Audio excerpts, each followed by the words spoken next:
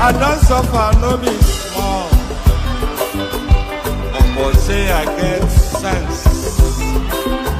Poverty no good at all. Now it make I join this business. For one night, no be cheap. It's once again, everybody be there.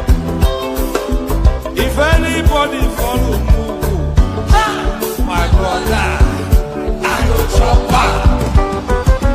National airport, National stadium,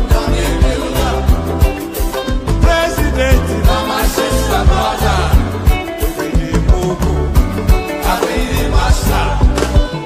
Oh, man, I go chop your dollar, I go take your money, disappear. For one time in the Betty, we be the Mogo, I be the master. The refinery, the contract, now you wife.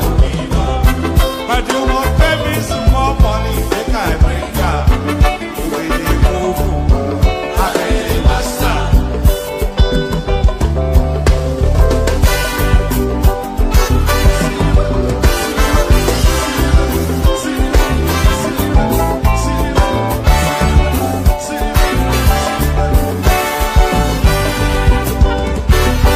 When do you go play while you?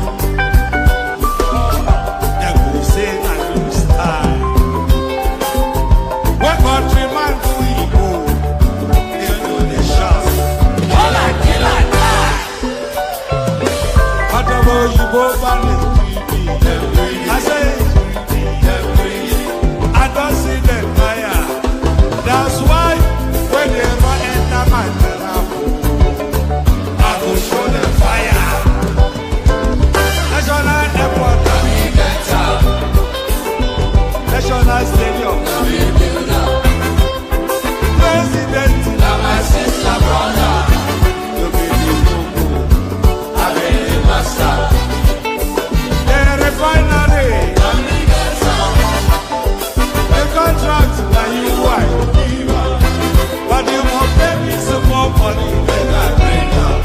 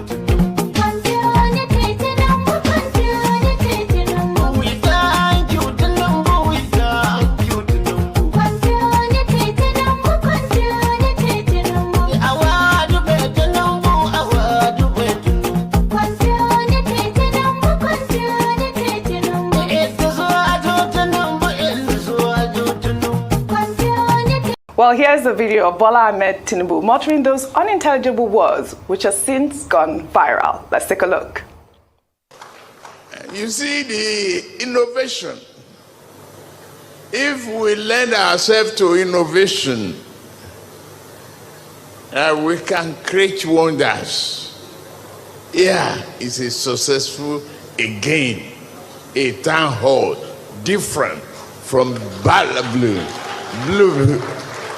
Bulaba.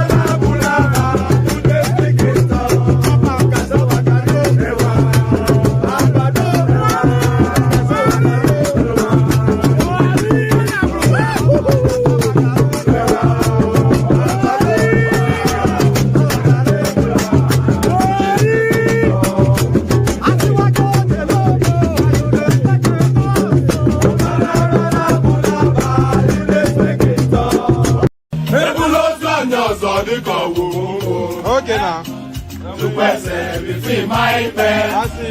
Àti pátápátá ló wẹ́ ní ìbọ̀gẹ̀ mẹ́wọ́. Ọkọ̀ yẹn ló fi fi ìdílé anya. Màmá mú sí na nwa m etogo kwa. Maka na nwa m jelu mba, o wee bute ike. Ọganiru na-ebute ilo nwanne m. Ọ na-emewe nke ya dịka akpa ya jọkwa. Ẹ̀jẹ̀ mi ni ẹ kí n bọ́, àkọ́bí ewé ayò, ewé tún méje, ìtún ló ní ọtún ẹ ṣe, ìfà ló ní kan fà ẹ mọ́ra, àìbínú gbogbo àtàrẹ, gbogbo méjì ọkà bàbà, gbogbo mẹ́ta ọkà wáṣẹ́, orí ló túmọ̀ ẹ̀dùn, gbogbo ọ̀nà ní túmọ̀ ẹsẹ̀. Akọni ìmọ̀ tú ìmọ̀ ọjọ́, ìmọ̀ èmi ni wọn kì í dálẹ̀. Bọ́ba lọ mẹ́lẹ́mọ́, wá fi jóye ẹlẹ́mọ́. Akọni bọ́ba lọ bèbèrè, wá fi jóye ẹlòkò. Bọ́wọ́ wọn bá tẹ̀lé, wá fi jóye aláre. Àwọn mẹ́tẹ̀ẹ̀ta parapọ̀. Wọ́n wá jọ ń pẹ́ mọ́, ẹ̀ẹ́mọ́ olóko jẹ. Wọ́n ń pa Akíntọ́lá ọmọ Ògún. Wọ́n ń pàdé Ìyọ̀dà, ọmọ Àtàràbọ̀bà. Àkọ́bí wọ́n ń pàdé Ṣàtàdàdẹ, ọmọ ọba Ìjẹ̀bú Mèrè. Aṣíwájú odò gbólùkẹrẹ, Ajagun lólòdì ọ̀run. Tó o bá ṣe pé tìyẹ, tó o bá ṣe pé tìyẹ, lọ́ máa ń darí jọ wí. Àgbèrò ni kò ń gbọ́wọ́, ọ̀gọ́ ti ṣìgìdì máa gbé, àgétì ló máa ń gbé, àyàn ti ìlàyàn ewúrẹ́. Ọlọ́run dákun má padà lẹ́yìn ẹ̀, kó má gbàgbé ọ̀rọ̀ tẹ́. Aṣíwájú Ọlọ́run dákun má padà lẹ́yìn ẹ̀. Àkọ́bí Ọlọ́run dákun wá padà lẹ́yìn ẹ̀. Ọkọ̀ olúrẹ̀lẹ̀ Ọlọ́run dákun wá padà lẹ́yìn ẹ̀. Òdòlé sọ bẹ́ẹ̀, gómìnà sọ bẹ́ẹ̀, dẹ́pútì sọ bẹ́ẹ̀, ọ̀túnbá sọ bẹ́ẹ̀, spíkà sọ bẹ́ẹ̀, bàbá Ìjẹ̀bú. And there it is right there. So there it is right there. I'm not even sure what to say. I can only really apologize for the. It's not even a late start, is it? I'm not even sure. I'm not even sure how to come at it, but it is what it is, and it is as it is at the moment. Big apologies. I know you guys, you enjoy the sessions. At least people who have consistently been here, they do enjoy the session. And the one thing that they do ask is some level of consistency. It's now 2 a.m. where I am. So you wonder really, I was halfway to abandoning the session, but I've abandoned too many sessions and I don't want to, I don't want to cultivate that culture. So we're clinging on to it with a bare knuckles until we get to a better equilibrium. So apologies for all that. So good day to you, good to be. I'm not even going to ask anybody to super chat today. I feel that would be a bit somewhat dishonest if I said that. So I will ask you to click on like, though. Click on like. I will ask you to subscribe if you're not already subscribed. I will ask you to come join on the screen if you're interested. And what somebody suggested, because the start is so late, somebody suggested that I should just freestyle it. So don't go into long-winded reading out all of this and everything.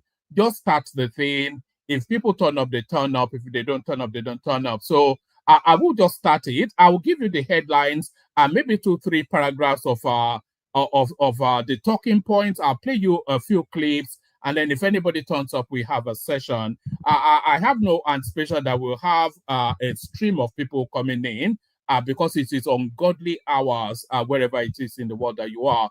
But there it is. Let me just give you a flavor of what we're going to be talking about. So we're talking about the coalition 2027. Coalition considers Amaechi Rufai ticket amid.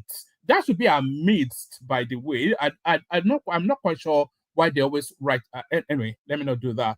2027, coalition consider Amaechi El Rufai ticket amidst doubts over Obi. So Obi, of course, he has seen the color of the jib of this setup, and he's saying it's not for me. And if Obi is not a part of that coalition, it's dead on arrival. So if Obi is not part of this coalition, it's dead on arrival. But if Peter Obi is also not part of this coalition, his political ambition also is dead on arrival. Peter Obi cannot survive without the coalition because we know his strength already. You know, they say, oh, he got XYZ in 6 months, now he's got 4 years. Forget all that. You know, forget all that. Because Peter Obi, in the course of since the elections till now, he has not shown any dynamism or any narrative that convinces anything. The only thing that Peter Obi clings on to is still doing price of rice, price of Gary. This is if he's going to do a price of rice presidential campaign, then he's dead in the waters. And there are no indications then that he has anything outside of price of Gary. The only thing that Peter Obi is hinging his ambitions on is to be able to hack into the INEC server and affect the results that way. And we saw them attempt it with the WAEC exam. So the WAEC thing, the WAEC hacking, by the way, the hacking into the WAEC server is a dry run for the obedience space hacking into the INEC server 2027. So that was a dry run for that. So that's what all of Obi's ambition hinges on, because he's not hinging his ambition on any deliverability. There is nothing he has said that inspires confidence in anybody. There is nothing in his antecedents that inspires confidence in anybody.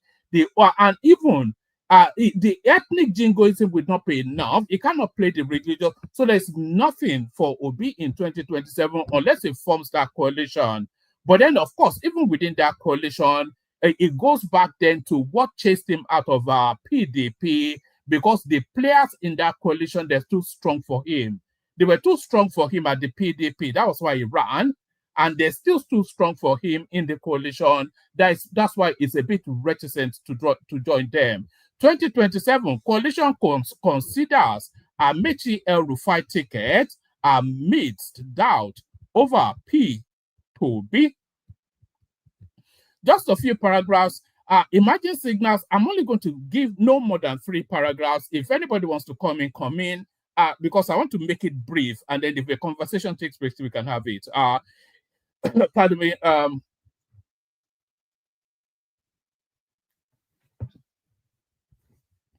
Right. Emerging signals from the evolving opposition coalition championed by former Vice President Atiku Abubakar and Labour Party's 2023 presidential candidates. Let's do that again. Yes. Emerging signals from the evolving opposition coalition championed by former Vice President Atiku Abubakar and Labour Party 2023 presidential candidate Mr. Peter Obi suggests that former Minister of Transportation Rotimi Chibuike Amaechi may be considered as a potential consensus presidential flag bearer. So now this tests a lot of things actually. So Peter Obi has always told us that he's not desperate to be president, and if the permutation within the coalition that it's a leading part of, if the permutations within that coalition does not present him as a presidential candidate, but they are saying to him then the most viable attack on the central space is via another route. So will he still stay with that coalition to demonstrate then that it's not desperate to be president? Emerging signals from the evolving opposition coalition championed by former Vice President Atiku Abubakar and Labour Party's 2023 presidential candidate Mr. Peter Obi suggests that former Minister of Transportation Rotimi Chibuike Amaechi may be considered as a potential consensus presidential flag bearer. This consideration reportedly follows growing concerns over Obi's insistence on contesting again with his 2023 running mate, Senator Yusuf Dati Baba Ahmed. Amaechi, who marked his 60th birthday on May the 27th, is said to have indirectly tested the waters for a presidential bid during a lecture organized in his honor. At the event, he disclosed that he had informed President Bola Ahmed Tinubu that he would not support his 2023 candidacy, etc., etc. So that's that. I think we've gotten sufficient enough from that. So we go on from that. And by the way, there's no one in the studio at the moment. It's going to be a brief readout. If anybody wants to come in, come in. If you don't want to come in, then that's fair enough. If anybody that can host wants to come in, then I'll just bail out and let you guys carry on. But let's go on from that to this. Tinubu to Nigerians, you are entering a new prosperity era. You are entering new prosperity era I promised 2 years ago. So without equivocation, the country is pivoting towards a brighter space. That's beyond question. So that's that. Do we need to read it out? I think the headline tells all that needs to be said there. So that's that. Let's go on from that to another one. Like somebody said, I shouldn't make it a long and winding one. So I'll give you this one as a headline, and then I'll give you this one as a headline. There's a video clip that goes with this one, so I'll only give it as a headline. No more approvals for illegally created islands in Lagos. This is Tinubu speaking, but he's speaking then. So the fight between Tinubu now and Ambode is in full glare now and is full blown. Because this is directed directly at Ambode, but he was actually speaking to the deputy governor of Lagos State whilst making this comment. President Bola Ahmed Tinubu has issued a strong warning to Lagos State and other subnational governments against granting approvals for unauthorized islands and developments encroaching on designated road setbacks and maritime areas. So, speaking on Thursday during the commissioning of Lekki Deep Sea Port Access Road, Tinubu expressed pride in the project's completion, which he initiated during his tenure as Lagos State Governor. He described the access road as a legacy infrastructure that will improve logistics efficiency, reduce cost of port users, and boost economic returns on investment. However, the president condemns the rising trend of island creation and unregulated land reclamation, warning that such activities undermine national development and long-term infrastructural planning. I have directed the Honorable Minister of Works, the Surveyor General of the Federation, and all state governors. This legacy project must be protected, he said. We must secure stable setbacks for future expansions and infrastructure development to strengthen our road network. So that's an aside to Sanwo-Olu right there. Let's go on. This will be the last readout, I think. Yeah, I'll make this the last readout. Pastor Tunde Bakare visits Tinubu in Lagos. So it's turned full circle now. This is the guy that told us that Tinubu is worse than Satan, but there he is right there going to collect his own dollar bags. And that's just the nature of Nigerian politics, isn't it? Pastor Tunde Bakare, the founder of the Citadel Global Community Church, has paid a courtesy visit to President Bola Tinubu in Lagos. His visit is said to be focused on national issues and the state of the nation. So it's just ridiculous. What is the concern of a pastor with the state of the nation? Then go on your knees and do prayers. Now, is that not the job of a pastor? Bakari has recently called on President Tinubu to implement immediate and strategic interventions to steer Nigeria out of its current crisis. What do you think he has been doing? Is that not exactly what he has been doing?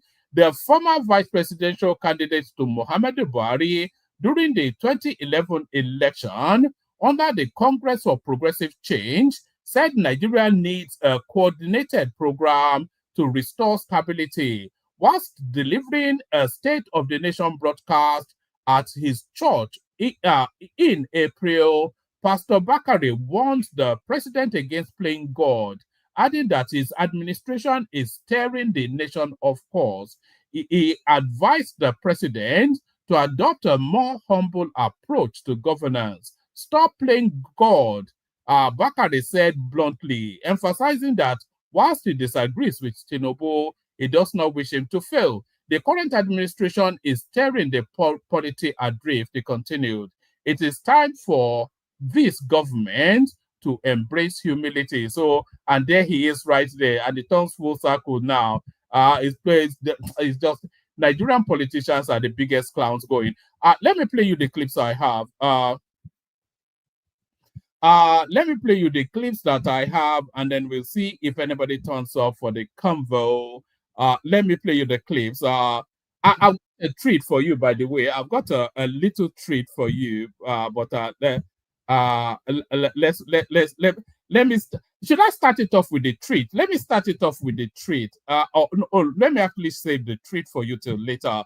So this is Tinubu lambasting Sanwo-Olu. Expansion, building of infrastructure to enhance road architecture and return on investment. Please, our dear governors, let's work together. Don't give planning approvals without collaborating with the Surveyor General of the Federation and Ministry of Works on these roads.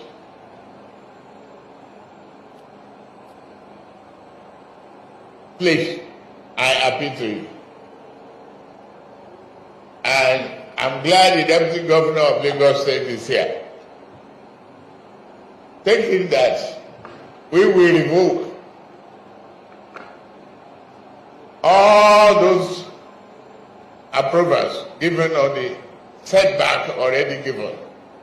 And please note that we are very serious about it. No more planning approval for those unapproved islands being created illegally. Thank you very much.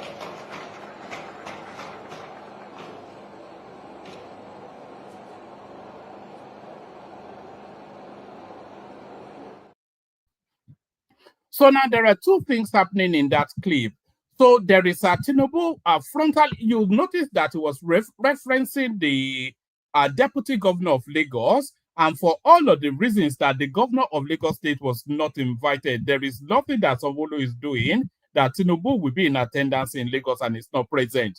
So this is the second instance now. When they met Tinubu at the airport, Tinubu pointedly ignored Sanwo-Olu and went to shake hands with Hamzat. So that's one. And then at this event now, is referencing Hamzat, who will be then the senior most Lagos State functionary at that event. That is to tell you that somebody was also not invited there. So that's two. So it is clear now that open warfare has broken out between Sanwo-Olu and Tinubu, and is pointedly emphasizing it there, showing his dominion over Sanwo-Olu. So that's the first one. But the second part of what he's actually saying is to protect businesses. He's saying this infrastructure that is being, this space that is being created, leave as much space possible for it to expand. That is a part of the Dangote conglomerate that is commissioning there. So one, he was defending business, and with the other, so he defends business with the swoosh of one hand, and as that hand is coming back, it was a backhand slap at Sanwo-Olu. So that's Sanwo-Olu right there. So from Sanwo-Olu, let's go back to the coalition. So the next two clips now speaks to the coalition that is dead on arrival. Which ethnic group do you belong to? I'm an Ipoman. I didn't like the way the Igbos were being treated at a particular point in time. In protest against that treatment against the Igbos, I began to wear, what's it called? The tiger hair. Traditional Clothes with the red cap. Again, I made it public that I'm an Igbo man. Igbos are like toys in the hands of unscrupulous politicians in Nigeria. No politician, no serious politician in Nigeria takes Igbos serious. They know our deficiency. They know what to do to get the support of Igbos. If you like, build 30,000 kilometers of roads for Igbos. If you like, pay every single Igbo man every month. The only thing that matters to the Igbo man is those little things you can do to feed his emotion. Just be praising Igbos. Igbos are the smartest people in Nigeria. Igbos are the most creative people in Africa. Igbos are the richest people in Africa. Those are the kind of things Igbos respond to. And Nigerian politicians understand this fact. And that is why they play Igbos like toys. Imagine. He said it in so many forums that he was an Igbo man because he was aspiring to be the president of Nigeria. But today, he is no longer an Igbo man. He is an Ikwere man. Hey, Ndi Igbo. Ndi Igbo. Now who do us this thing? That is why I've never been interested in all this debate of who is Igbo and who is not Igbo. If you like, be Igbo. If you like, be Hausa. It is up to you to decide your ethnic group. It is none of my business. Why would we allow these people to continue playing us all the time with all these I'm Igbo? Why? Chibika Amaechi said he was not satisfied about the way Igbos were being treated in Nigeria. And he felt the need to protest. And he protested by wearing isiago. He protested by wearing red cap. He protested by saying he was an Igbo man. But he never protested by including the Southeast in the railway project. And funny enough, it was not an issue for the Igbos that Chibika Amaechi, who identified himself as an Igbo man, connected the 6 geopolitical zones in Nigeria, including Niger Republic, with railway. But he didn't do anything in the Southeast. And Igbos didn't have problem with that. Because of what? Because he said he was an Igbo man. That was all Igbos needed. That was all the Igbo man needed. They didn't care that there are so much Rotimi Chibika Amaechi could do for Ndi Igbo. Okay, so that's the point made right there. So, well, need I add more? That's just the thing now. Fair weather Igbo man, Rotimi Amaechi, just punking, and that guy has all the points. So this guy now is tugging at the sentiment because he is quite right. All you have to get into the Southeast, all you have to do is to praise them and massage their ego, and that's really all they need. So this guy now tells you, oh, I was protesting against the Igbos being maltreated. He was the Minister of Transportation and he was building a railway line for Buhari in Niger Republic, completely ignoring the Southeast. But now he's out of power. He comes back again and they'll massage their ego and they'll fall for it. So need I say more? Let's watch the next one. I was speaking with an insider in the coalition. So what I'm telling you now is not guesswork. But for purpose of, confidentiality, I would say allegedly. Now, when I tell you that the problem we have with our leaders is the lack of a national consciousness, they are driven more by power and greed and self-centeredness. They are more or less like regional champions. Now, when I heard about the coalition, I said, yes, that's the only thing that can unseat Tinubu. But I did a video, I said, when I said, what's the title again? The Broken Bridge. You see, when people come to a round table to discuss an alliance, but each have their personal agenda, such a coalition will not work. Now, the key actors in the coalition are Atiku, Rufai, Amaechi, Peter Obi, Kwakwanso, 5 of them. 1 Southeasterner, 1 South Southerner, 3 Northerner, 3 Muslims. Now here is what happened. They agreed that a Southerner should complete his 4 years. Then power goes back to the North for them to complete 8 years. But the consensus candidate that they have is Amaechi. If you notice recently, when I started seeing Amaechi in the forefront, Amaechi launching a paper and people gathering there, I suspected something. I knew something was up. Recently, Amaechi has become voicey. He's been making presentation almost everywhere. You see, these people, are they really conscious of what is good for the country, or they are just interested in power game? For the only thing that can remove Tinubu is pure organic purpose, pure unadulterated organic purpose. So long as Oh, all right. It looks as though the penny is starting to drop within the obedience space. These people don't care about. Only a fool will think that Rufai Amaechi cares about you. Wike got it exactly right. Amaechi is not hungry. The only hunger he has is for power. So that's all. These people are desperate. This is a basket of deplorables, as Hillary Clinton calls them. These are desperate. Is your rescue, just pause for a moment and reflect on it. Is your rescue as a Nigerian from whatever it is you feel you are needing rescuing from, is your rescue in the hands of Atiku Abubakar or Rufai Amaechi or El Rufai? Is that the rescue plan? Because if you are in the frying pan, then go to Rufai Amaechi and El Rufai and then tell me where you end up. So there it is, a basket of the deplorables. So we go on to the next one. They're talking about Peter Obi, a champion performer, a man of achievement. So why don't we examine some of his achievements in Anambra State? Watch this. Ever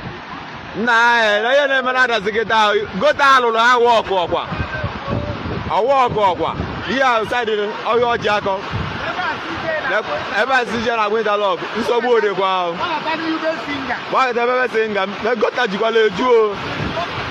Go to Jukwaleju. What go yalo like ever? Go to Jukwaleju. That's the record of what I want also. Not so good. Then melo dalo. Me do ever. Me le buko on the mother ever. Me le buko on the mother ever was. And there it is right there. A new Nigeria is possible, just like a new Anambra State was possible. Look at that. Here is Tinubu again. Speaking to Dave Umahi, is inviting Umahi to take the criticisms of the naysayers. So it's inviting Umahi to take the criticisms of the naysayers, roll those criticisms up in a cylindrical shape. So listen, invite Umahi to take the criticisms of the naysayers and roll those criticisms up in a cylindrical form and shove it up there. You know where he's asking him to shove it. But I appeal to you, David. Don't listen to those critics.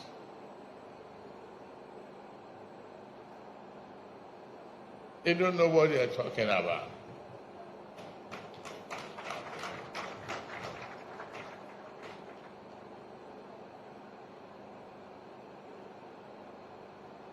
If they don't like the road, or if it's too expensive or tolling for them, they could go to Idumota.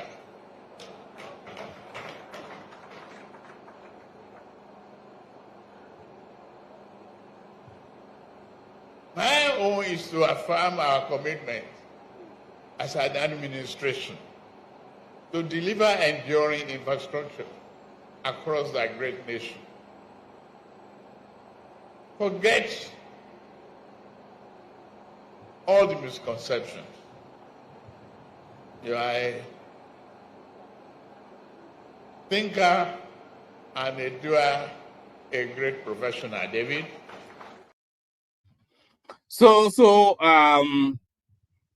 that's Tinubu right there, inviting Atiku and his posse to go F themselves. So that's Tinubu right there, inviting Atiku and his posse to go F themselves. So talking about going to F themselves, here is the president of Kenya alarming about Nigeria. So here is the president of Kenya alarming about Nigeria. My daughter is married to a Nigerian.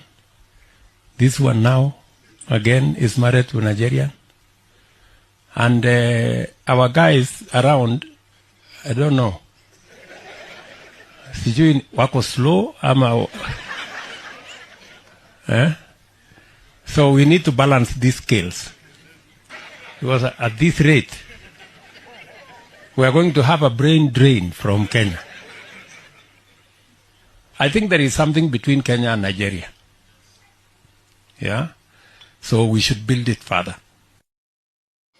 So there it is right there. That's the president of Kenya, Ruto, alarming that he's joined the bloggers in alarming that the Nigerians are taking all their women. You've not seen anything yet. You've not seen anything yet. So you've not seen anything yet. But guys, see this. I did promise you a treat. And at this next clip that I'm about to play you now, we want to be seeing more of this. This is a citizens, not even a citizens report. This is a citizens output, a citizens contribution, an output towards the platform, just as they go about their travels. We want more people doing these sort of things in order then to bring us together, because we are the whole essence of the platform is connecting people, and there is nothing that speaks to that more than this. Watch this. I'm coming to this site. So we're so happy to speak. We called one man, so we're happy to speak to him on video call. So this video clip is for the one-man show. This is Ekene, as far as he is. This is Ekene, and he's packing too. Did y'all see this muscle? He is packing. I couldn't get my hands off of him. So yes, to all the one-man show, when you come down to Nigeria, come see Ekene. He's so handsome. Oh my God. So this is Choma reporting to you live from Nigeria, Lagos. Hope to see you guys tonight. Mwah. Oh my God! So that's the inimitable, delectable Chioma, of course, who is on a trip to Lagos. She's doing a bit of traveling at the moment, and of course, you don't go to Lagos without seeing Ekene. So he drew Ekene out, and they went out for they went into town. So that was Ekene and Chioma right there. So we want to be seeing more of those sort of clips as you go about your travels. Send a note to the platform. Let us share your journey with you. So it was a real delight. They called me as well, by the way, before just when they were either going into or coming out of that restaurant. We video called and we all had a big laugh. So more of that to be encouraged. So that's that. I think I'll leave it there. There's still more, but let me just leave it there and see if we can kick off a conversation. Of course, because of the late start, the care guides, and then we see who turns up. Water, only water, only water, where they see ma. Water, only water,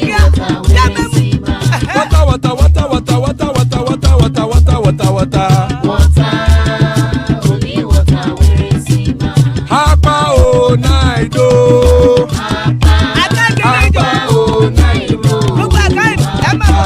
Hapa you don't come o.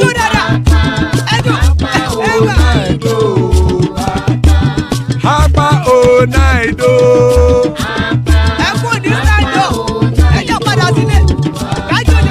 Oro kẹ̀kẹ́ ẹlẹ́mùyé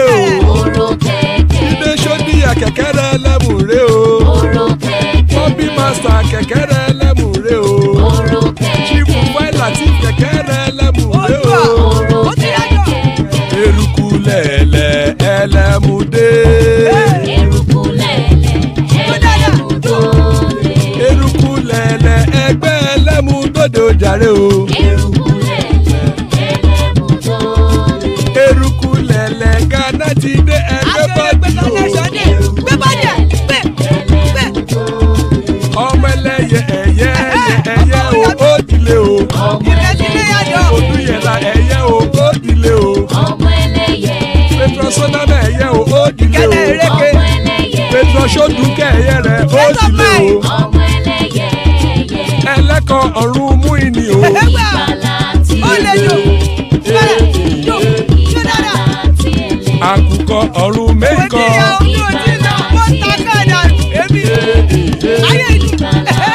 Ikú kò ní ríwà gbéṣe o.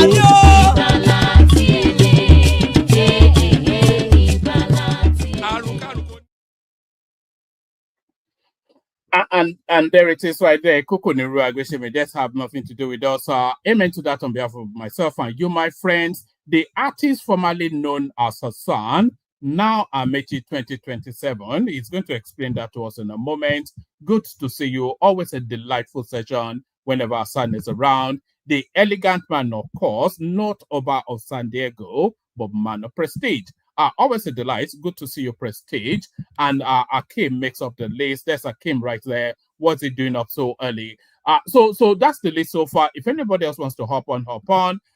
So if anybody wants to hop on, hop on.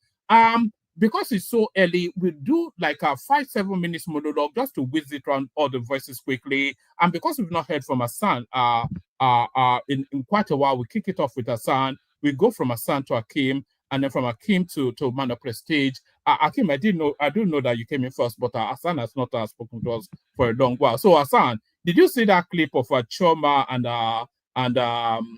Kenneth? That was a beautiful thing, wasn't it? Yes, it was beautiful. I really loved it. Ekene seemed so shy.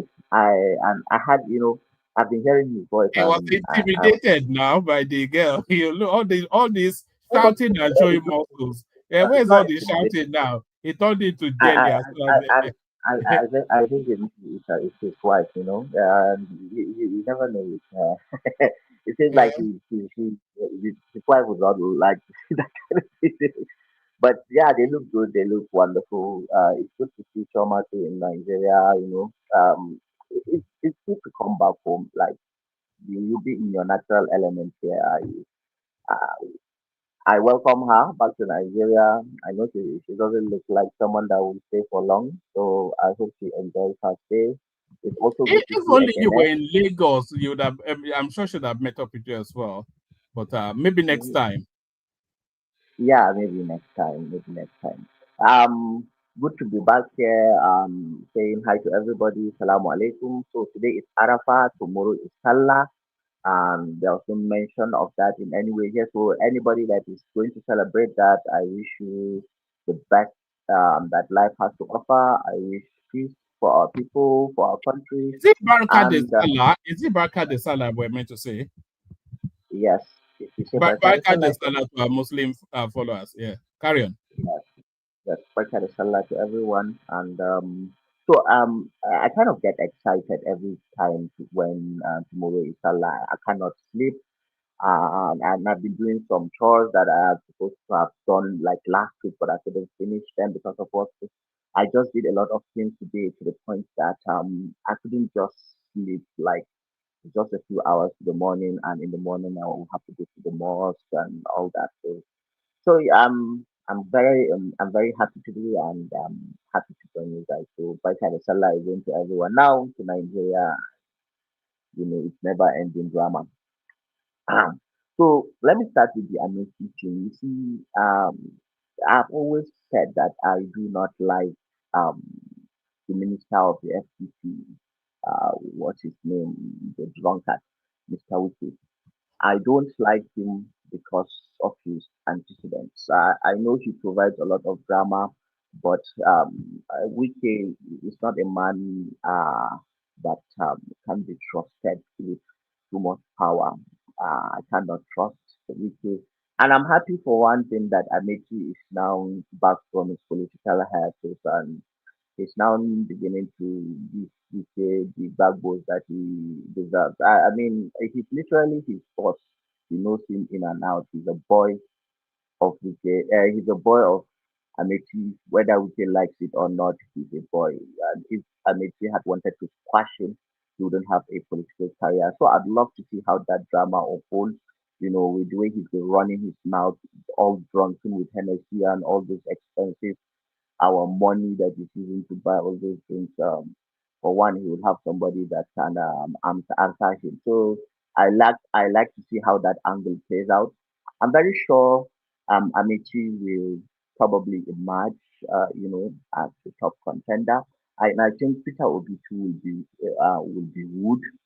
It's not as if they want to abandon Peter Obi. It's just that, as you said earlier, about the strength of characters, the dynamics that are at play, and So at the sorry, Hassan, yes, that's one of Obi's Achilles heels, isn't it? He cannot handle big personalities. That's just what we know. He cannot yes, contend with big personalities. it's obvious. It's obvious. If you had been studying him from afar, I mean, like in the last election, you'd see that he did, did something that would say is kind of a miracle in Nigerian politics to be able to garner such amount of votes in such a short period of time, just as you stated. But the reality is, as he continues to, interact with the power brokers all around, um, his skill, his negotiation skill, I doubt that he is that, skilled, political negotiator, somebody that can think out a deal that favors him. I think he's not that character. I think it's the personality, It's not that it's You a you character you thing. you are being too kind, Hassan. He lacks sophistry to the point of being naive. Mm, It's a regional champion mother. Anytime he comes out of his region, he gets a nosebleed. He doesn't quite know how to engage. yes, yes, it's a personality thing, don't you think? Yeah, it's not as if it's okay. There are No, politicians no, and I think it's an orientation thing. I beg your pardon. You have the floor, and I didn't even mean to interject so much. I think it's an orientation thing. Because the criticism has always been that the spaces that Obi managed, there are it's a mono-religious, mono-ethnicity space. It was essentially what's the religion in Anambra? 80% are Catholic, whatever. You would have to fly an aeroplane to meet a Muslim in Anambra State or a non-indigen, so he managed a mono-ethnic, mono-religious space, and that is his. So anytime he comes out of that, the regionality that defines him, he panics. He can't handle. He can't handle outside of Igbo land. I don't think. yes, yes, yes, yes. You kind of hit the nail on the head. Like, and now I am convinced. But I would have expected, even if you didn't have that orientation. I mean, that election cycle should have given you, a taste of, the waters, and you should have been baptized by now. A cold, calculating politician, it doesn't like take ages for you to see your moves if you are a good strategist, if you are a, good negotiator who, aims out deals that favors him at the time that matters. But it doesn't Your seem the your audio more your audio is quite weak, by the way. We can make out what you're saying somewhat, but it's somewhat weak. But carry on. okay, and let's try to use a different.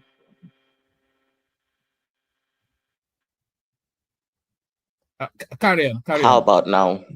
Oh, that's brilliant. You should have Is been it like that better? all the way. Fantastic. That's great.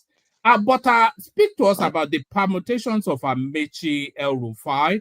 Still, people they have no political base. They have no political stock. Amechi doesn't carry any vote. Even El Rufai carries less. So how does that ticket sell? Okay, here is what I think will happen. And I'm not saying this, I have been desensitized by, Nigerian politics. I've been watching the president, and I've been seeing that he's doing 20-30% work and 90-100% propaganda. And this platform helps to push that propaganda around. But I've already long given up on our political elites and their mentality about putting things together to save Nigeria. I do not see anyone in the pool right now as someone who could significantly change Nigeria. Not Obi, not Amechi, not Atiku. Damn, I don't even think Tinubu is good for Nigeria. But this is politics, and it interests me to see how things play out. I know for a fact that Tinubu only stands a chance to win if this coalition doesn't work, and that means if they don't get the buy-in of a substantial population of southern Nigeria. Say, like, if the south is fully in, and then if you guys will not do what you guys know how to do best, use INEC, use Fogri, use police, just essentially steal the election, which you guys, know how to do, and run with it. If the field is, free, fair for everyone, I believe, yeah, they're going to give your man a bloody nose. He wouldn't know what hit him, because the Nigerians have not, suffered as much as they are suffering now. I have never seen it in my whole existence, and I've had from several generations. Yes, tell me what the incentive is for people in the southwest, people in the southeast, or people in the south to vote for an El Rufai Amechi ticket. What's the incentive? Rufai is not going for president. You should say it, Amechi Rufai. Yes, Amechi El Rufai says, what's the incentive? Why would an Well, Igbo man or even a Yoruba man vote for Rotimi Amechi? you see, in the grand scheme of things, it will not really matter if he gets chunks of votes from, because he's going to get block votes from the north. Amechi will get block votes from the north. Of course. Why would that be? Why would that be? Because the mindset now is anything but Tinubu. My God, if you put a doll on any political party and Tinubu, people will vote for the doll baby. You know that doll baby, that red and blue that they used to give children in the 90s. Those doll babies will perform better than Tinubu, I swear to you. That is in the real elections. But I know the governors are getting ready. They are, strategizing on how to, change the elections and things like that. Because that is our reality. I don't want to sugarcoat anything. We are all Nigerians here. We all know what power is capable of doing, what the presidency is capable of doing. Do you think the opposition space will be invited to present a plan for the country, and then the people will vote on the basis of that plan? So it's not just one man. Let's tell Yeah. ourselves the truth. Let's tell ourselves the truth as Nigerians. You see, it's only on this platforms like this, that we discuss issues of policy, and their implications and implementation. The common Nigerian on the street does not understand all this big English. And truth be told, our politicians do not sell ideas to us. They do not sell policies to us. They sell emotions. They sell what will tickle people's fancy. They go to the dark spaces of people's nature, to their hearts, and instigate something of hate or love or jealousy or something like that, to just get an edge in the overall politics. It's not as if is it not Chatham House that they go? It wasn't not one of these days. One of these some of these people from Chatham House were even putting their mouth in our economic matters and advising the president not to allow the naira to become strong. Can you imagine that, the audacity? Our politicians, actually go to London, they go to Chatham House, and they tell about their policies, because this country is essentially a company owned by the British colonizers, and they still hold significant sway politically. And since that is the case, I do not think that it really matters that our politicians come to us and say, I want to do ABC. And Tinubu understands this very well. He did not even promise anything to Nigerians during his first rodeo. Now he's 2 years in. Anything we see, it's that kind of approach. So it's the jungle out here. Well, however, some of us are leopards, some of us are alligators, some of us are chickens, some are just like gazelles, and they're and You know, unfortunate for them, the you lions know, are cycling, they will not hesitate to take their bites. you know where I think the opposition are getting it wrong. They are they are playing politics of like an ad hominem sort of politics, like an anti-establishment sort of Straw man kind of thing. yeah, straw man kind of thing. So because I fear that their campaign wants to hinge on the price of rice, and if they are because I'm not seeing any narrative that is deviating from price of rice type of it's like some contrived indignation that they are trying to sustain. So I'm not quite sure that will carry through. It's no, Yeah. that's too simplistic. While I think it's too early even right now to start talking about 2027, but I know that is the only thing that it's gives us enough drama enough, and the president we have is somebody that who believes everything must revolve around him. He is such a staunch dictator that he is even fighting his own governor. He doesn't want anybody to cross him. Now all the politicians are jittery. Those in the party are jittery. He sees himself as some kind of god. You know what I see Tinubu like? One man. Let me just say this. I see Tinubu just metaphorically as like slaves that were taken from this part of Africa and were shipped to for transatlantic slave trade. I see Tinubu as somebody who participates in the catching and enslavement and putting iron rods in fire and then giving the Africans tattoos and then selling them to the white man. That is what I see Tinubu as. Anytime he goes to that France, I detest that. I feel anger in my chest because these people do not have our interest. People are sending them away. This Were man you is angered just when Buhari it's spent just he 6 wants months us in to die. Literally, he wants us to die because we are covered all. We have French countries. Chad has sent them away. Niger have sent them away. Burkina Faso, Mali, all these people have sent them away.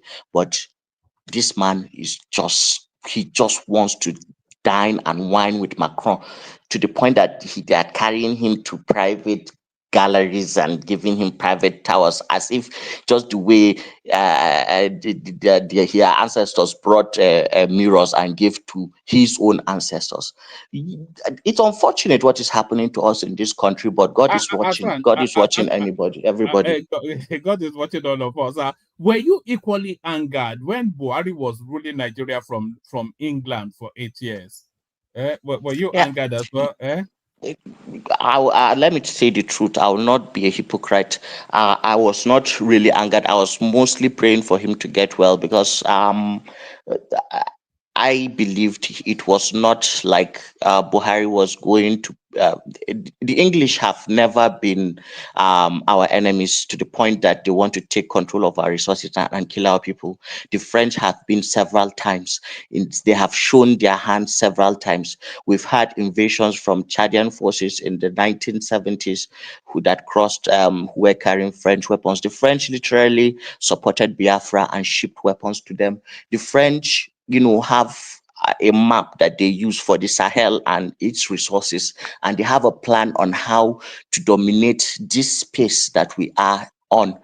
They have that plan, and it's nothing good for us. So how do you think would be hobnobbing, our president would be hobnobbing with these people, and then you expect us to have to sleep, to just close our eyes and sleep? No, we've been tormented enough with insecurity to the point that this just a picture, and all these things, they are destroying Tinubu politically, because this is what his political rivals will use seriously against him. But he's already demarcated already in the north, I think, because apart from religious sensitivities, and the Kashim Shetima has been pushed aside, and I'm from Borno. I don't like that one bit. This points to treachery and rewarding loyalty with you know with what you think he did. Everybody knows, like, this is not fair for somebody who gave everything for you to get there. But it is what it is. This is politics. I know uh, the players themselves, they'll bide their time, and I trust they'll take their opportunities when their times comes to strike back. He has power now. The North understands power enough to obey who has command and follow. But just like the Game of Thrones, the North never forgets. I know I'm going to rile up a lot of people, but Tinubu will have to force his way in 2027. I don't see any prosperity miracle. Let me tell you something that might it might stagger you a little bit. By the Go time we ahead. get to the ballot in 2027, even Peter Obi will be reticent to cast his vote or any way other than Peter Obi will be voting for Tinubu in 2027 as Mm. a personal At individual. the threat of EFCC No, or no, not at the arresting him threat or of it. something like No, that. no, No, no, no, that's no. what Tinubu does now. Now that's Nigerian political game, but it's not that what. We're doing it at the surrender to achievement. By 2027, we would have had, do you know that the tax bill has already completed at the parliament and is awaiting presidential assent now. So that's Mm, done. The mhm, local government something, the state mhm, the state governors are not borrowing anymore. So it's not mhm, that they've now found judicious or prudent ways to manage resources, is that they are getting 3-4 times as much, and we're now seeing a state governor somewhat now moving in direction of impacting on the people. I would have gone about 3 cycles of nail funds. The credit by the time we get to 2027, it will be near impossible for Peter Obi to get to the ballot box and in all conscience not cast his vote for Tinubu. yeah, Peter I Obi in understand. I understand 2027, where you're coming from. he will be voting for Tinubu. I Peter Obi. understand where I'm coming from. Let me just tell you this. Woman, do you know what is Ehid Barat? I don't know. It educates me. Ehid Barat. It's an Indian slogan, and that is what Narendra Modi uses to win elections. So it's a narrative. Essentially, what that narrative is hate the Muslims, hate the Pakistanis. They are the reason for your poverty in India, not the elite class. So what Tinubu is doing is the kind of prosperity that I hate. You see, there are a lot of all these economic models that people love to come and speak big English about and all that. That ensures that the elite controls the wealth of the nation in such a disadvantaged way where enough people, just a few people are given the keys to the economy of the whole country, and they get far far far far richer. So if you look at the country like India, for example, 90% of Indians are very very poor. Like, we are doing better than them. But when you look at the economic metrics, because they have a lot of people in that country, so they have 1 point something billion people. You look at their GDP, you look at all that, you think, wow, India is doing very good. But what kind of good do you want us to be? This kind of good, this one that only 5, 6, 7% of people will be counting their gains, while the rest loses their ability. People are losing ability to build houses. They are losing because the rate of the inflation has surpassed the ability of people to make sufficient income for them to do the ordinary things that they used to do before. Yes, if you have access to capital, there is no access to capital in this country. Only few people have access to capital, and they are the few elites. And if this economy, the way Tinubu is putting it, even though we get to the $1 trillion economy, I will not be happy because it will not mean prosperity for the lots of my people that I want them to. And this is coming in a world where there is a lot of displacement and fractional unemployment, like what AI is going to do. So I don't see like deliberate effort to factor in a lot of the things that put us at a disadvantage as a developing country. I just see a blanket implementation of World Bank, IMF, and all these multilateral banks, conditions for, trickle down economics that has never worked for any developing country that wants to develop. So I'll just keep it at that. Which economic? I was actually going to go on from you to somebody else, but which economic and stay by the way for as long as you can, Sam, because other topics I still want to hear from you about Elon Musk and Trump today. We can come to I open war enjoyed that. America. Elon Musk is actually calling for the impeachment of his daddy of Trump and is threatening Epstein files. It's threatening Epstein's files, and but that's true, right? It's true. Ultimately, Trump, and he has the mind to do it, he could just revoke his citizenship and deport him back to. Trump actually tweeted today that there is no white genocide in South Africa. So it's backfired. He can cry us a river. Elon Musk can cry us a river. No sympathy for him. He has shown himself to be a Nazi. He has shown himself to be a weak person who is not driven by the best part of human, the best things of the human character. And he has put his hands, in a wasp nest. And you know what happens when you put your hands in a wasp net. I think Elon Musk has, some kind of psychological or maybe developmental disorder. Maybe he's autistic. He has OCD. They say he has a heavy drug habit. That's what they're saying. Yes, the drugs are to control the something now. But if you have all those OCD, ADHD, autism, and all that, you might be given drugs that instigate your brain to produce dopamine. And then the problem with using drugs to get dopamine, like ketamine, is that you can easily get addicted. So you can begin self-administration and things like that. And for somebody who has a lot of money, the risks are just too high. So, and the tension and kind of balancing his life, putting himself in more risky waters with joining politics. He caused all that on himself. So good riddance. I don't bloody care about any Elon Musk. Anybody who believes the white man is superior is not my friend. I don't like him. I cannot be a friend to my enemy.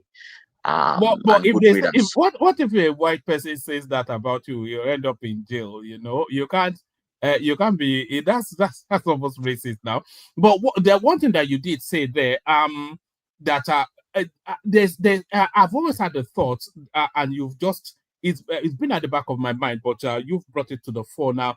It's almost certain that Elon Musk is in some sort of spectrum, either autism or ADHD. I think he's in the autistic spectrum. I think there's a bit of autism about the guy. And you can see it even in his But stay with us, Hassan. Let me move it out there. I could talk with you all day, as you know. Thank you very much. Thank you everyone for listening to my perambulations. And it's good to be back on here. Thank you. Brilliant. If you stay with us long enough, I'll loop back to you because I want to still hear from you about what you think is going on between Tinubu and Sanwo-Olu, because it's now getting highlighted now. But let me move it around. We'll loop it around. We go on to Akim. Hopefully, he's not already asleep. Akim, good to have you. You said to leave the preambles and get straight into it, Akim. And there it is. It's gone to bed. Prestige, you there? Yeah, I'm here. Salam alaikum. Alaikum salam. Oh, I didn't imagine that you would know. I thought you were too well done. I didn't even know you could do that. Wait a minute. What did you think? What was I you thought you thinking? were too. I thought you were too. No, no, no. Let me not complete that sentence. One of my best friend, that here is, is a Muslim. So Oh, what are you that's talking brilliant. about? Yeah. That's brilliant. So to the conversation, we're talking about this coalition that seems to be just hemorrhaging at the seams. We're talking about the now almost public falling out at Sanwo-Olu, Tinubu, and still talking about public falling out, mosque, and I'm looking forward to that. That's going to be a delicious fight. But those or whatever interests you. Did you see the clip of Kenny and Chioma? Yeah, speaking about that, that's very nice. Yeah, maybe I will do the same thing when I go back in December. I Yeah, hope if you go back, Chioma. no, so that's now an obligation. Anybody that goes to Nigeria must visit Ekene. Yes, carry on. Yeah. Like I said, I'm gonna give it Connecticut. If whenever you come here, I want him to come. Because we're having a party. The big guys. I mean, I was giving it. My cousin that is there. Giving me information. We're having it on the 16th of December. So that's the one I invited Chioma. Whomever is here, I will give him the artillery to come. Because you can't get it. You can't buy the ticket. It's called what we call Omona. In Abuja on the 16th of December, all the big guys will be there, Big Kubana, them and some other big guys. So they will be there. And you have to wear white. All the big guys will be there, but you will be there too. Are you there? Are you Yeah, going but to? it's not that I'm a real participant. You, I have some big deal, in Nigeria, that you'll be is there to serve the that's drinks, gonna Abi. You'll be there to serve the drinks. serve the drink. You crazy, man. Why would I serve the drink? So, you must be crazy, man. But anyway, I'll be there to enjoy myself. Like I said, anybody that's in Nigeria during that time, and when any kind of artillery or ticket to come in, I invited them, I invited Tope and Chioma. But anyway, speaking about Chioma, it's nice to see them, but I will never, I mean, maybe, she's enjoying herself. I will never go to Nigeria during this time. I mean, June, July, August. I mean, too much of, flood and rain and everything. But hopefully, she's enjoying it with what's going on in Nigeria, the flood right now. I mean, No, it's not. I think she's there for an event. I'm not sure Oh, she's there. okay. Not just for okay. Is It it has a to be. wedding or something you're there for, Choma? I think she's there for something. Yeah. Oh, okay. I know it has to be something important like that, wedding or invitation or business, but just say I'm going on vacation, it's probably the wrong time to go. That in my own opinion, I will never, not this time, But anyway, so let's start. There's many topics to choose from. I don't know where to begin. Let me start with the collision. Um, we have heard about this before that Obi should deputize Atiku.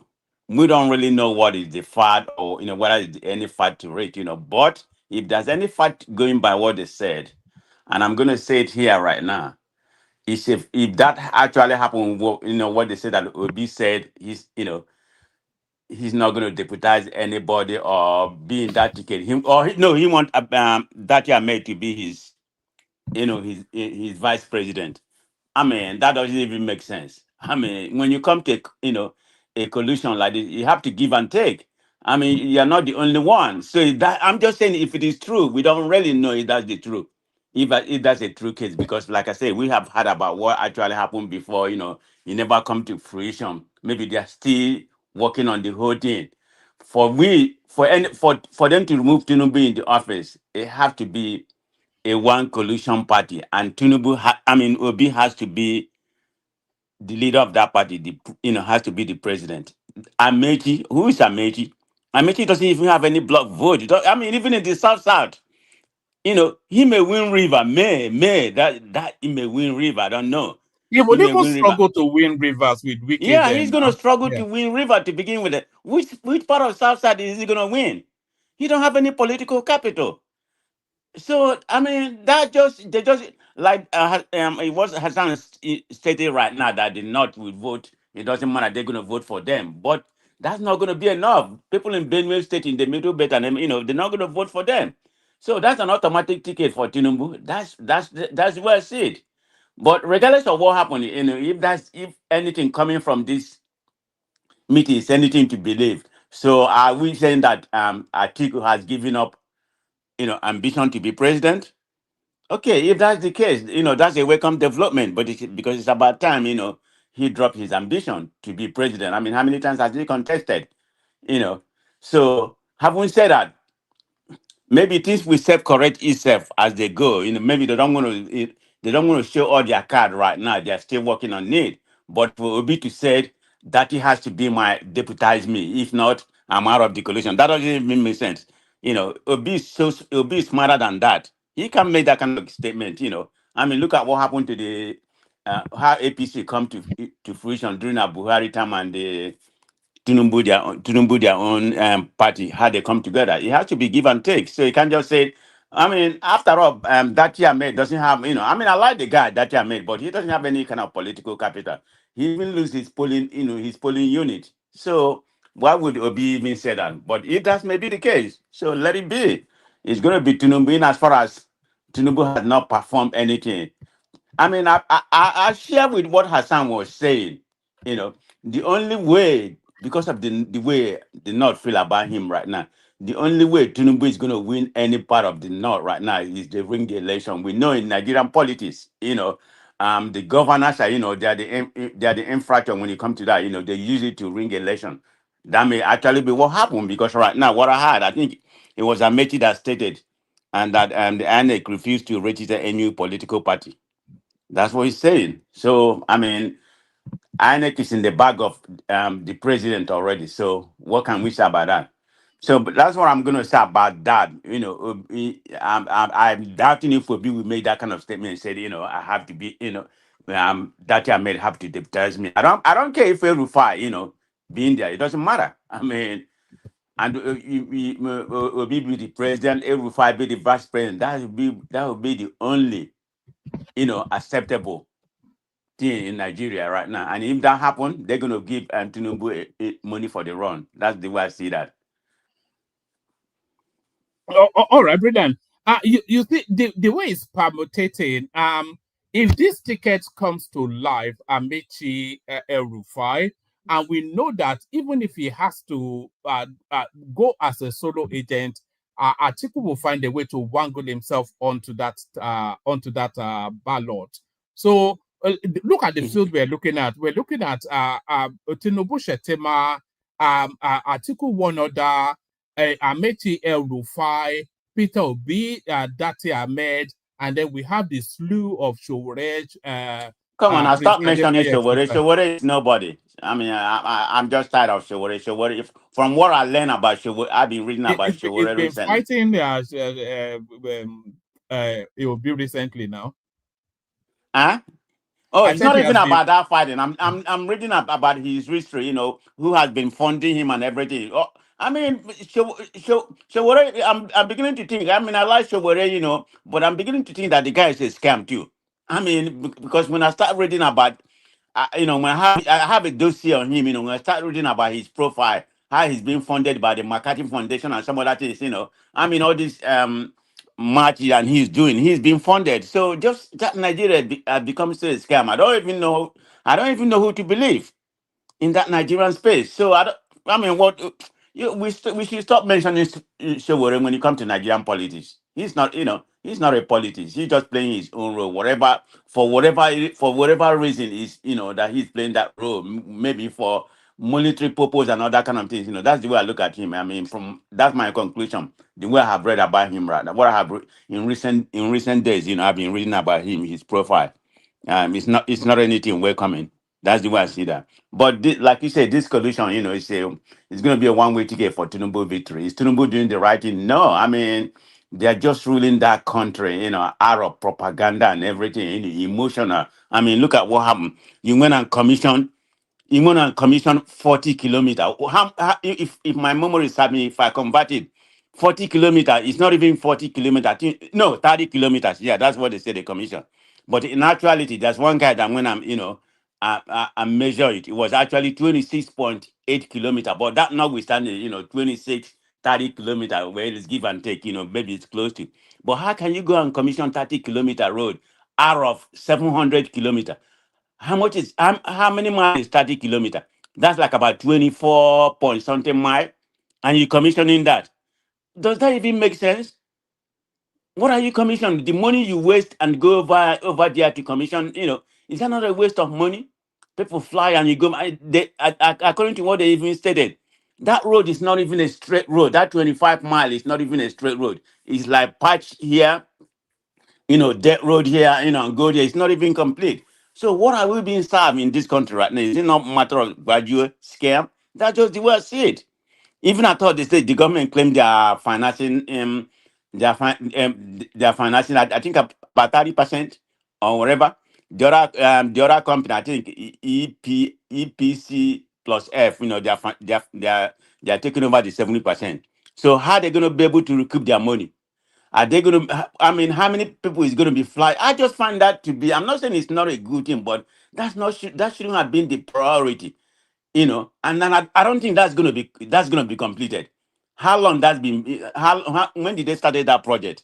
That's been about 12 months right now. I think they started in March or whatever, February or March. So that's been. It's not up to a year and a half. It's about 12 months. 12 or 13 months right now, and you only completed 40 kilometers.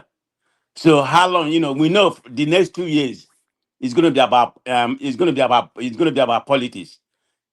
So I don't know how much investment they can do there, in order for them to complete it 8 years. And we know how Nigerian antecedent is. It takes a long time. It's going to take decades, to complete it. And instead of rehabilitating the major road, look at what's happening in the north. People, trailer falling off the bridge and all kind of thing, even in the east. Every part of the country, people are just dying. Even in the west too, you have all these trailer because of the road are not motorable. That's my main concern. They should have been able to use some of that money and rehabilitate, some of the road, like you're talking about. And you're speaking about Amechi. Amechi is an idiot, in my own opinion. Whether he wants to be Igbo or he wants to be Hausa or whatever, or he wants to be good, that's none of my business. If you want to be Igbo, if you claim you're Igbo, you're not Igbo. That's your prerogative. I don't really care about that. I don't know why people. And the guy that was speaking earlier here, that when he praised the Igbo or something, I don't know what kind of Igbo he's talking about. That we only believe in praising, when he praise our ego, we're gonna believe him. That has nothing to do with that. That's not the way. That's not the way the Southeastern and the vote or whatever, because he praised them. They just, praise with God to their ego, so they believe what he's saying. I never really trust Amechi, when he was the Minister of Work, what did he do? What did he do in the south to southeast? Did he build any railway? But instead of concentrating on building road from north to Niger Republic, even the one we have right there right now, is he not from the southeast? All these projects that he's commissioned, has any one of them touched the southeast? Southeast, where southeast is the people that travel the most. Why can't it be the railway? Why can't it be the railway from Lagos to Midwest to southeast? That would be more profitable to you than just building. What has they done in that? What has he done in that part? He's here building Lagos Calabar Road only, building from Badagry to wherever, Sokoto or wherever. What has he done? Forget about that area. I'm not saying that you shouldn't be equal. Everybody should.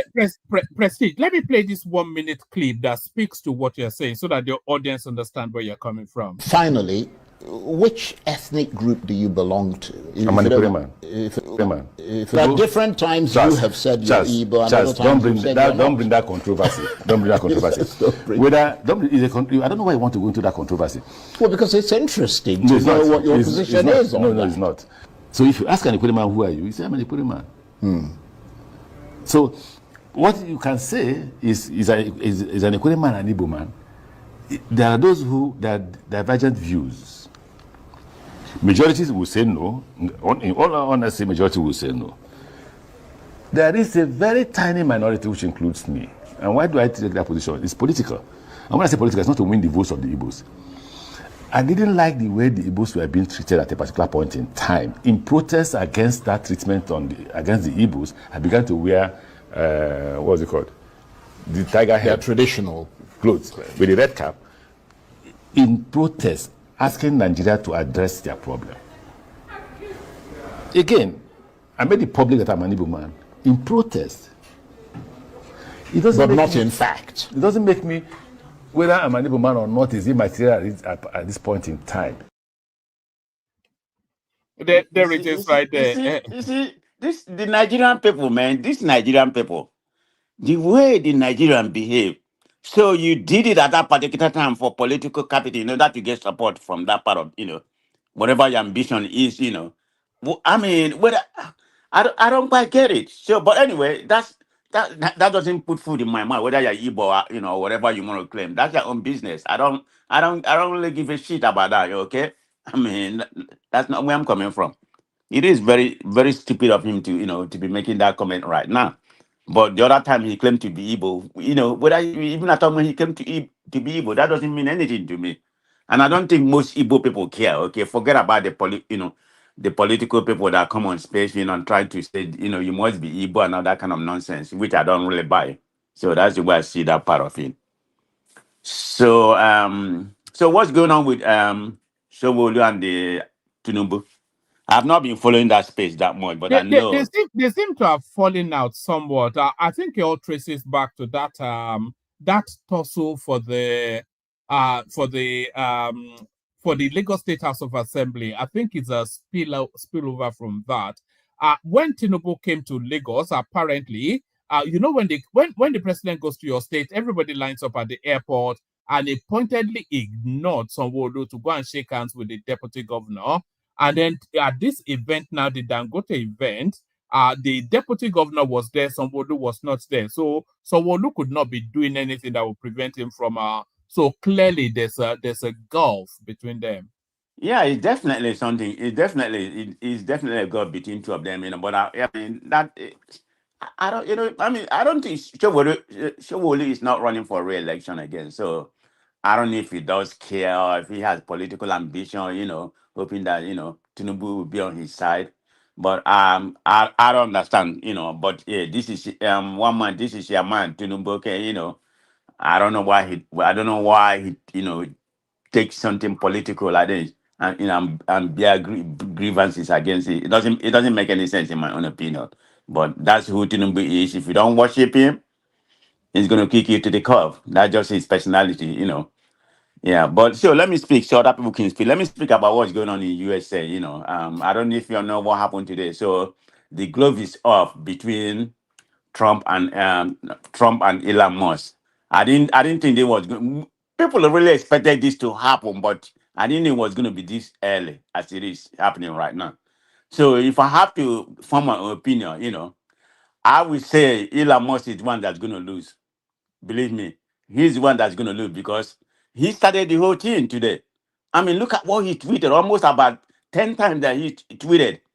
I mean, to the extent of accusing Trump that, the reason why he doesn't want to open the file because he's in the file, the Jeffrey Epstein file. I mean, look at that imagine that kind of accusation. You think Trump is going to take it lying down? And he's claimed that he's the one that he's 270 million. That's exactly what he said. So he's telling exactly how much he spent. He said he spent 270 million to elect Trump. I'm not sure. I'm not sure. So sure that in a fight that it Elon Musk can use Twitter to get no, wait a minute. Do you know how much contract? He used Twitter to get him elected. So you can use Twitter to get him impeached. How is he going to impeach him? How is he going to be able to cause the Congress people to impeach him? Both houses. That's not possible. He's the one that's going to lose financial and everything. How much did he lose today? And Tesla lost 14% of their share today. And how much does that translate to? The highest loss ever in that man history. 150 billion that was lost today. The highest ever just for today. Maybe this fuel contributed to it and everything. And tomorrow we don't know what's going to happen. No, he's the one that's going to lose because Elon Musk has a lot of contract with the federal government. I mean, from the space age and everything, even with the electric car, So I don't know what is fueling him because Trump said, according to the bill that was sent to the Senate, it's already been approved from the House. Something about his electric car will be truncated already. It's not going to give him the full ticket, the full discount for the electric car and everything, the money they are giving him. So maybe that's what fueled him, But he's the one that's going to lose on this fuel going on right now. And the kind of accusation that he laid on Trump today, believe me, Trump is not going to forgive. I mean, Trump responded, but he didn't go too much personal. He was after the bill because he believed that the bill is right. I mean, that's Trump. That's Trump's signature. You know, that's Trump's signature. Investment there in that bill. And Elon Musk says For going the to first time, I mean to agree with you. That bill is his signature. right. And Elon Musk is the one that's going to lose from here. Trump has nothing to lose. So let's just say it. I know What's some in MAGA. that bill anyway? That bill removes subsidy from electric EV vehicles. Is that Yes, what it No, it did. no. It did. Maybe that's and then what fuel. it makes There it are more two expensive. things. Yeah. There are two things that got him angry. Two things, not Go just ahead. the EV. Two things got him angry in the bill. So what are they beside the EV? The first one is the work he did as agreed. We are not included. Do you understand? So You're talking about the budget cut in the federal government? Yes. All those cuts he did, he wants them to be permanent. Okay? Because if But it is that supposed to reduce the is that supposed to yes, reduce yes, yes, the it is deficit? not permanent. And again, you see those things Trump said, no tax on tips, no tax on social security, no tax on overtime. All those things are things they should have gotten to reduce, the deficit. But Trump removed those taxes. Do you understand? Thereby increasing the deficit according to Yeah, them. it did increase the deficit. But he should also understand that bill is the man's signature. That's what he campaigned on. What is hard for anybody to understand? No, I completely agree with you. I completely agree with you. In as far as I don't support Trump for everything, but I mean that's his signature bill. So We should be I mean, happy that for the first time somebody campaigned on something and is struggling in a democracy to do them. I don't get it. But this is why I'm not against Trump on all this thing that he's doing. He campaigned on immigration. He campaigned on campaign on this budget and something like that, and he's doing it. So I don't understand where Elon Musk is coming from, but like I said, he's going to lose from it. I mean, he already lost big time. There's so much the shareholders we take, because if you look at Tesla, market in Europe is already plumbing to almost about 50 to 70%, depending on the part of Europe you go in. China is non-existent. It will jump up. Okay, but not right now. I'm only jumping up in America because if the smaller Tesla that used to cost 60,000 or 70,000, they have discounted. They use here. You can buy Tesla for 30,000-40,000 right now. Plus, you I'm get telling free you, tax. here it's only Tesla they use. Tesla, Okay, that's in Norway, but Norway is not really Europe.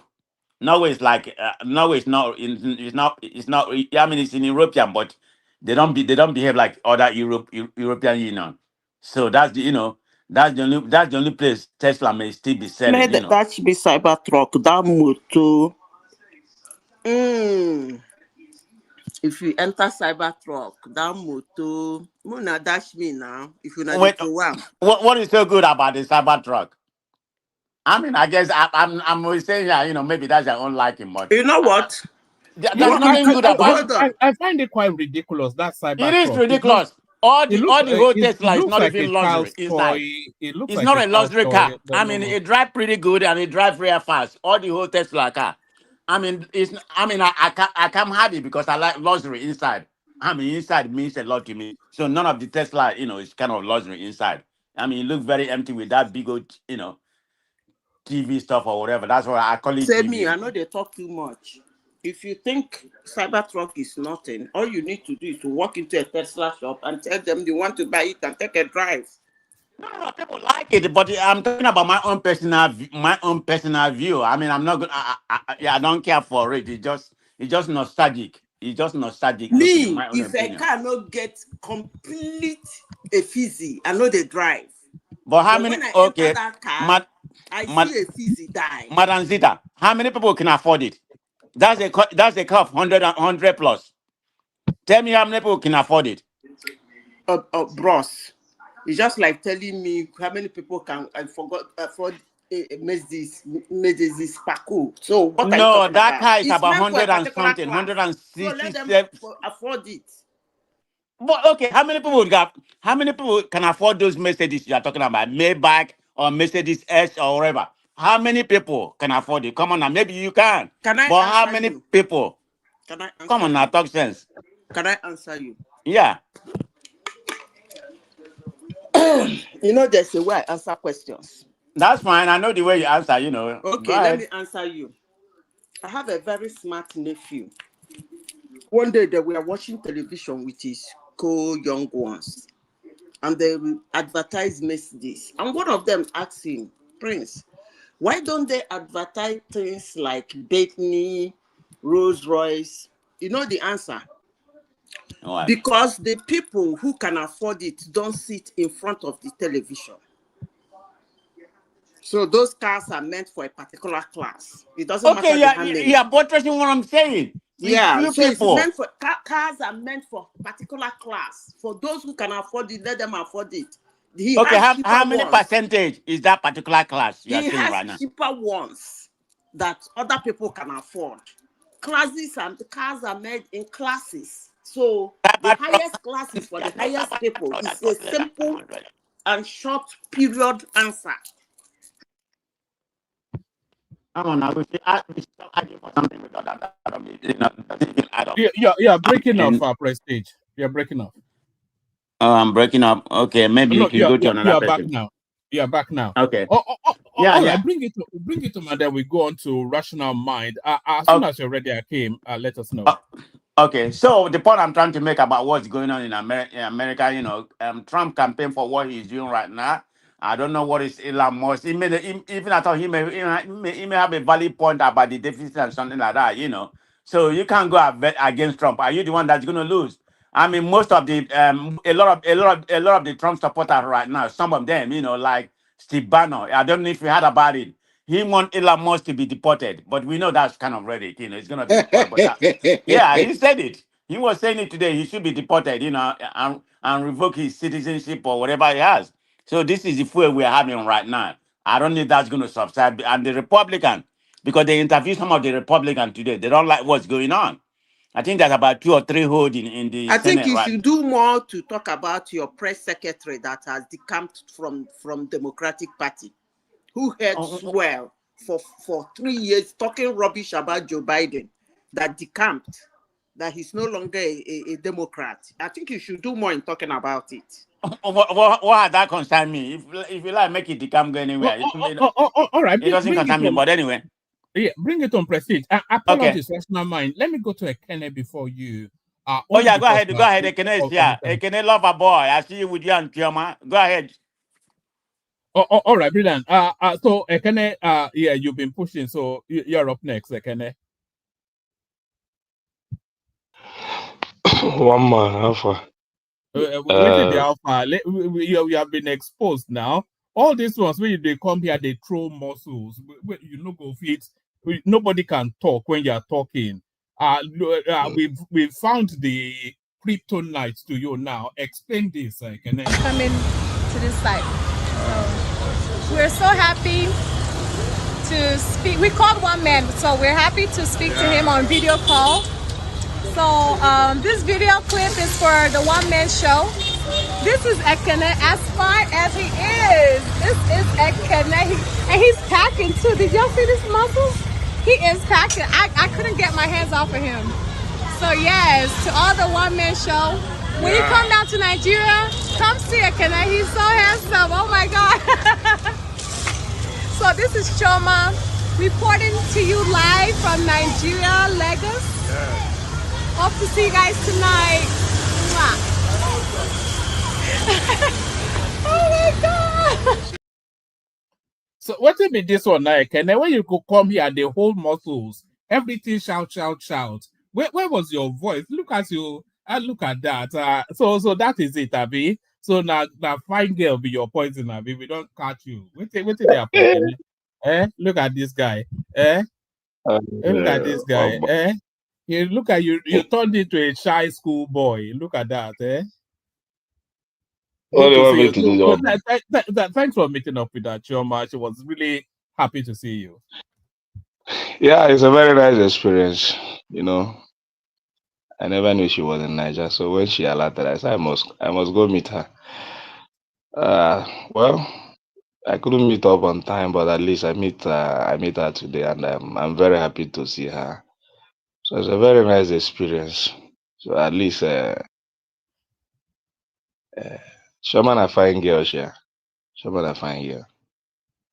You understand? Look at that. If you don't behave yourself now, you know I have that clip on my phone. If you don't behave yourself now, I'll just be forwarding it to if you don't declare yourself for Tinubu, I will forward that to your wife. Look at this guy. All right, take us to the politics. One man alpha. I do. Politics. You know, this coalitions of a thing. I really don't want to talk about it because I don't see any meaningful thing coming out of it. It's still all about politics and not to move the country forward. And I will just be sitting down and be looking until they make their decisions. Then I will know what to say. But for now, Atiku still wants to be It's president. looking unlikely that Obi is going to be part of that coalition. Obi for me is Obi is cool for now about the coalition because I can see some maybe many politicians are not buying into his idea. If you're a politician, it's very difficult to believe Obi. That's what I know. Because he must be coming from a different angle. And I think that is what is happening to the coalition. So maybe they are thinking about Atiku and the Amaechi. So it's still about holding power. That is the way you do things, and you know that this thing is not going to be different for what Tinubu is doing. So it's still all about grab the power, let's take it over from Tinubu. So, and I will not be in support of such. I want to see a different angle, a different thing happening in our politics. Not just to take the power and remain and just be in governance, just the way Tinubu is in governance, just because of power. So that's why I said I don't see any different thing happening in that coalition. So the best I could do now is just to wait. What about the what about the ticket on the screen right there? What do you think the prospects are? Amaechi or Rufai? How is that even? How do you sell that to Nigerians? This ticket is very difficult to sell. This ticket will just give Tinubu automatic winning in 2027 because all this even Rufai might be popular among some Muslims in the north, but not all the northerners. And I don't see him getting a very good number of votes from the north. Is Rufai popular than Kwankwaso? He's not, even in Kaduna State where he came from. So, and the Amaechi is not even popular in Rivers State because Wike will not even allow him get a 25% vote in that state. So, the ticket is not sellable.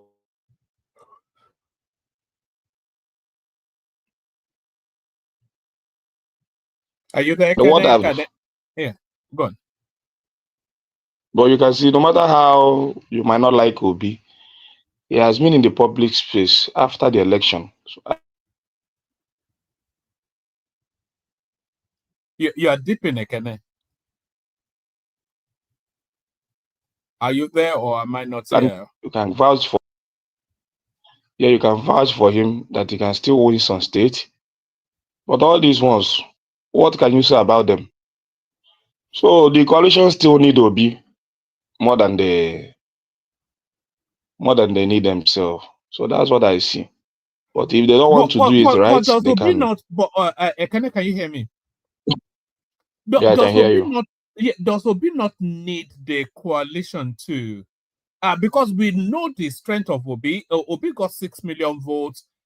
Nobody anticipates that he will get that or more than that, unless of course it forms an alliance. So as much as the coalition cannot work without Obi, and Obi cannot work without allying with somebody with a big name.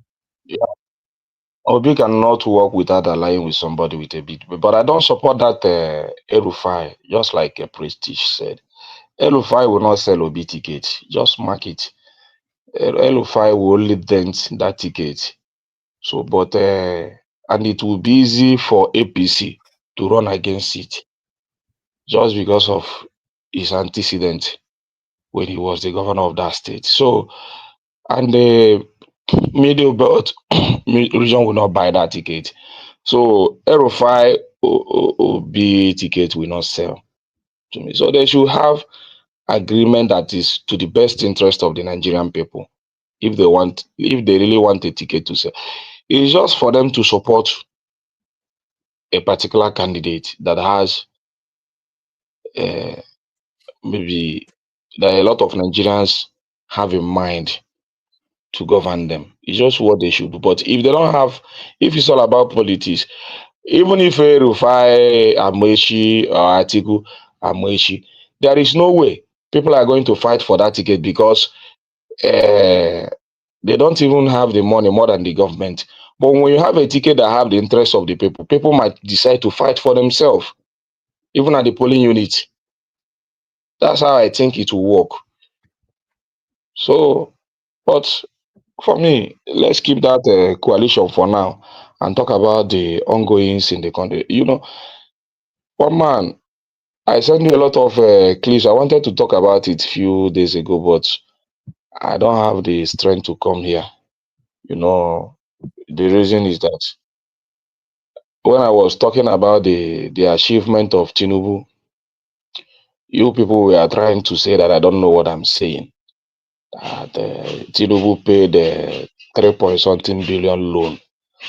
But I told you guys, I don't believe he paid any loan to me. At the end of the day, what happened? Before I could finish it, he have already signed 21 point something billion to borrow.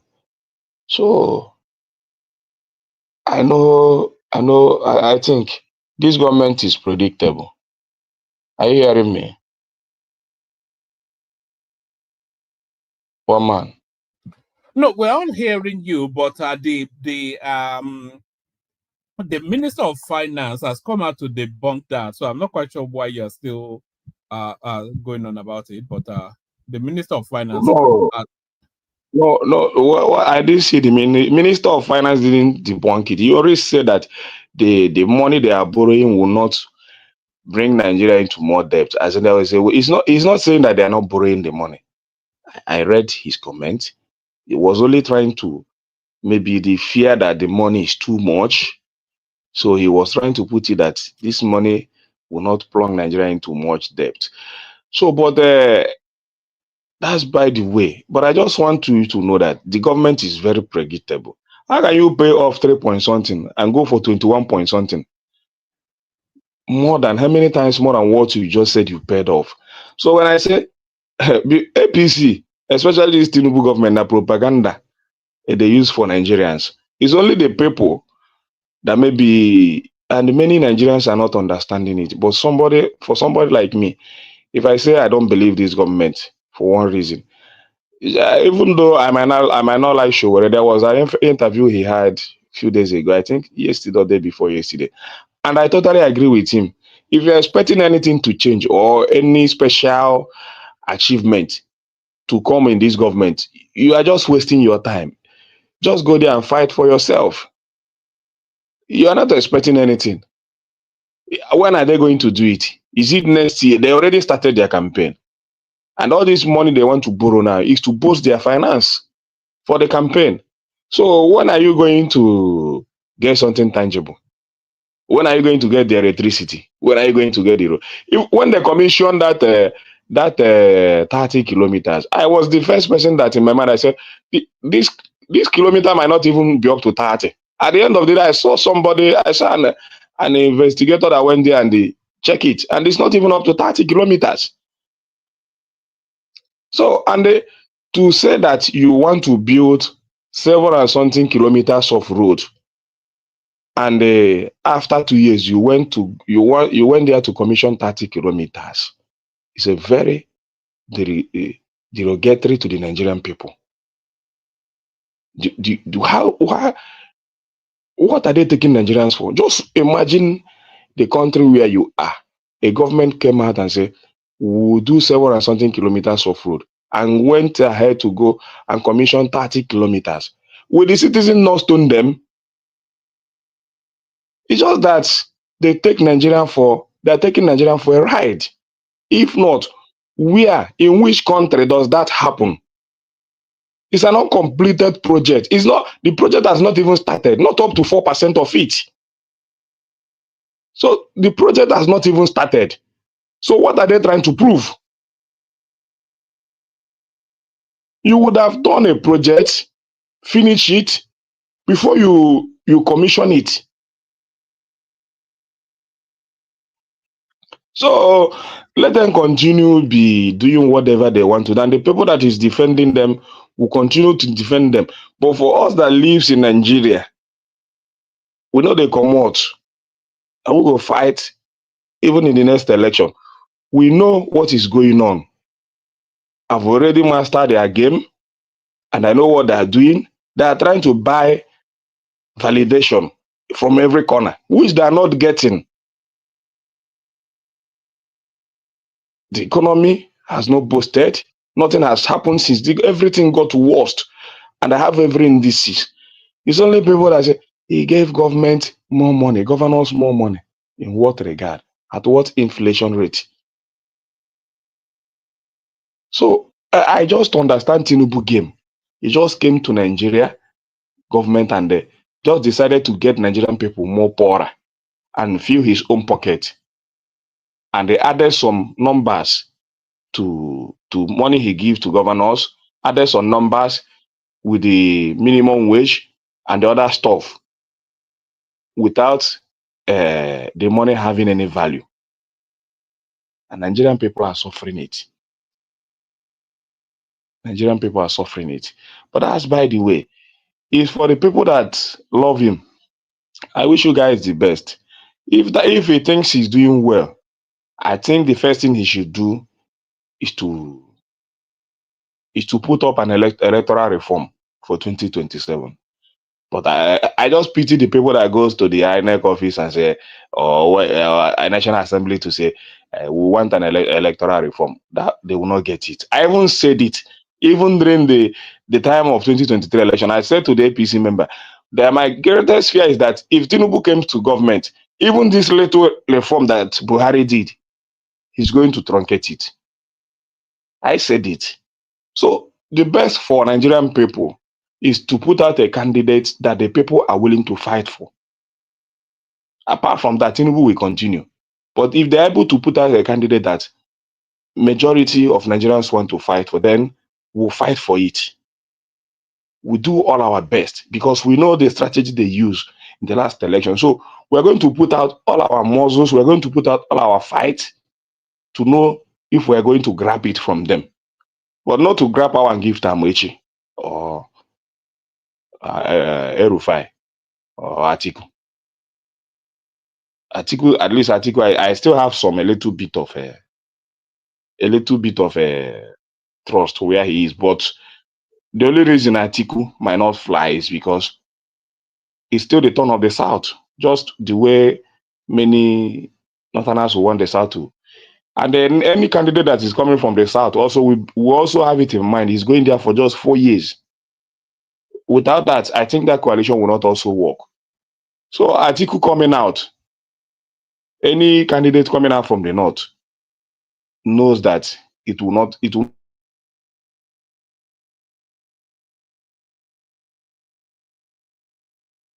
sell. Atiku would have finished his 8 years as the president of this country. But because of his greed, he's joined Tinubu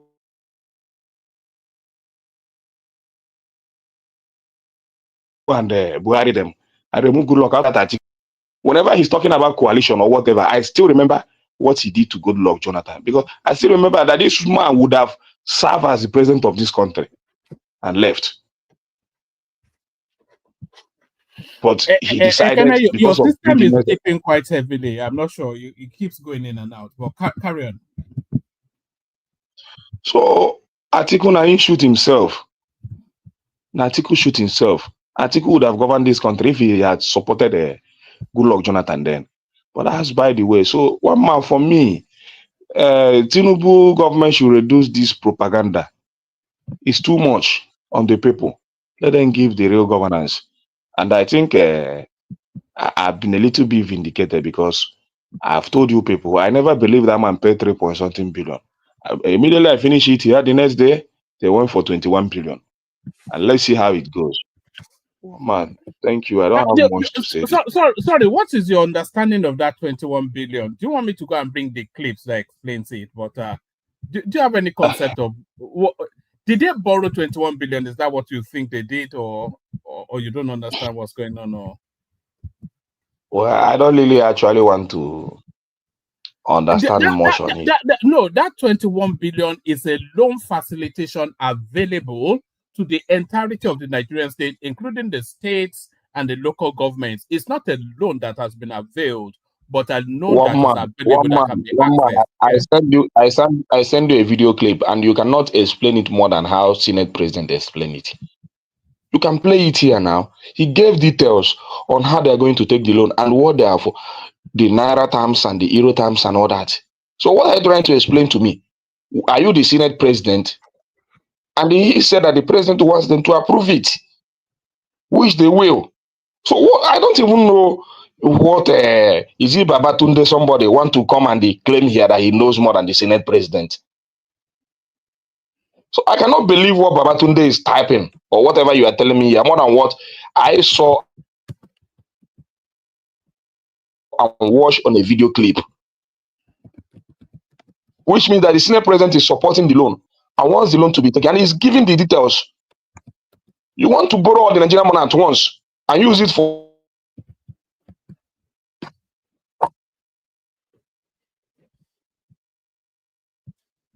your country wants to borrow. The explanation that the minister, is it the finance minister, is giving is to let you know that that money is not going to make Nigeria to fall into more debt. It was I saw the explanation. So what is Babatunde Martins trying to explain here, or somebody? What is he even typing? That's Baba.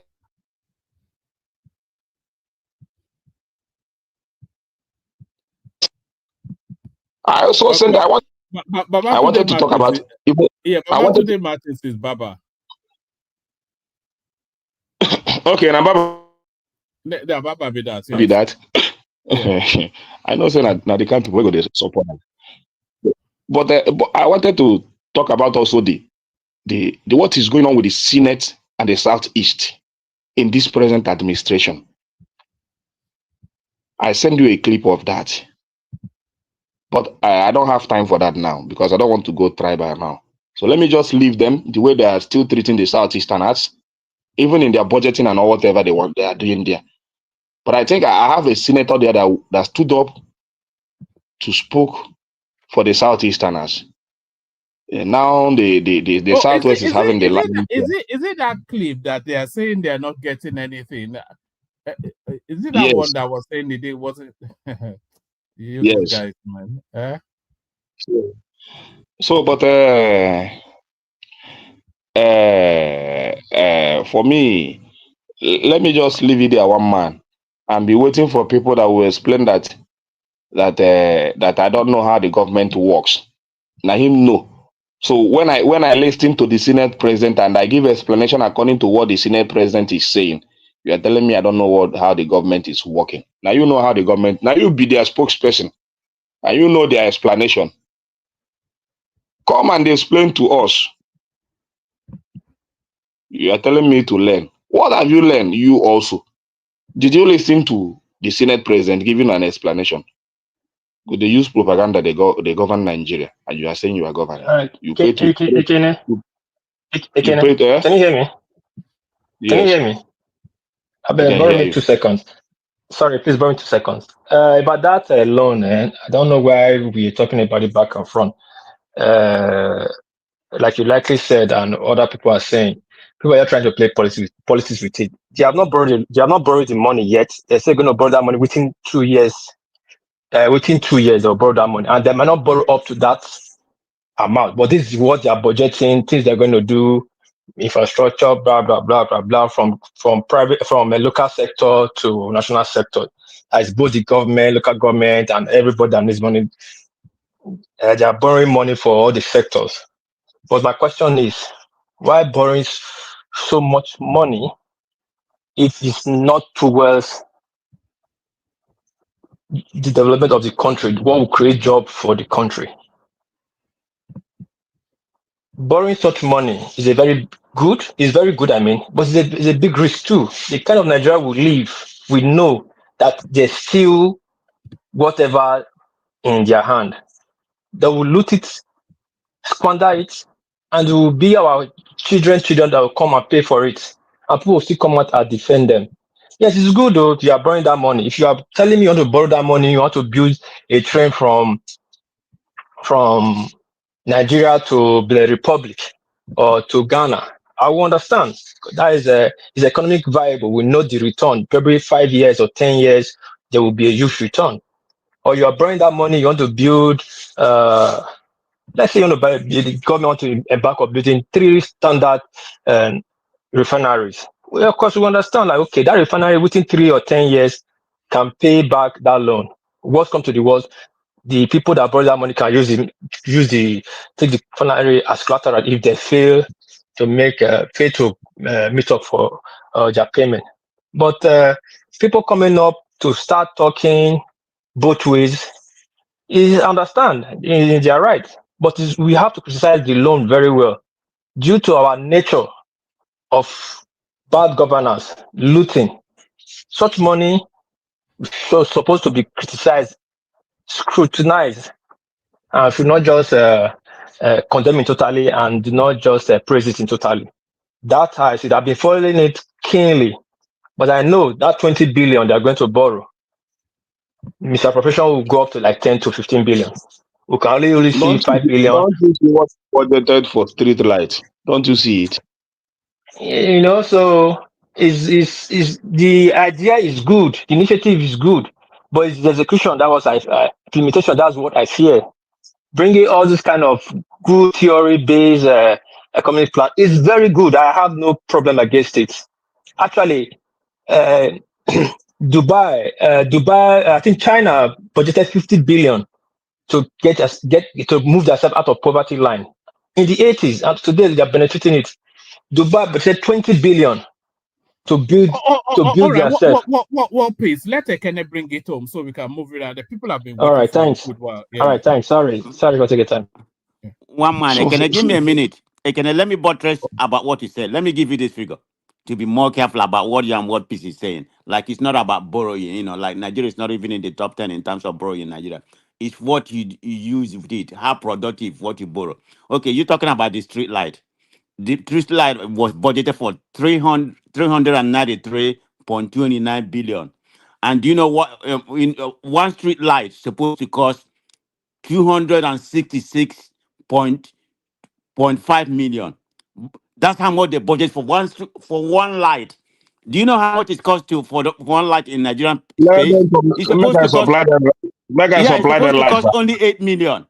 So out of 266 million budgeted, The highest and the quality light you can get in Alaba is not more than 75,000 naira. Yeah, but according to the figure that we did, it's one street light it's not supposed to cost more than 8 million, but they budgeted 266 million for one light. People go and Google it and find out what I'm talking about. This is the problem: waste of money. Where you getting that from, Prestige? I got it from a reputable place. Go and use that there are people are criticizing it everywhere now. Go and use the chat GDP and find out where you got it from GDP, Premier Times. Chat GDP. Yes, I have the premium. Is that I have an the, upgrade? well, I don't have the free. I don't have the free one. I have the premium, the one that I pay for. I have the plus. So we give You you have the exactly. premium charge GBT. I don't have the free one. Go to Twitter space. Go to Twitter space. The news is everywhere No. What there. I'm saying, if you use that card to take Twitter your space. fat, then it's going to give you the right where it's coming from. This is the man, one man I quote. Let me repeat. They budgeted 393.29 billion. And one of the street light, one of the street, a whopping 266.5 million per light. And I'm quoting it, I repeat, I'm saying it. And the actual figure, we went through the budget here now. We didn't see that as a I don't line know what he item. went to, you know, the one light You were supposed to here cost. now when we were looking at the budget. I'm not here. One light supposed to cost not more than 8 million. That's the actual cost of one, you know, Is that according to Radio Biafra? It's not about radio, but it's a fact. Somebody go and fact check what I'm saying. Let me repeat, if anybody not listening to what we I'm saying. read the budget here. I don't know what you read, but I'm giving you the actual fact. None of the lies supposed to cut. That 266 million. Do you know how many duplex that's supposed to buy in Nigeria? 3 to 4 duplex in Nigeria.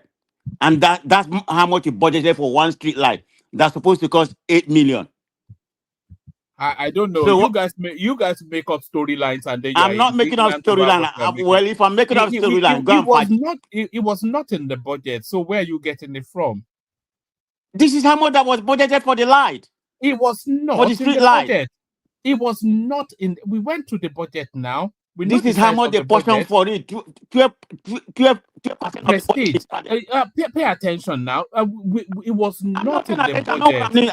I'm not going to be taking a word. I have to fact check anything you said. I mean, you're a propaganda. You are fact checking me. Come on, maybe fact check yourself. I'm telling you that it was not in the budget. But I'm telling you how much that was budgeted for. How much that was budgeted for 100 and the. Where was it budgeted for? It was not in the Nigerian budget. It was not in the budget that was presented. This is how much that was allocated. You know, they want to repair about 1,477 street light in Nigeria. That's how much they want to repair. And all of this, they budgeted. All right, I'm giving you the fact. Don't doubt me, you know. What do you mean? You're not giving me anything now. You're giving me words. Present your source. I'm giving you my source. What source? I said it's in the Is in what? I said go and use the fat place, you know, the rare fat place to check what I'm talking about. Not just arguing with me for nonsense. You don't, you know, because you don't believe what I'm saying.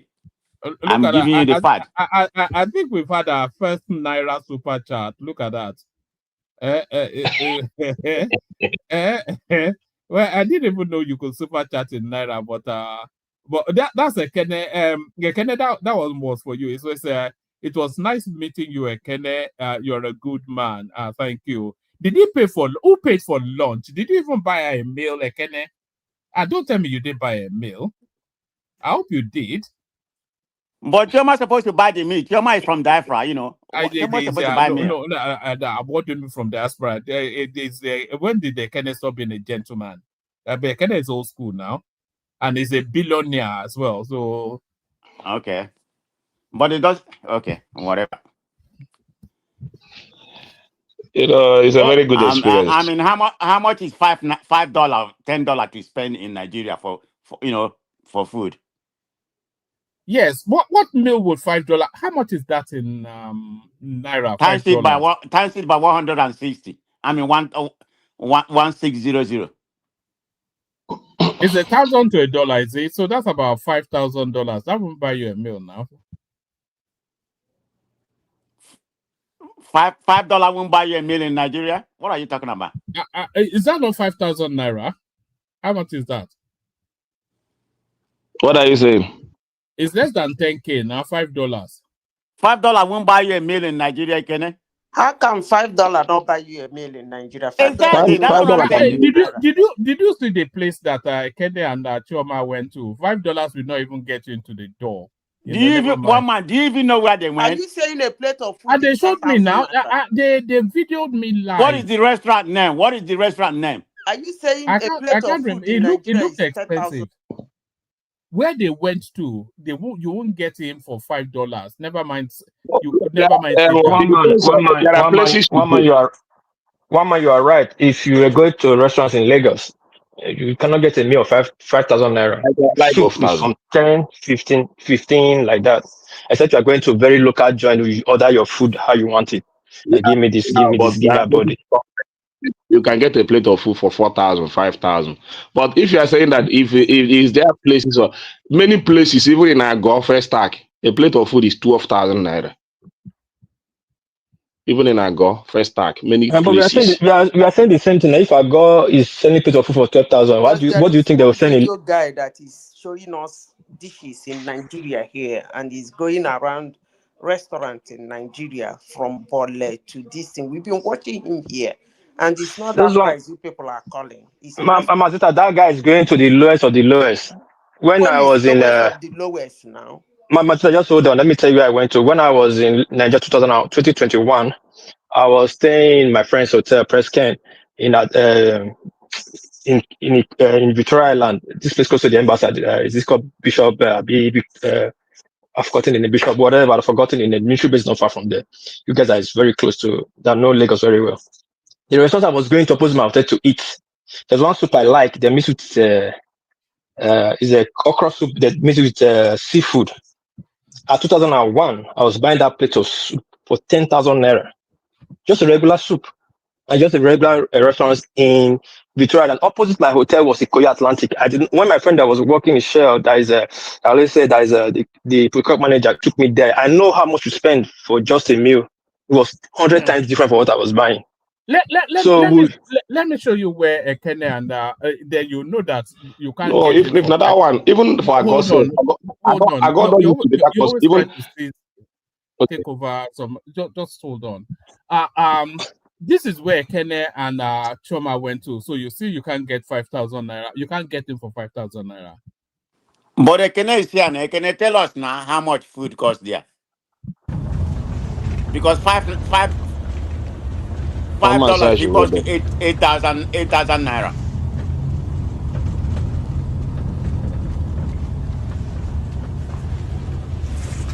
This is Banana Island. This is the president's house. The president? Tinubu's house? Yeah. Okay. This is Tinubu's house. We just passed it. That was where all those Amikas are parked. Okay. This is Ikoyi. Ikoyi? Lekki is in the side. Okay. One man, this is Ikoyi.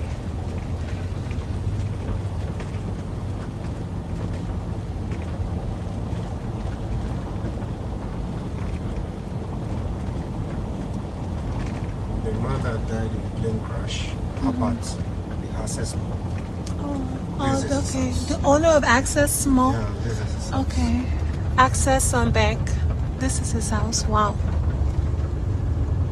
This is the owner of Access Bank, his house. Oh, you know everybody's house. This is the Army General. The Army General. Yeah. House. The Navy. On the other side. Okay.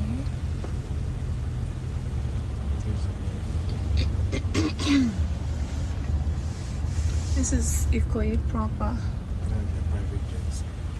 Where's the private jet? Okay, they're private on boat. Okay.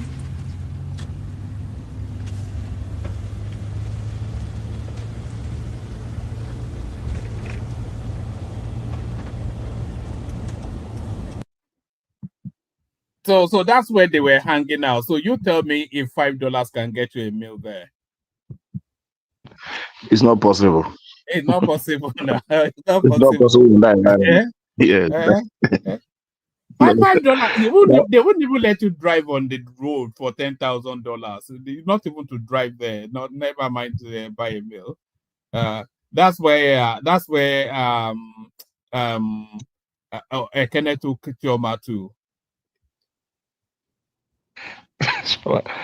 No, not be me. No, yeah, but that place Chioma was, it is not possible to get a meal of even 10,000 naira there. At least you'll be thinking of 20,000 or 15,000 upwards. I don't think you can even get it. You go in Oh, Lagos. I got self. You can I go in a good place to get a meal in Ago in a good place is 12,000, 13,000. A good meal. Not only for this Ojo, you're gonna talk about 3-5 a plate, 4,000 a plate, 5,000 a plate for this Ojo. So immediately you cross that first stack, all those area. Hold your money. Unless you want to go outside, go eat mama put. Uh-huh. all right, brilliant. Ekene, let's move it around a bit. Take it in Rational Mind's direction. I'm not sure if it's still there. He usually would have interjected by now. Rational Mind, you there? I am here, woman. All right, brilliant. Why have you been so quiet? Yeah, you the chief interjector normally. Yeah, but then I was busy doing something here, so I just need that focus. I need to be attentive to what I'm doing here. So anyway, yeah, we can go on. We can talk. I think I can spare something. All right, brilliant. So what going on? We're talking about the coalition that seems to be falling apart. The latest champions they are presenting now a ticket, Amaechi El Rufai. So that then tells you Tinubu continues. And what we're seeming to discover is that Peter Obi cannot handle big personalities. So because he's getting cold feet now, and it looks as though he's pulling back from that coalition. And we saw that with the PDP as well. He couldn't handle the big personalities there, so he bailed out. And he can't seem to handle the big personalities here, so he's bailing out as well. So Amaechi El Rufai ticket, what does that even sound like, Rational Mind? Yeah, so I've seen in recent weeks now, I've seen Amaechi, the way he has been coming to the limelight again, and speaking about speaking away and acting like as if he has some kind of a big ambition. But let's keep in mind that this guy is the same guy who could not even garner up to 500 delegates during the APC primaries. You would think that as a super minister, he controls a lot of funds from that Buhari's government. Then you think maybe you'll be able to play the politics against Tinubu, and being able to even garner up to like half of, if not more than half of what Tinubu garnered. But look at what Tinubu had. Tinubu had over almost three times the delegates that he had during the primaries. And that tells you what you need to know, that this guy has no political clout, or he's a featherweight. Even in his own state, the incumbent then, Wike, who was his own boy, defeated him. He played politics of frustration there, whereby even APC could not even have a candidate. I think the same guy we thought maybe being somebody who said, like he talks, being Speaker of the House twice, been a governor, and he was a governor of chairman of he was chairman of Governors Forum during the time he was a governor, and he stood his ground against what's his name, Jonathan then. So you would think maybe this guy has that political sagacity, as they will say, to be able to confront that offer, even knowing this rapport with Buhari then when Buhari was there. It's one of those few southerners that, at least from what we see from the public, it looks like he gets Buhari ears than any other southern politician at the time when Buhari was there. You would think maybe he was the favorite of the cabals, as they talk about there. But come to see that during the primaries, he could not even gather even half of the what Tinubu had. So that tells you that guy is just. But what I'm reading here is that I'm just reading that these are just spoilers. They want to. I believe APC Tinubu has some agents out there. I don't. Before you go into that space, whose vote do you think this ticket will dilute? Who are they going to take votes from if they present as a ticket Amaechi El Rufai? Yeah, whose vote will they dilute? So they would dilute the northern votes on one side, and then they would dilute the southern votes, especially the south and south, maybe southeast a little bit. maybe not even southeast, but let's give the whole of southeast to Obi if Obi runs, and then he would gather out of the south, maybe a little bit, and maybe Tinubu will have the remaining half. It's very hard to. Wait a minute, rational mind. They will share it 3 ways. Rational mind. Because yeah. I think do you expect? Sorry, Prestige. I think this ticket will take more from. It will take heavily from Obi and a bit from Atiku. It will take a little bit from Tinubu, but not. It would dilute more Obi, Atiku than Tinubu. That's what I'm trying to. That's what I'm getting at because Obi won some South states. He won Cross River. He won Delta. I think Bayelsa too went to him, if I'm not mistaken. Yeah, so some of those few states in South, they went to him. Edo, he won Edo, so he might not be able to win it this time around if these people, the door of Rufai and this guy should contest. So that's why I'm thinking that they are just moles that are sent out. So now I've said it before that Rufai and this guy, they're just acting as some spoilers. They just want to ruin the whole thing for whatever coalition or whatever, so that Tinubu will have his way 2027. So, but then for you to even understand the whole politics, former Ekiti State Governor, what was that guy's name? Fayoshe. No, not Fayoshe. Fayemi. Yeah. They all far. You know, far on the bobo. So I want to boy. Anyways, I'm just kidding. Yeah, so my point is just that he said something. You would think that this guy, because he's acting like he wants to join the coalition. But in all of his criticism, I'm not even asking him criticize Tinubu. He's this kind of a guy, he's kind of so sleek in his way of talking. You know, you like to talk this APC, that's what they do. And I like to call them that name because those people, they think maybe Nigerians are just, maybe not some Nigerians, maybe majority of Nigerians are fools. Or maybe not the majority of Nigerians, maybe Nigerians have voted for them are fools. I mean, no disrespect to those people who voted for the APC, but it's just the way these people, they will come and talk grammar and use grammar, and then they just, all this crap he's been talking, you can't even pinpoint where this guy stands. Is he still in APC? Is he still, even this so-called Amaechi, is he still a card-carrying member of APC? At least we know of Rufai has already said he's no longer doing APC anymore. But even though we know we did that publicly, but we know maybe probably it's a mole sent out there to go and spoil the whole thing, ruin the whole thing for Bian and maybe Atiku. So I see if those people get their way. I mean, this is them. Amaechi, they said they were trying to register a political party, you know, and they will not allow them to register a political party, whether it's true or not. But I think there is substance to that because they said not even them alone. I think there are other groups that are heard in Nigeria that are trying to also register. You know, that's what they do every time when it's an election period like this. Everybody wants to register a political party just to use it for their own political gains, just to go and lobby and ask Tinubu for some things. So, and then they will also act as spoilers for the rest. But you see, for me, woman, I'm still trying to read the whole politics just to see what's going on, how it's going to pan out. It is seeming that that's what APC does better. I mean, they do best, or best, okay, think better.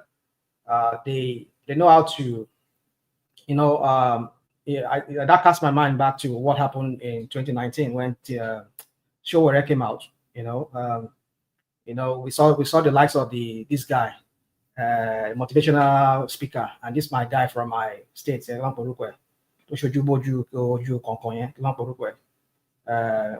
think his name starts with fire something. What's that guy's name? Now, what's in the presidency? What's that guy's name that usually like to talk economics like Benny Boy? He was the one Is it talk with Fashua? Fashua, yeah. So, I mean, people like that, you know, you think maybe they are just serious bunch, not knowing that Oshowere was wrong, was right when he was, he suspected them to have been some kind of people that were just sent there to ruin to spoil the whole thing. Probably if Oshowere has gone it alone by himself. I mean, those idiots didn't come out. They didn't come and join scatter the whole thing then. Probably, who knows? Probably, I'm not saying Oshowere would have won the election, but who knows? Maybe that would have even put Oshowere on the map some ways. But this guy just came, he just waste everybody's time, and then at the end of the day, the thing came to nullity. I think that's the same strategy they're trying to play with this 2027. Well, that's what APC does best, you know. just go there, confuse them, send confusion among them so that they will not gather themselves until the end. Right now, Mike, can I ask something? Go on, please. Do you even trust Showore? I mean, because I've been reading about Showore dossier recently. You know, I mean, that guy, that guy is. I mean, I don't even know what to believe from that guy. Go and read about Showore profile. I mean, is he really serious? This is a man who is his own spokesperson. He doesn't have any. I mean, what kind of party does he command? So that's beginning to make me doubt Showore. All this revolution, nothing, the revolution things. I think I've also criticized them in the past.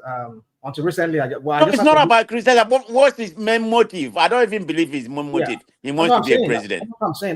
That's what brought about my so I won't say frequent, somewhat kind of infrequent criticism of him. You know, once in a while I have to criticize him if I see the need to criticize him. It's just that you know, I keep saying to him and other people that care to listen, like who are on his bandwagon, that he needs to just change his style. But it's okay. That's another topic for another day. But my point is that I will not. So far, there's nothing I have against him, such than his misdirected politics and criticism of someone that I think I see as another viable candidate apart from him, which is Obi. But then my only thing is that is getting funding from MacArthur Foundation or whatever foundation he got it from. I mean, I don't know until you can prove that to me that he's being funded to act as a double agent. I mean, as an agent for them in bringing that country to. But I see this as a very patriotic Nigeria. Like that was the point I was trying to make to him. You know, sometimes you have to do a little evil to make some good. If MacArthur and all those people that are funding his Sahara or whatever, they've been linked to be, or they've been known, or kind of is suspected to be people who also maybe sponsor some color. I mean, what do you call them? Some kind of people to go and destabilize some countries with their propaganda and all of kind of the thing, or they sponsor some kind of programs that are anti-people, anti-masses, or anti the people of that country. Then why are you getting funding from them? But I can understand if he gets funding, as long as he's using it for a good in bringing about the truth about issues that are going on, like in Nigeria, whereby dogs. I mean, one of his big work he did back then was Yar'Adua's death and all of the how he covered it, and a lot of the corruption under Jonathan and he exposed. I mean, I will give him to him. So if that's one of those good he's accomplishing with that bad that he's getting from some bad source, I'll give it to him. That's what I'm saying to him. So that you don't have to act like holier than thou. And you see, this kind of politics, you cannot just do it all alone. Sometimes you have to join those people that are so-called evil. You cut yourself out in some ways. Maybe just keep yourself. I know it's very hard to keep yourself clean in the midst of all these corrupt leaders. But sometimes you can always stand your ground in some ways. But penetrate them.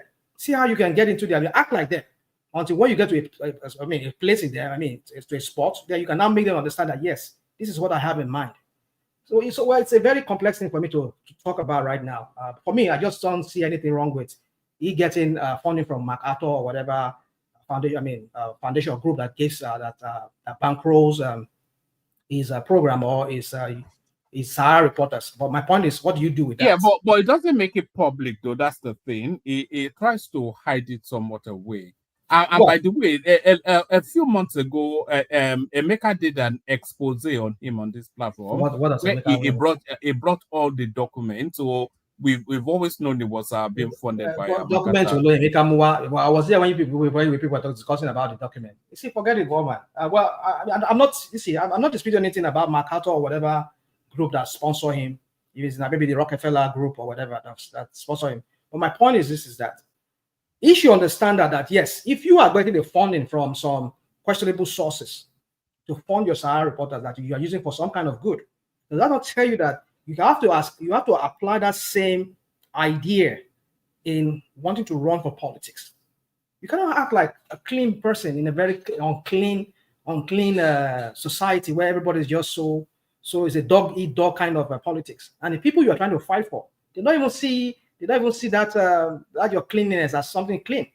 So I'm not saying you should join them, kind of. If you cannot join them, if you cannot beat them, join them. But sometimes what I'm trying to, you see, one man, I think you people go to my previous submission here on this platform and other platforms. I mean, I've spoken a lot about how you can go about it, but maybe it doesn't ring to him, because look at what you're saying now. You're running a party, or your party is not even moving forward. It's not even moving a needle. You know, not even one person you've been able to make a council of a particular area within Nigeria, and you are the same person who is the chairman, who is the spokesperson, who is this. I've not even had they've done any congress that is known to anybody. So that's why I saw people like when people doubt him like that. People doubt him, but people like our friend here from California, you know, they doubt him. So I can understand with that. But please, for me, I still respect him because I still see him as somebody who survived. I mean, two of his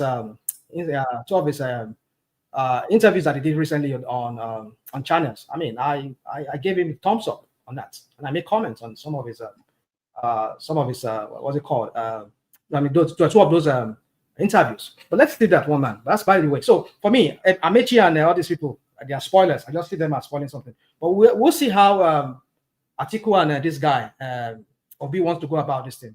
But for me, I don't know. Woman, I sent you that back and forth you were having with Man of Prestige. I in the chat, in the general chat, I put it there. Guardian of May 26th. Yeah, May 26th to 2025. It's there. So those figures that he gave you were true. So it's there. I don't know what budget people. You see, that's what we're saying here. I mean, again, it takes me back. I'll come back to that budget. It takes me back to an interview that was done by one. They call them the renegade, Afenifere or the rebellious. You see, this man, this spokesperson for Tinubu, what's that man's name? That man that is doing Twitter, I mean, at 80-something years old man that is doing a special advisor to Tinubu on Twitter and whatever. I mean, what's that man's name? That was threatening the Igbos in Lagos at that time. What was that man's name? Anonuga. By Anonuga. I think, was it the one I don't know, maybe it was him that I replied, the Afenifere, they call them the rebellious. I one of the previous session here, I saw you when you advertised that woman that what's that man's name? Ifalaye is the one that emerged as, I don't know, the splinter group of or factional group of the Afenifere. You know, that's the Tinubu faction. You see, go and listen to that guy. That guy, what's that man's name? That spoke on channels a few days, 2 days ago, or a day ago. And listen, I took my time. I rewind it again. I have to rewind some of the things he said. There was a time he said, which I mean, I remember we saw that here when we were talking about in the throes of that election period, that Tinubu said that he's going to remove subsidy. He said he's not going to remove it until the guy said it twice in that interview. I mean, which I think I remember we saw it here when we were reading his manifesto here. I mean, for you to even understand, during that time of that what's it called, that election period, we're seeing all kinds of this guy, what's his name? My former boss, what's his name? That was First Atlantic Bank, Pedro. Pedro was also him and some people. They were also designing their own manifesto for Tinubu.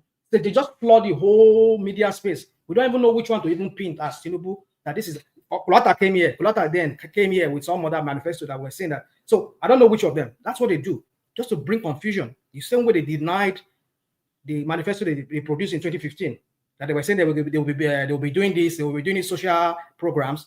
And they asked. The thing is, Tinubu has been fairly consistent. No, it's not consistent. I can go and bring you clips. It's been talking about the students' loan for the last 10 years. No problem. No, he has been talking about floating the naira for the last 10 years. It's okay. All the clips are coming out. I'm sure you've seen them anyway. So in that interview, that guy made reference to a page. He said that page 35 or 30 something. He said 30 something. There, Tinubu said that he will not remove fuel subsidy until the refineries are working. I don't expect him to be lying, because that guy came there with many facts. Are the refineries not working? Oh, yeah, they're working. So we have about 7 refineries. Hold on. When he removed it, was the refinery working? You see, they were working. You people like to do this. What about? You don't focus on the main thing. And by the way, Tinubu didn't remove it. Buhari did. So Yeah, I'm but sure you then know he that. came in. He can do a supplemental budget for the Prado that they bought for other house members. The beast that they bought for his one wife and for himself. Abi, he could do supplementary budget to get money to go and be renovating Aso Rock. But the people are left to smoke. I mean, to be eating air, to feed themselves with air. Abi, come on, woman, don't do this. This thing. It's okay. I know where you stand on that. No problem. Let's just do that. But my point is this: is that when we come here, when people like me come here and insult them and curse at them the way I curse at them, it's not because I take pride in doing that. It's just because our people are in a dark situation, in a dark strait. But be it as it may, people come here, they downplay it, make it trivialize it, make it like it's not as bad after all as we talk about it. No, it is. It is. Just Nigerians are just kind of people, like I remember some years, even under Jonathan. I remember one what's it called? Survey that they did. They said Nigerians are the most happiest people. And during that time, we're hearing bomb blasts flying here and there, and we're hearing of kidnappings. Nigerians are on the edge. We're hearing of Lagos State. The Boko Haram has come in there, and they were saying Nigerians still are the most. I was in Lagos at that time for some period, because I had to take some kind of. I have to stay away for some time from here for that period. I was in Lagos, 2014, 2015. They said Nigerians are the most happiest people. Well, you wonder why this is how Nigerians are. Like Fela said, they are these kind of people that are suffering and smiling kind of people. That's why we come here, we make it look like, okay, well, you're showing a picture of our friend, our sister here, driving through this street of Ikoyi. Is that all there is? Go and see other places of Nigeria. So let me not go too far, because when we start talking now, they will say, what about this, what about that one? But my point is this, woman, is that these people, they've mastered the art of propaganda, of confusing people, So for me, I know, what was that thing I was even talking about? So talking about this budget, yeah, we did not manufacture it, because at some point you were kind of insinuating that maybe it's another Radio Biafran thing. No, we don't come here and say things we don't know. I heard even like Ekene was saying, I mean, for a few minutes, because I can't stand that guy, that idiotic guy in Senate there, the president senator, Senate president, Akpabio. I was hearing Akpabio when Akpabio was reading, because it was just my mama, it was just churning my stomach when I was just hearing that. Because that guy, I can't stand him. It looks so. I get irritated when I hear his voice, or I even see the sight of him even irritates me. My point is, maybe you don't know. Well, my point is that he was reading it. We saw it there. He was reading some of those budget breakdown of some of the things they said. And then you were here saying, the one you people read here some few days ago was not. Why would we be surprised? Why would we be surprised? Because this is what the APC does. They will throw all kinds of stuff out there just to confuse the people. I was giving an example of Tinubu when he was running for president during the election period. They threw all kinds of manifesto there. This is what I want to give the president. Lata came here with his own. He showed us the one that Tinubu. When I compare that with other ones that maybe Fashola and other people they brought about, or this other group for Tinubu, this group of non-Tinubu, they bring all kinds of manifesto. We don't even know. That was why, and like I said, I don't like to repeat myself, but I'll repeat myself this time around. That was why Buhari was asked question. You said this in your manifesto. He said, what manifesto? He was denying it. Buhari Bubu denied it. Said he doesn't know anything about manifesto. This was the manifesto people drew in 2024 and 2015, 2014 and 2015 that you people wrote into power, and now you are denying it. That's what they do. That's what the Oloyibuku APC they do. They will do something, they will just deny it, and then they will bring another thing just to confuse the people. Now you're seeing what a Guardian said here. They have given rational my microphone today, not today. Yeah, not today. So my point is this. My point I'm trying to say is this: is that we'll see. I mean, we've seen what is going on with Tinubu and Sanwo-Olu now. We're saying,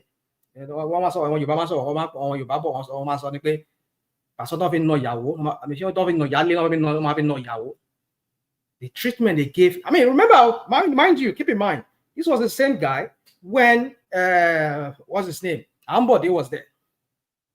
It was like, yeah, we will remove Ambode. Ambode must go. That kind of a thing. One shot there. I mean, they were traitors to Ambode. This was the same guy that was serving. I think Sanwo-Olu was also serving Ambode's government. But the treachery they did against that guy, and they removed that guy. The same one, that's what they're going to do to him now. He's not seeing it now, right? He's not seeing now that with Tinubu, there's nothing. There's no somebody waiting Tinubu throw under the bus. If he sees the need, he will throw you under the bus. I mean, we've said it that this is the same guy. I've said it many times here. Just look at somebody's pattern, what he has done over time. It tells you what you can expect of the guy. We've said it here that there's a rift between him and Shetima. People are denying it here. We had this our friend here. What's his name? From this our Fulani / Kanuri guy that came here first. I think that was when I came in, when he was talking. Ahmed, is it Ahmed? What was that guy's name? Is it Sanusi or Ahmed? That came here. The Northerners now they've had it enough of Tinubu. Other way they see that Shetima is going here, is going to where there is disaster, and Tinubu is not going. Is to tell you what is going on. Baba Ahmed himself said it here when it's not here. On several interviews that he granted after he left Tinubu's government.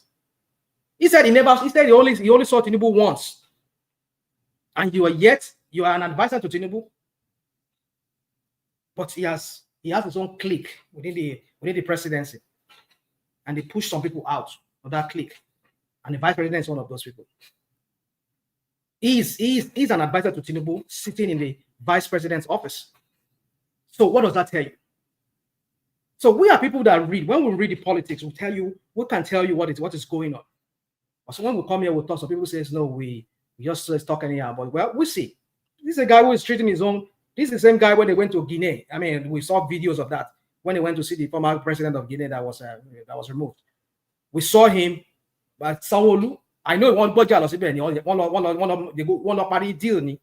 I know there's a deal going on among them because from that video I saw back then during the election, I know Tinubu. We know he's anticipated.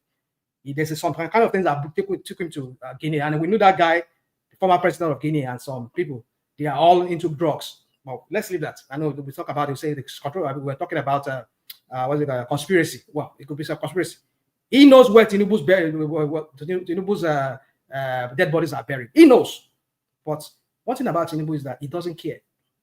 He has immunity. He's the president. Not anybody can do with him. So it feels now you can now tell someone who he is. And I know it's about this whole issue about how they were able to defeat him in Lagos. I think that was where the whole thing started from. Now culminating into this issue of Obasa issue. That they did without, maybe they didn't inform him, maybe he wasn't aware of it when they removed Obasa, which I doubt maybe he doesn't know about it. But I don't know. But my point is this woman is that you see, all this thing that Tinubu is doing is it's building up to culminate into his downfall. Omate, I said it. I will say it here. Let me play you this clip, Rational Mind. I've known Mr. President now for almost 32, 33 years. He's somebody who likes to take bold step and bold move, and he's a visionary leader. These structural reforms which Mr. President did, really, you must give him credit. Even his own enemy will give him a credit, because removing total subsidy, making it an open market, for Nigerians to be buying at the market rates, and also doing the exchange rate on top of that. On top of that exchange rate, also doing the removal of subsidy to some of us in the high class in terms of electricity consumption, because 241% increase wasn't really a small thing. But all these have actually been absorbed by people without burning tires, without this, so it was actually accepted.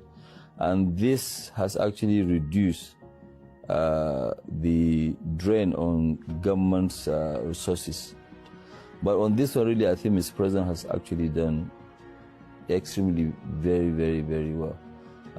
Because these were things that I thought they won't happen in our lifetime, but here we are. Right. So whose assessment of the Tinubu administration is greater, yours or the one we just heard now? Who do you think has a better understanding of what's going on? Woman, when Mele Kyari was there and his minions at the beginning of Tinubu's inglorious administration that we're seeing right now. We saw how the same guy you just played, we just heard his voice, how he came, he was lamenting on local TV station and international TV stations, TV networks. And he was criticizing Tinubu's policies and all the crap they were doing to him, all the politics around this, the refinery and all of that, buying petrol, being able to get crude oil and all of that. Suddenly now, because he has said something good about Tinubu, now he's somebody to be listened to. Come and spend me that bull crap. Thank you, Rational Mind. I was going to say the same thing. Nigerian politics. The richest black man in the world, the most successful. The most successful Nigerian. His opinion is less than yours. Yeah, right. I mean, when they call you to come and chop now, we saw Buala now. Buala was saying, say, give Tinubu 20. The idiot or mockery. Give Tinubu 20 years. You never do anything. That drug lord. I went to Chicago. I didn't know all that singing his praise today now. When they come here, come and chop, Joe, come sit down. Let them serve you food. What do you want? Okay, you want a 5 billion naira. But when Ronald Mockery went to Chicago, he was the first to declare that he went to Chicago State University. Okay. He went there, took a picture, went to that place. We're not talking about At least most people who were screwing that trash online, some of them were even... Wait a minute, madam. What are you talking about? Reno was the highest critic of Tinubu. You see what happened in Charata. What are you talking about? You may talk about that particular one that he went there. Oh, come on now. You need to call a spade. Because you don't turn around right now. Tell me the spade and I will call it. No, okay. What are you trying to say, Zita? I'm not going to argue with. Go ahead, Rational Mind. Okay, so my point is this. Sorry, let me get closer. Rational Mind has been speaking for the past 1 hour. Come on, Zita. Everybody spoke here. I kept quiet, and then don't tell me because I've been speaking. When they give you the floor, you spoke. I came here before you. Oh, you came here before me? Yes. Really? Yes. I think I was here before you because I was here before you. Really? Okay. So let me wrap up then. You see, my point is this. You see, one man is that I don't see anything good coming out from this guy. Tinubu has always been this propagandist, and that's what he does. He rules and he controls spaces with propaganda. There's not a substance to that guy. Look at what they did to that Lagos. See that Lagos Badagry Expressway that they've been doing for donkey years. That railway, that light railway, was supposed to extend to Badagry, but later they changed the whole thing. They were just playing politics around it. They were using it to campaign every year, from Fashola to Ambode, now to Sanwo-Olu, until finally it got done. But at least we know it got done, at least, even by their standard. They're not really, because that's what they light rail. Come to cities like where I live here, you see real light rail. Go to Vienna, go to anywhere, go to Frankfurt, go to Berlin. You see what they call rail network or light rail network. Not about that crap that they're doing there. But by the standard, you people will say they've done something. Well, let's give it to them. But my point is that they play politics with it. You commission only 20-something, is it 26 point something kilometers, and you are claiming you did 30 kilometers. And now after that, they carry all. According to the guy that went there, you don't go see any. They left the site. Nothing. No other thing is going on. You will imagine that after that 20-something they completed, you at least you see them still walking on. There was absolutely nothing going on. They've pocketed the money, Abi, and they've abandoned it. We'll see, woman. We'll all be here. We know it's building no road to anywhere. It's building no road to anywhere. It's just for land grabbing and to start planning for some things we are hearing now, some island that is trying to get for himself. We'll see how that goes. Umahi described it as a highway to heaven. Yeah, of course, now highway to heaven, right? Thank you very much for using that word. So it tells you that because does it get heaven does not have a limit. It's like the universe. It's not confined by space and by time. It's timeless. It's spaceless. So that's what they call it, space. So but let me not go into it. My point is this one, man, is that it's just propaganda this Tinubu does. That's what he does. They don't know how to do that. This talking. Actually, maybe we can set Chioma on that task to. Okay. Oh, from Olomole. Only security now. Only security, okay. Only security. I hear you. I hear you. Choma, you have security, don't you? I'm sure Choma doesn't travel without security. Only security now. Okay. All right. If you have the space, Choma, go and check out that super highway. Tell your driver to drive you on it, and then. What's good about the highway? There's no real track in it. I mean, 1 trillion over 1.1 There's a trillion. corridor for a rail track now. What do you mean? Dude, come on. You see, come on. But there's a real track in the design now. This is what Tinubu does. But is there a real track in the design? There's a real track in the design. It was supposed to be there at the same time. No, it wasn't. It wasn't there. Do you imagine the spend? That wasn't budgeted for now. They are building the highway and then they're leaving the 30 kilometers they built now. That's a 1.something trillion naira. For 1.something trillion naira. Where are you getting that figure from? Yo, that's how much he gave. That's how much he gave. Yeah, 1.something trillion naira was given out to Shagori for that construction. I mean, if you want me to go and dig it out for you, you guys just pull figures out of. Here you go. Here you go. One man. When we get the fact to you don't believe it. Can I ask rational mind a question? Okay, go on. Can I ask you a question if you don't mind? Go on, please, Remy. Do you know how many kilometers that coastal highway is at its of today from that Lagos end? Do you know how many kilometers they have constructed? And you also know how many kilometers they've constructed from the Calabar end? Also, yes, thank you. So let him answer that question. I don't know the Calabar end. The one we see. Know. Hold on. Don't give me that. I don't know. I'm talking about the one that they commissioned. And when Shagori spoke at their crappy, let me not say that their stupid conference that they had. So you did not answer my question. I can tell long. No, don't interrupt me, please. You asked the question. Let me give you don't start talking. I don't finish. You're interrupting me in the middle of when you ask me a question. Come on, please. So my point is that Shagori was saying, he said, we completed about 30 kilometers. That's what he said. I heard it. If you can go and look for that video where he was talking at that same place where Tinubu was, where they were having that conference, they were celebrating the whole thing. He said it there. So that's what he said. So I will go by what they say. I'm not talking about what you people come here, all you people Alagbado. You'll be talking, giving us things that we can't even confirm. You'll be saying that this also is somewhere. Calabar. How do we know Calabar? Where are the videos? Do you mind if I clarify something for you so that you don't just continue this path? I don't continue to spark. Okay, all right. So let me hear you. I'm sparking, okay, right? When they talk about 30 kilometers, they were telling you that 20 kilometers was constructed from one particular, maybe from Lagos end to the middle of that road, and then there's another 17 kilometers about. Hey, Remy, I came before you.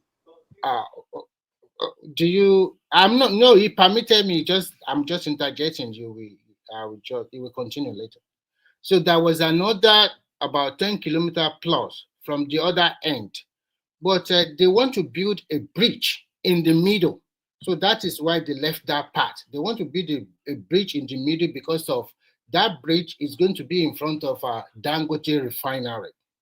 So when you put all the accumulated kilometers they put together, it's more or less about 30 kilometers. And I also want to tell you that they have reached kilometer 100, channel 100, which is about 100 kilometers.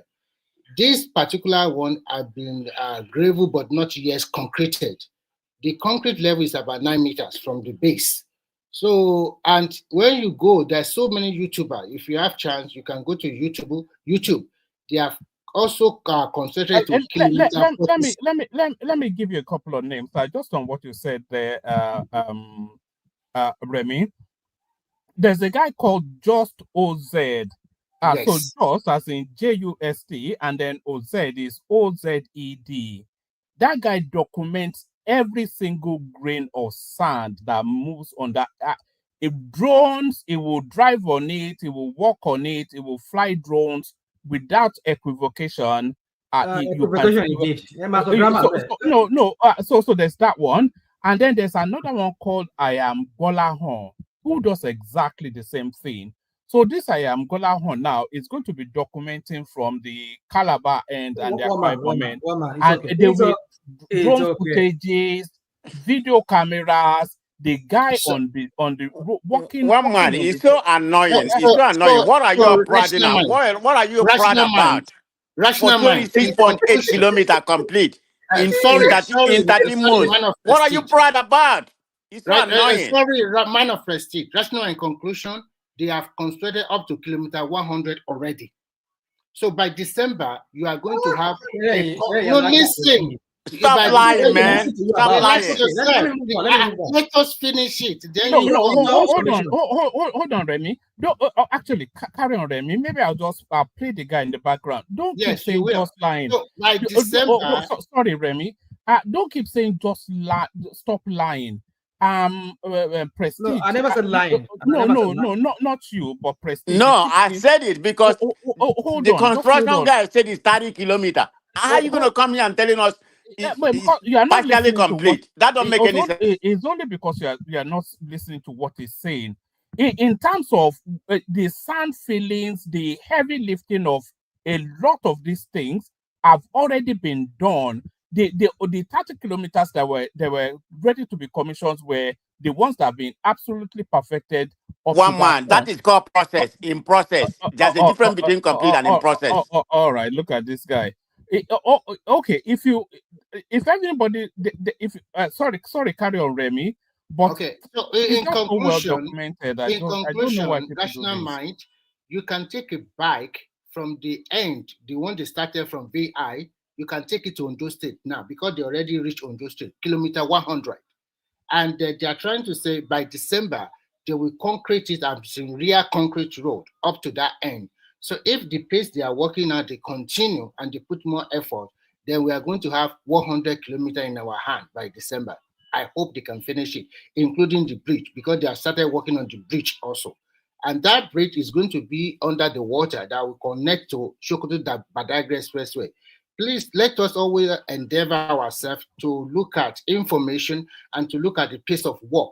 You might not like him, but you have to give it to him that this is a progress. Say me that last thing you're saying. That's me that last BS you're talking about hating him. Don't say BS again, because if I come at you now, it's BS, it's bullshit you're talking about. Your crap you're giving there. You can say what you want to say. So you say the truth is very bitter. No, there's nothing bitter about it. No. Your truth, your APC truth. Your APC propaganda truth. You all come here like as if you have seen some kind of kakas to patch on. Start talking about this your APC propaganda. It's okay, but we are telling you what Shagori himself said. Gilbert, I mean, it was Gilbert said. He said it. Was it Gilbert, the one that spoke in front of Tinubu when they were having that? He said 30 kilometers, and you are telling me on those state axis, and one man is showing me pictures here of just tank they pour. They never concrete them. They never even pour coat. They never put asphalt on it. You're telling me that on those axis, one bridge. Do you know how many bridges are going to construct to get to Calabar? Almost about 18 to 21 bridges. And some of them are as long as, even more longer than the Third Milan Bridge. At least almost like 5 of them are longer than that of. Especially that you see that Delta axis there to River State. I mean to Akwa Ibom State. That place alone has almost about 5 different, almost 5 or 7 different, 7 different longer bridge than this. What do they call them? That Lagos Bridge there, the Third Milan Bridge. You're telling me crap. Dude, it's okay. We all be here. It should be power. We all live to see what Tinubu. But I tell you, there's a pattern. Look at what he did in Admiralty there. Look at how he staggered it. He started from Ahmadu Bello way there, former Australian embassy there. The Tada road. They do a zigzag. They got to Admiralty there, and they stop there, and then they did from there. They get to Lekki roundabout phase 1, and they did it to some part of it. And what happened to the rest?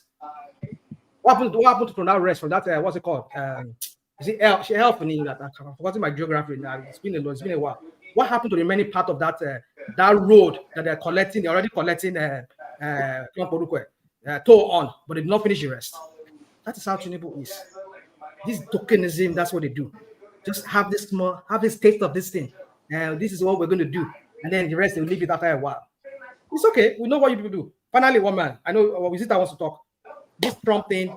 Okay, let me just leave it at that because I want to talk about Trump, but I guess I think Zita Yes, has it. we'll open it up to Trump.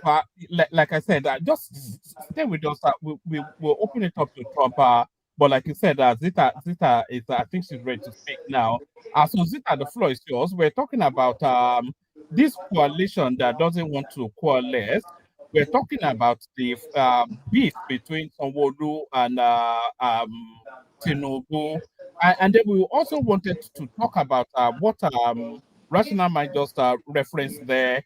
This just very ugly falling out between Elon Musk and Donald Trump. So those or whatever interests you, floor is yours, Zita.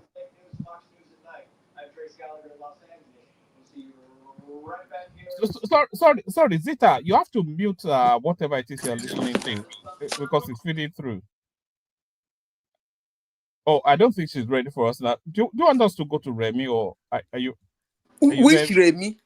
No, we were calling you now, but we were hearing your television in the background instead. I dozed off. Were you not the one fighting Rational Mind just now? When did you do so? Go to have you Zita. Did you see Kenya and Chioma doing fine boy, fine girl in Lagos? I saw the clip they sent to you. I saw it. I was doing something, but I looked at it. It was good. Good to know.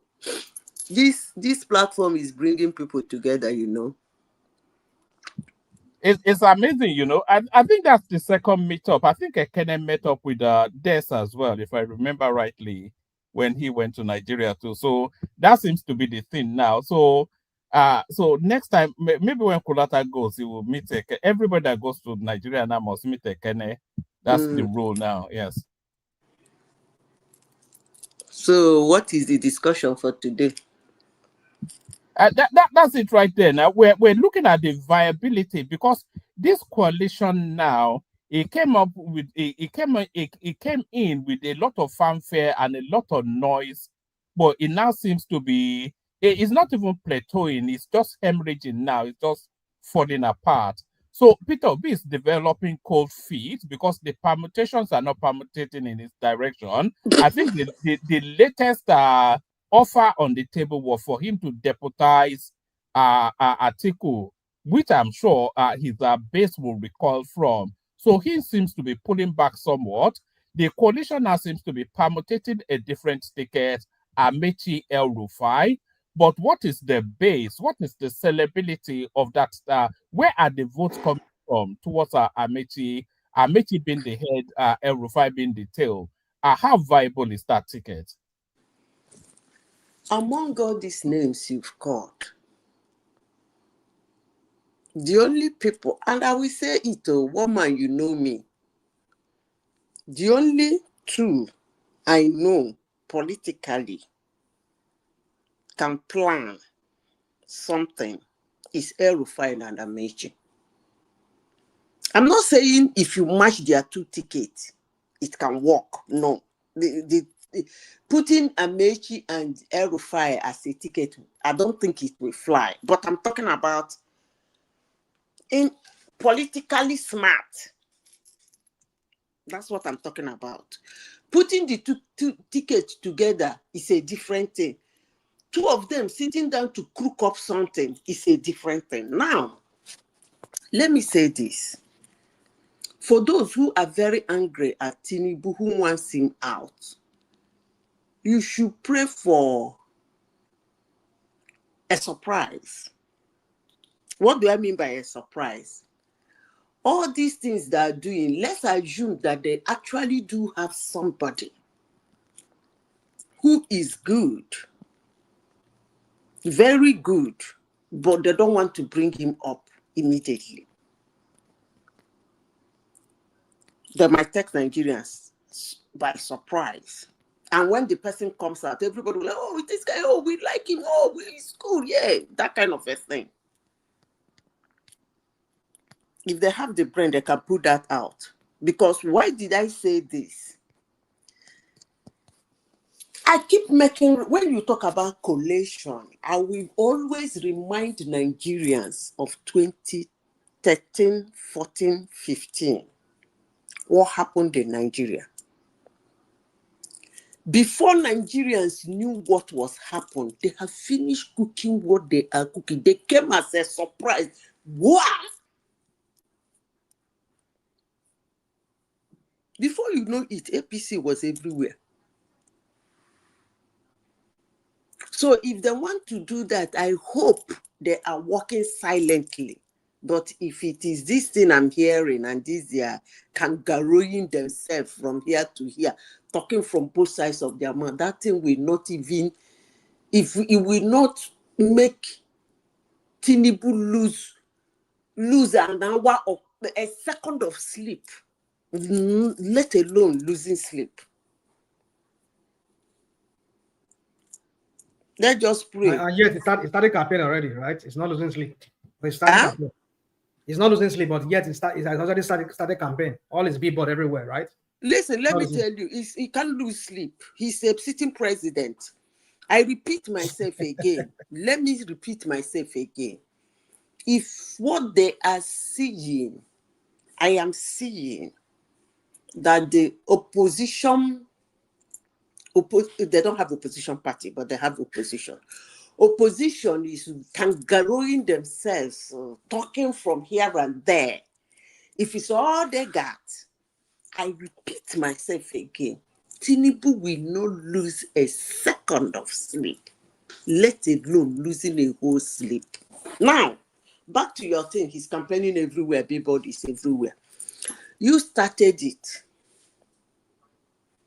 Rufai started the camp. They gave him the campaign. They have started their own campaign. He came out. He has to campaign. He wants to be there. It's not a question of losing sleep. Anyone you bring out, he will beat you at the game. So he has beaten them blue, black, and purple in the campaign. So that one is no longer flying because almost the whole Nigerian, almost decamped to APC. So the campaign, I don't think it will fly again in this election. Now, they have started the campaign. I heard I saw Amaechi's poster in the north.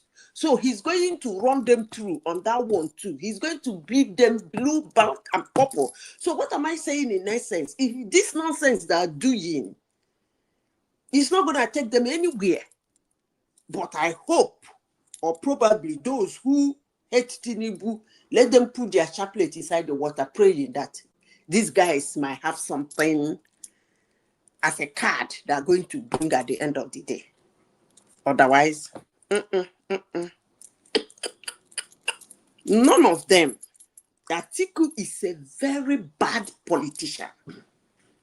He's a terrible politician. That's why he cannot win an election. He's the dumbest politician I have ever seen that was given several opportunities to shine, but he didn't shine. To think that that man edged out 2019 and edged out 2023, he should just go and sit down and keep quiet.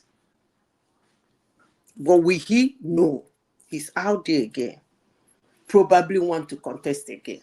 So, I don't know. But bringing Atiku for Nigeria, I don't know how that looks. But it's okay. Madam Zita, to be fair now, we heard about all this rankling going on. None of the contestants has really actually come and say, I'm going to be the president and this is going to deputize me. It's just all speculation. We know about the rankling going on. None of them has actually said, this is the position we have taken. You know, we don't need their planning secret. Nobody knows. Trust APC now. We know. We know. Let me tell you how you know. Let me tell you now, Haba. Let me tell you, we are in politics. They go for a meeting. Those guys are meeting day in, day out, night and day. And the moment they meet, the story sneaks out. That's why I came here the other day. Somebody was abusing the hell out of me. I don't really do care when they abuse me because actually, sometimes I do say things people don't like. So I'm ready to take the abuse. As long as you're abusing me, because I'm the one that said it, I don't really care. No hard feelings.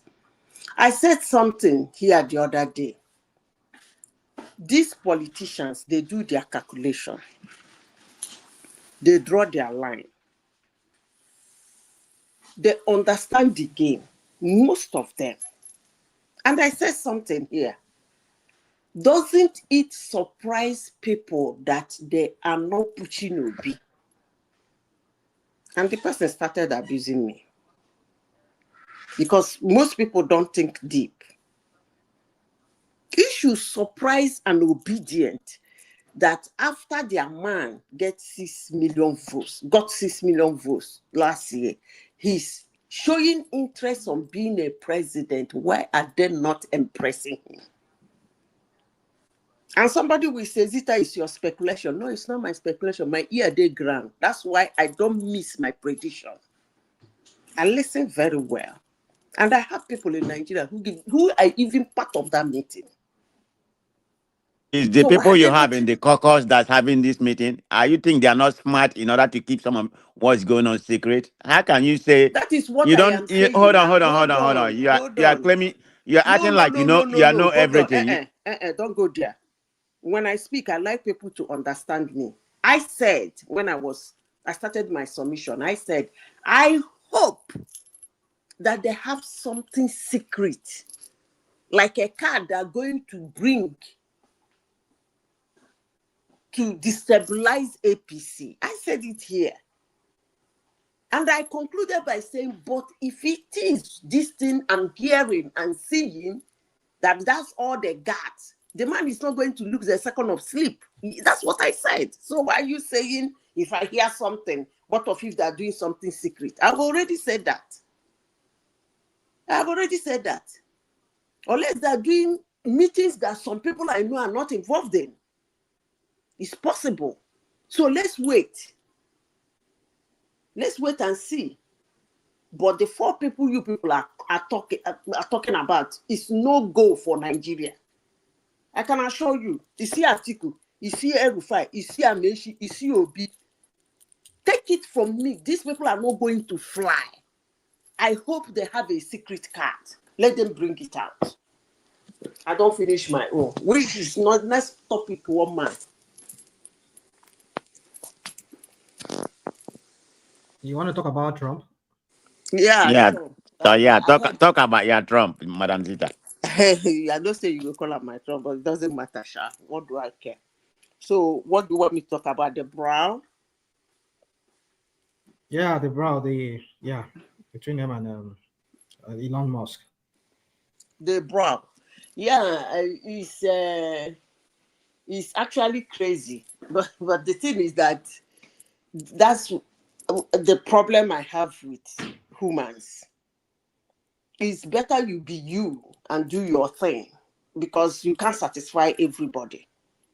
That big, beautiful bill, yes. Elon Musk is a very intelligent human being. But I know why he's angry, but I'm not going to say it in a global platform. Because if you are extremely, extremely intelligent and it takes you time to understand something, actually do annoying you, it can drive you crazy. You are looking at something in a different way, and all of a sudden, you notice that it's not actually, it makes you lose your self-esteem. Number one, they have a very good relationship. But Musk is angry for 2 things. Number one, the job he did, he wanted it to be permanent, which they might give that to him. Some of them might eventually be permanent. But they asked him not to worry. This is just the first one. More are coming. They still have 3 years more. They will pass 1 or 2 more bills, money-wise. Maybe that will include what is once anyway.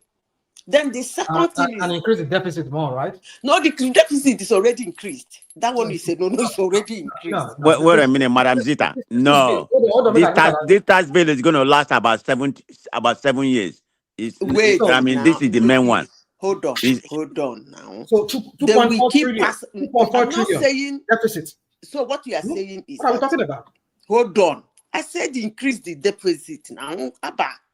But you just make it sound like there's nothing so big about it. You got to say this Hold guy is a on, big, beautiful craft. I mean, they call it. I mean, they're crap. They call it. I look, rational mind. This is what I don't like. When I discuss with people, we converse. It's a conversation now. That's why it should be you guys healthy. I interject, don't but like people all those interjecting you. side comment crap, blah blah blah. You just ask a question, and I'm trying to clarify. But I wasn't done. You had to button. But I wasn't done with my submission. What I was asking you. What did you ask me? Okay, go ahead. I said that you said that the bill at the beginning. You said it was a bill, big, beautiful, whatever you want to call it, bill. But I said that it's going to increase the deficit as it stands right now. It's going to increase. It's going to add about. It has already increased it now. 2.4 billion, 2.4 trillion added to the debt already. It's 600 billion that they added for now. Where are you getting this from? I don't know where you're getting this from. I mean, yeah, it's okay. I'm about to go and dig it out. Go on. Okay, don't worry. You know, I sabi talk rubbish. Let me finish my nonsense.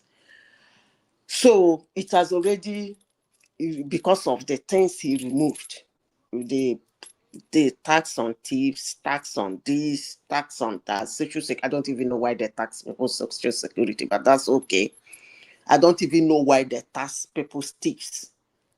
That's annoying. But over time, well, I don't know, but that's social security because you have paid your tax on your this thing. Why are they taxing it again? But I don't know. But all those things he removed used to bring more money. So the guy was angry that instead of the cutting down, that was the initial distance, the thing shoot up to the roof. So that was one. Two, he later on, after this, they did party for him on Friday. He later on find out that the EV mandate extra cash that enables people to buy those cars, that they knocked it off. I mean, he went crazy, according to them, and then started throwing tantrums everywhere. But one thing is sure, that if you look at those bills, the few I have seen, that's according to is it Rational Mind this morning? He said it's Trump's signature. That is Trump's signature. That's what he campaigned on. So I don't know why the world is having problem with all those things. He campaigned on it. He didn't waste word. Quite unlike some presidents. He was screaming the whole of America, I am going to tariff the heck out of them. Go and pull out it. He said it is his best English word and it is the best word he loved in the dictionary. That one, he said he's going to do the highest deportation in the history of America. He said it, he did not. He said he's going to empower the military, the United States military, as it has never been seen before. He said it. Madam Zeta, can I say something, please? Go ahead. Okay, to put something in more context. This tax reconciliation bill, if it pass, is going to last for 9 years. And this is the highest budget ever, and nobody can, even at all, let's assume Democrat come in, they can't change it because it's a law. So it's going to last for 9 years. And what this is going to bring, is the reason why it's causing this problem, it's going to decrease revenue by 4.5 trillion. And you know what that's going to mean? That's going to add to the deficit, with other things. So I'm just trying to give you the context. I understand what you're saying, but let me clarify something to you. That does not mean they're not going to pass other financial bills. But no one is going to, financial bill, but no one is going to come close to the reconciliation yes, of budget. course, now, that one is usually the biggest.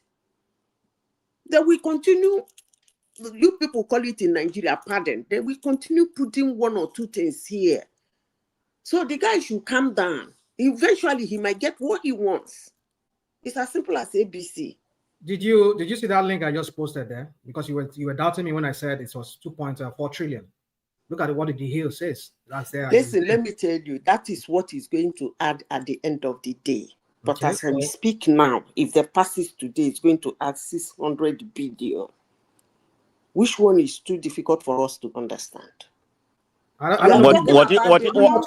Rational man, what he said is right. What he said is right. I mean, it's an incremental, right. Well, incremental, but at the end of the day, it's going to add 2.4 trillion. That is in the long run now. By the end of the that's what I'm 7 or 9 years, that's what it's going to add. So if it adds that, so what are we talking about? Hold on. These are the same people who talk about small government, leaner Hold government. on now. Calm down. Calm down. Let's explain. You see, these things are simple math. It's simple mathematics. It might not. This is paper calculation now. At the end of the day, the 9 years, it might not. Because other things, as it goes along, other things might come in place. Because remember, excuse me, these crazy tariffs that man is doing is bringing in money. The money has not actually landed by now. Just as we are projecting that this by 9 years is going to cause this. Those money coming in might have a dot. It might end up not being that. I'm that simple economics. But on paper, exactly, that's what it's good. That is, if that bill does very badly, that's what it's going to add. So I don't know why. I think he's coming around now. I think they're going to talk tomorrow. They will settle. The guy, the guy behaves like a big baby. So you don't think the damage to a certain extent has been done?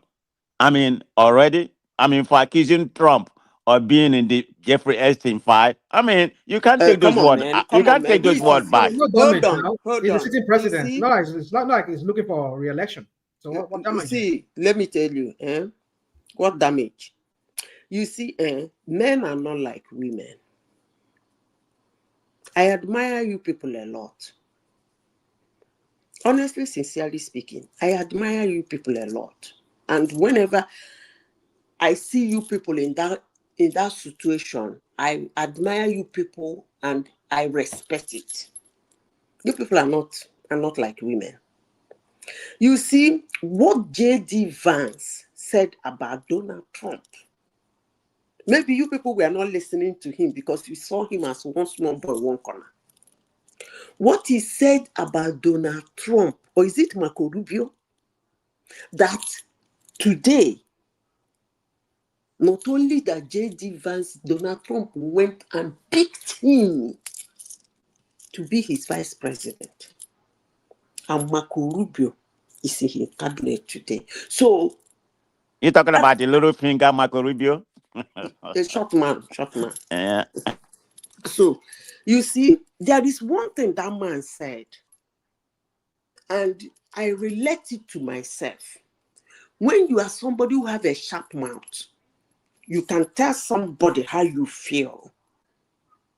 You should be ready to accept what they are going to tell you.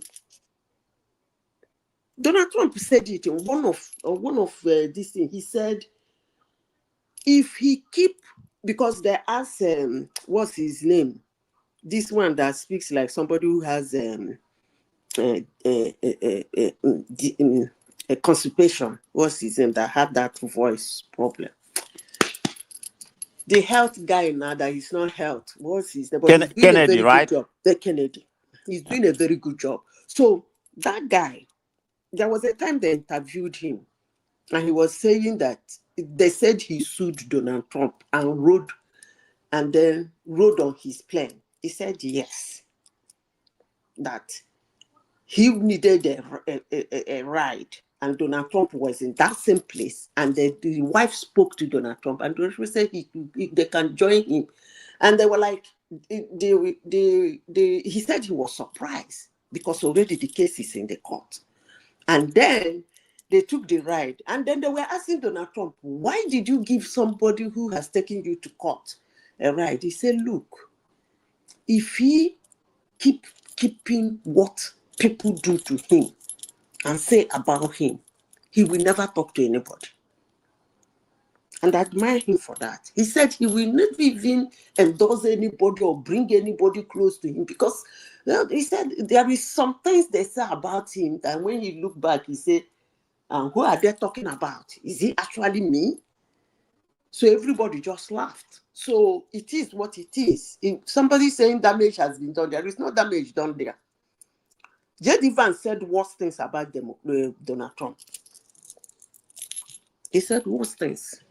Written today. And today, when you ask him, he will tell you that it's the press that deceived him to say all those things. He keeps saying it. That is what the press are pulling out about Donald Trump, and he believed it. And that was why but that when he, just like the man said, when you meet him in person, actually, he's a total different person. They will settle. Men are not like women. If you're a woman, hey, Jehovah Jireh, this case no go end though. Women, they will settle. And I think Donald Trump has one kind of spirit. I admire him for that too. Because the man wrote all the names they called each other in a piece of, in a paper, typed it out, went for dinner with him in White House, and gave it to him and said, you called me all this name. Can you please endorse it? The man endorsed it and gave it to him. That was the funniest thing I have ever seen in life. So he is that kind of person. I believe they will, because they said they're going to have a call tomorrow. You should call Elon Musk, call him and calm him down. The guy is freaking out. So that's the only thing I can say about that. He should call him and calm him down. He will still... But Elon Musk has a lot to lose. So I don't know why he's, No, going crazy like that. See, you don't do friendship. You don't lose a friend because you felt you are more important. No, that's no friendship. Nobody does that. If you understand what friendship is, friendship should not have an upper hand. Yes, we all agree that two strong personalities. Is it a friendship or transactional friendship? No, it's not transactional. I think they like each other. They met and like each other. Monitor two of them then. They met and like each other. You see, one thing the media is projecting about Donald Trump is actually ridiculous. Most people that have met, by the way, he was rolling with them before now. What changed was that he decided to be the contest for presidency. He rose with them. Remember when he Michael Cohen, is that how it is? Huh? Like you like Michael Cohen, the speaker. It's from our attorney, right? Come on, save me this. I don't understand what you're saying. What are you know Michael Cohen? He's the one that's saying he should pardon him. Pardon who? Pull it out. No, that's former Trump. That's former Trump lawyer. Pull it out now. When he was a businessman, Trump lawyer, Michael Cohen, the one that went to jail and came out. You don't remember? That's who Rajnama was talking about. And that's what I'm saying. Which one? Is it Michael Cohen? The one that went to court in New York? The one that he was former Trump lawyer when he was a businessman. That's what I am saying. Pull it out now. The guy is asking for him to pardon him because Joe Biden did not pardon him. Pull it out. And he might probably do that. Pull it out now. You see, when you keep humans around you, obviously you should know the ones that are important and the ones that are not important. But having a friend like Elon and Elon having a friend like Donald Trump, I think they should make up. This one is the most powerful man in the world. This is the richest man in the world. They have their personality. Sometimes ego might come in, but you shouldn't have friendship because you feel you have upper hand. If it is not, you are not his friend. That's no friendship. I don't think that's why they are trying to make up after a whole day of shouting match. No, I don't think so. A friend is a friend. That's why a billionaire can have a 7-year-old child as a friend. Every human, there is a lot you can gain from a human, let alone the richest man in the world, or let alone the most powerful man in the world. Every friend, do not I have to say this before I leave this topic. In my life, I had a reaction to tropical weather on my skin. It was so bad. I came to the United States. Do you know where they call Mark Alaba places? It's a hospital for skin. I went there. They treated it. They gave me something. They promised me that this thing is going to clear it. It was so expensive. When I came to Nigeria, I was using it. It wasn't working. Do you know who reset my brain? Rational mind. Hello? Oh. There is a cleaner in our office. A cleaner. I usually chat with everybody. The cleaner, the tea girls, Auntie Z, blah, blah, blah. Whenever I have something, I give them. So one day, I walk, because what I do is that, because it was very bad, what I do is that when I have my bad, I will make up my face. Immediately I rub all those things. It's tropical. I rub all those things. But elsewhere in my skin is so perfect. But that face, I went to the bathroom one day and I was complaining. The girl was using hand soap to wash her face. Hand soap. She puffed the hand soap and used it to rub it on her face. I was watching her. And I looked at her and said,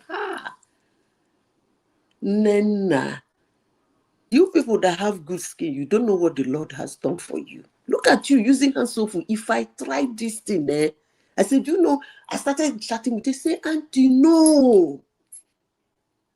If you rub look at me, at my level. He said, Auntie, if you rub the medicine now, you go live and make it work.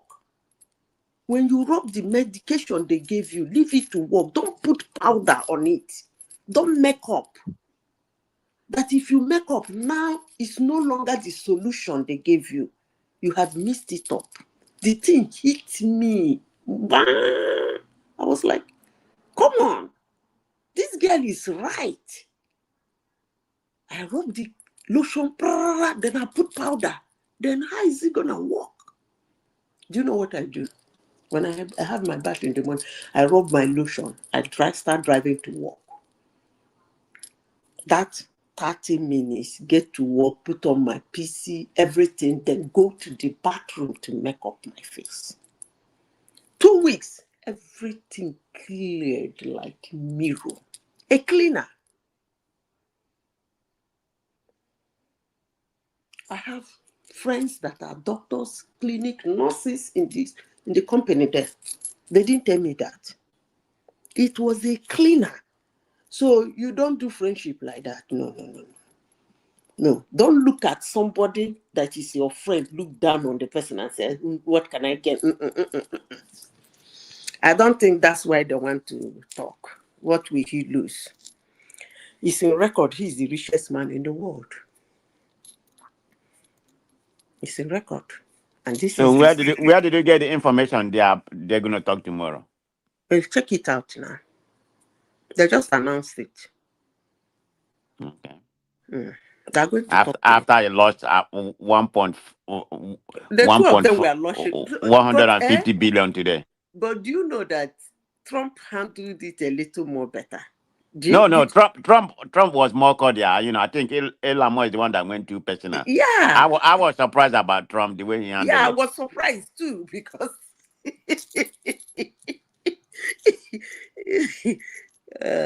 Trump can talk over bar sometimes. So I was surprised. He handled it very well. He said he has not even said any bad thing about him, but maybe that will come next. The guy just wire one bad thing about him. So when you say maybe we should review SpaceX contract. What does that mean? No.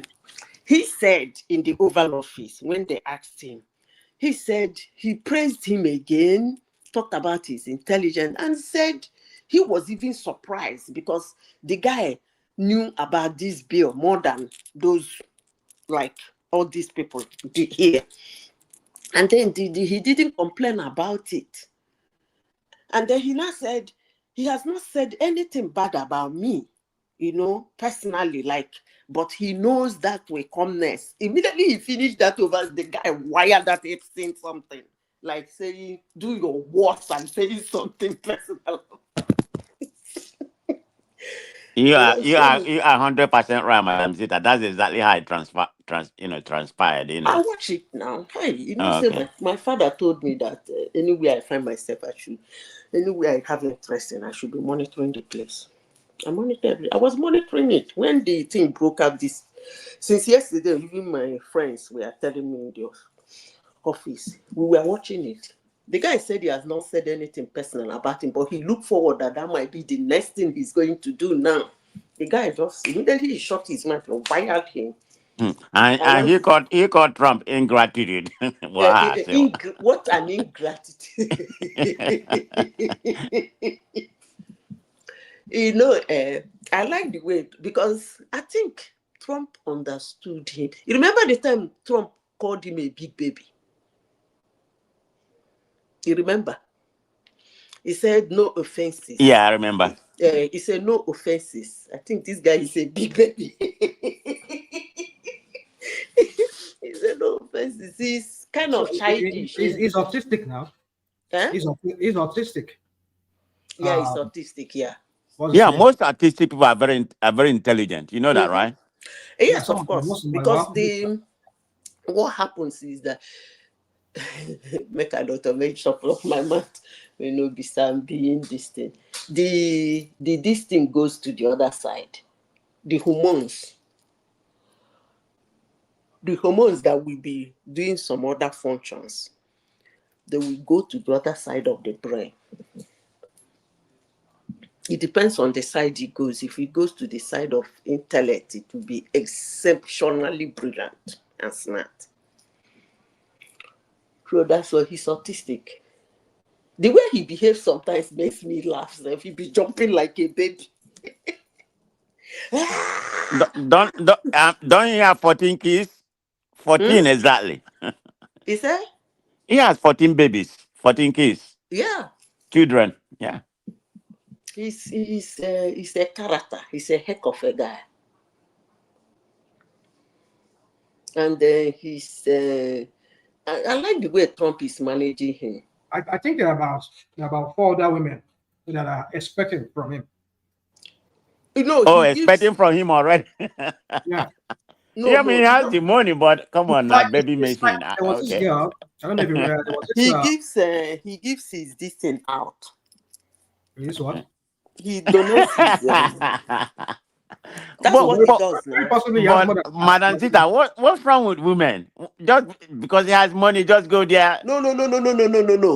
On the women's side, yes. Yeah. But on his own side, they have interviewed him severally about it. On his own side, I think the guy believes that he's extremely brilliant, intelligent, and smart. So he wants to produce more like him on Earth. You serious? That's what he said? Yes. Wow. Yeah. He wants to produce what. Oh my God. That's why 90% of the time he chooses the sex by himself. He does insemination. Wow. Yeah. He wants to produce. He does a lot of crazy things. Apart from that, he has always been talking about the world population on a decline. Yes, now. So he wants to. He said my own contribution now. You want to, Remy? We don't need their Lambo here, please. Just be listening. Not Jimmy doing my Lambo. I did not, Madam Zita. Because that's all you're gonna do. Come here and propaganda about Tinubu. Thank you. Nobody wanna hear from you. Let me say my own, and then you can go back to America. He might end up having up to 50. By the time he's 60, he might have 50 children. So let me just say a little thing, and then I will tell you my opinion about what is going on. Just my opinion. I do not have the full grasp of what is going on in America. But just the topic of today, I wanted to write it home. Rufai is just a placeholder. I've told you before that they are preparing Amaechi for VP role. And at the end of the day, Rufai will step aside and Atiku will be the presidential candidate. For and which then, party? The party they are considering is ADC. Are they okay? They are not. The problem they are having now is that they have not put their heads together very well. Some of them is trying to say, let's go and register a new party. Some of them say that we should go ahead with ADC because they are afraid they cannot use SDP. They thought SDP has been infiltrated. So they are going to ahead with their ADC stuff. So at the end of the day, Rufai will step aside and Atiku will come in. Obi is never in the picture. The reason why they did not put him in the picture is very simple. They look at the aftermath of the 2023 election and what has transpired in the last 2 years. They've seen that it does not have that block vote or that support base like 2023 anymore. So he himself knows it. So the best bet for him is that, and he also knows that if they are not even, they just consider him for VP role to Atiku. And he is not sure that the little support base he has, that there was that. Wait a minute. Hold on, Remy. Remy, we need to interrogate you. Hold on, Remy, before you go further. Let me interrogate you because what you said, it's not even make sense. It doesn't make sense. Let me interrogate you, okay? Let him talk now. Let him talk. Let him talk. Yeah. Because it's not making any sense. It's okay. Let him talk. Don't be too emotional about it. At the end of the day, what I see that will pan out is very simple. Atiku will be the presidential candidate of that party, and Amaechi will be the VP. Obi have to go to his party, go to Labour Party, or find another party to probably contest the presidential election in 2027. That is what's going to pan out. And Rufai will be their campaign director. And probably, if they win, will be the super minister, like the coordinating minister. That is how they pan out. So, unless Obi walk back to them, that is, even if he says he's ready, it's too late. They already kick him aside. So don't have any hope that Obi will choose Obi as their presidential candidate. It's not going to happen. And I will repeat it again. It's not going to happen. Number one. Yeah? Atiku, Amaechi, you might be right. But it's not going to fly. What? AD party. AD, that AD you are calling about, I don't know where you got that one from. Because if they want to form party, time is running out. They have to I did not say AD. Let me finish. You know the party ADC?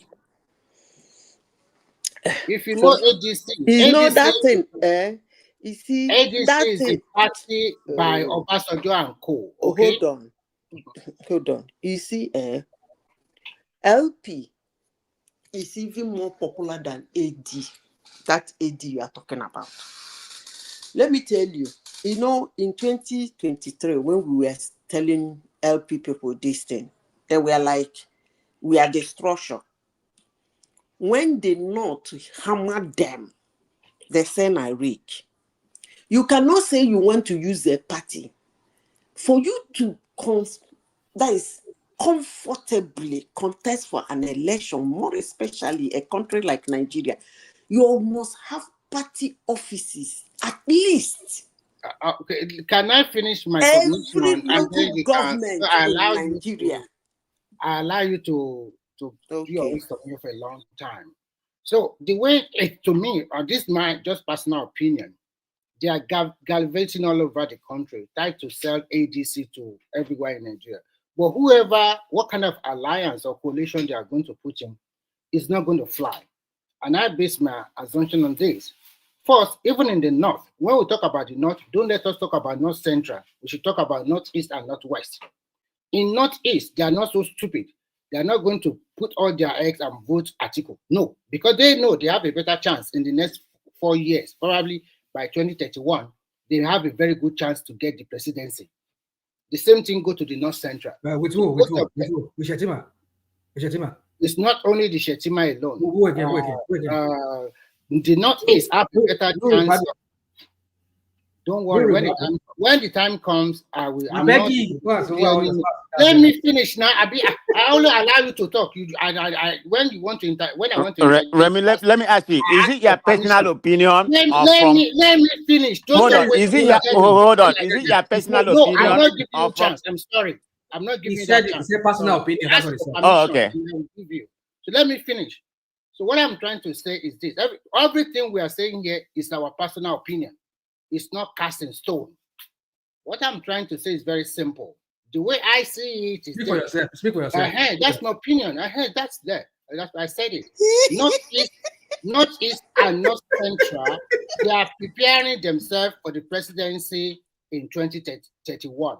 And for them to get that presidency, those ones that are interested, they need to put their weight in this 2027. And you will see them soon. So can you keep quiet and let me finish, please? Keep quiet for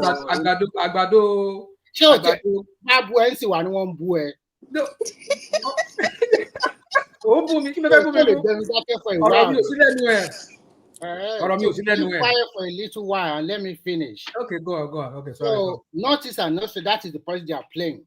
What is really panning out in Nigeria today is the fight between the Northwest and the Northeast, because they know categorically that if they don't fight this fight very well now, that presidency in 2031 is either going to Northeast or North Central. So what they are trying to do now is that pull Atiku and Amaechi together. But with that even enough for them to win Tinubu, I doubt it. Because first, the whole North is not in support of Atiku. Two, Amaechi is not popular in South-South. I doubt whether he can even win River State in presidential election against people like Wike, Fubara, and the rest. So the way it's pans out now, whatever they do, their chances is very limited. And Nigeria is more politically aware. It's not... You are trying to talk about coalition. The coalition you are talking about, you do not get your head straight. You are not putting it together very well. You are fighting who's going to be the presidential candidate, who's going to be the VP. This is not the way to go about it. This is total rubbish and waste of time, to be frank. So at the end of the day, they are giving the president... Huh? What's the concern with that? What's the concern with that? You support olórí burúkú ni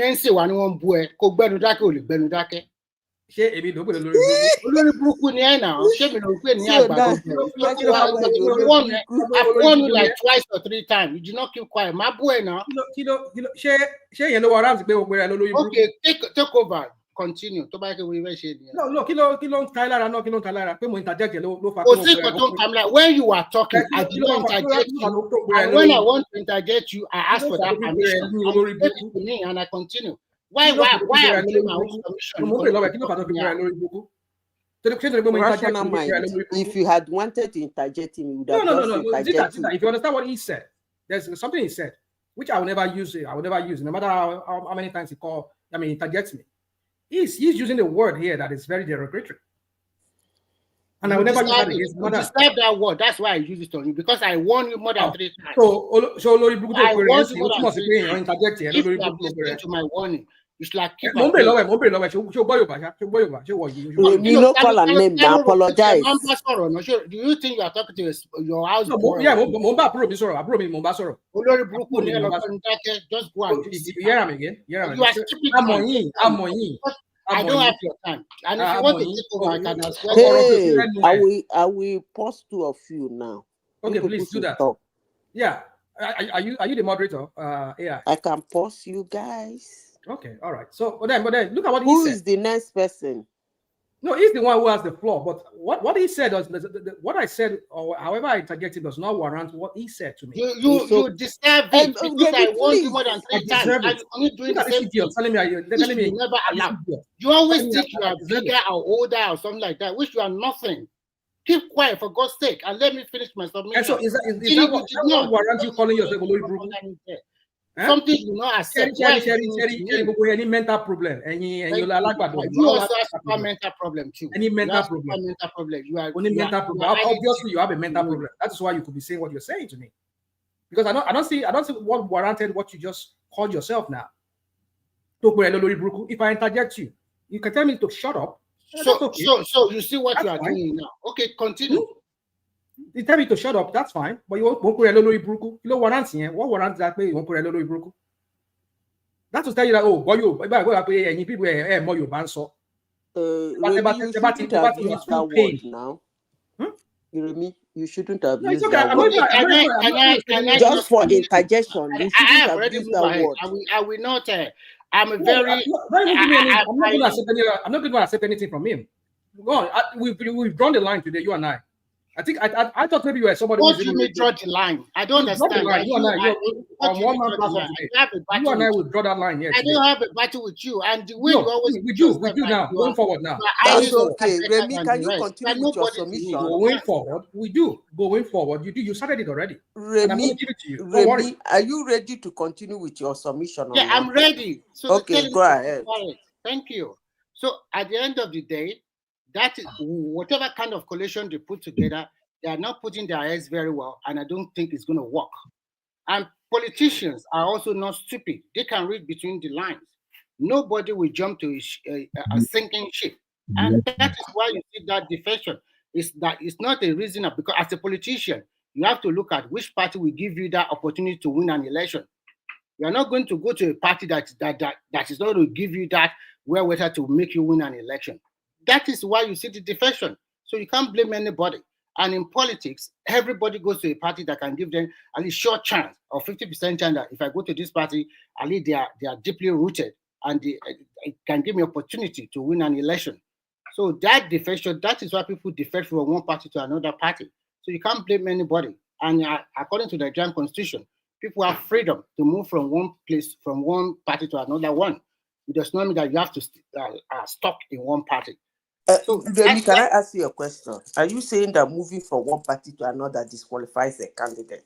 No, I did not say that. I said that according to the Nigerian Constitution, it does not disqualify them. They have a right to move from one party to another, especially if the party they are moving for have a kind of serious trouble or they are in crisis. So they can move. And when we look at today, can we say PDP, their house is in order? Or can we say the other party, their house is in order? No, they are not. So they have a right to move. So Makinde is going to be PDP's presidential candidate. No, for Makinde, I don't know what it's going to be, but maybe in their PDP, what I see that is clear is that PDP is not ready to give that ticket to Atiku. And Atiku, where did you get that one from? Okay, you will not. Okay, you will see soon. So it's a matter of time. So what I say is that Rufai is just a placeholder there in that whatever coalition they are doing. So no, placeholder where now? Which party? It's either in ADC or if they are lucky, if they can form a new party, but they are fighting among themselves that forming a new party now will take a long time and they are not sure that it will be registered. So they are going ahead with their ADC. ADC you see this thing you are talking, all this analysis you've made now, if it's actually what is on ground, then I just have to say that Nigerians, not even IPC, Nigerians should not take them serious. If all this analysis, because it sounds like a child's play. I mean, you want to form which ADC? Where is the ADC? I understand you, Madam Zita. What you are trying to say is that the party they are forming is not deeply rooted. But if you are saying that no matter what, they will still get vote. But is the coalition, is it good enough to unseat the incumbency? That is where we should go. For me personally, I don't think it's good. It's not good enough. Because there are so many political things on ground, because there are so many big weight that will contest in 2031.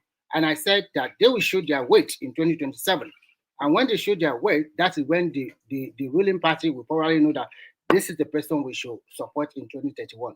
Guarantee that by 2031 is going back to the north. Unfortunately, for both Atiku, Obi, and the rest, the best bet is that 2023. And because they did not win it, nobody, no politician will tell you that Atiku will win 2027 election and spend 4 years and give it to Thomas, do you have the link? Somebody's asking for the link. So, I'll quickly go to what you guys have been talking about, Elon Musk and the rest. What I see that is panning out in America, just my own personal opinion, is that there is a disruption. And whether it's a reform that your current president is going through or is going to, I don't know. But what I know and guarantee is that the next president after this guy will have a hell of a work to do.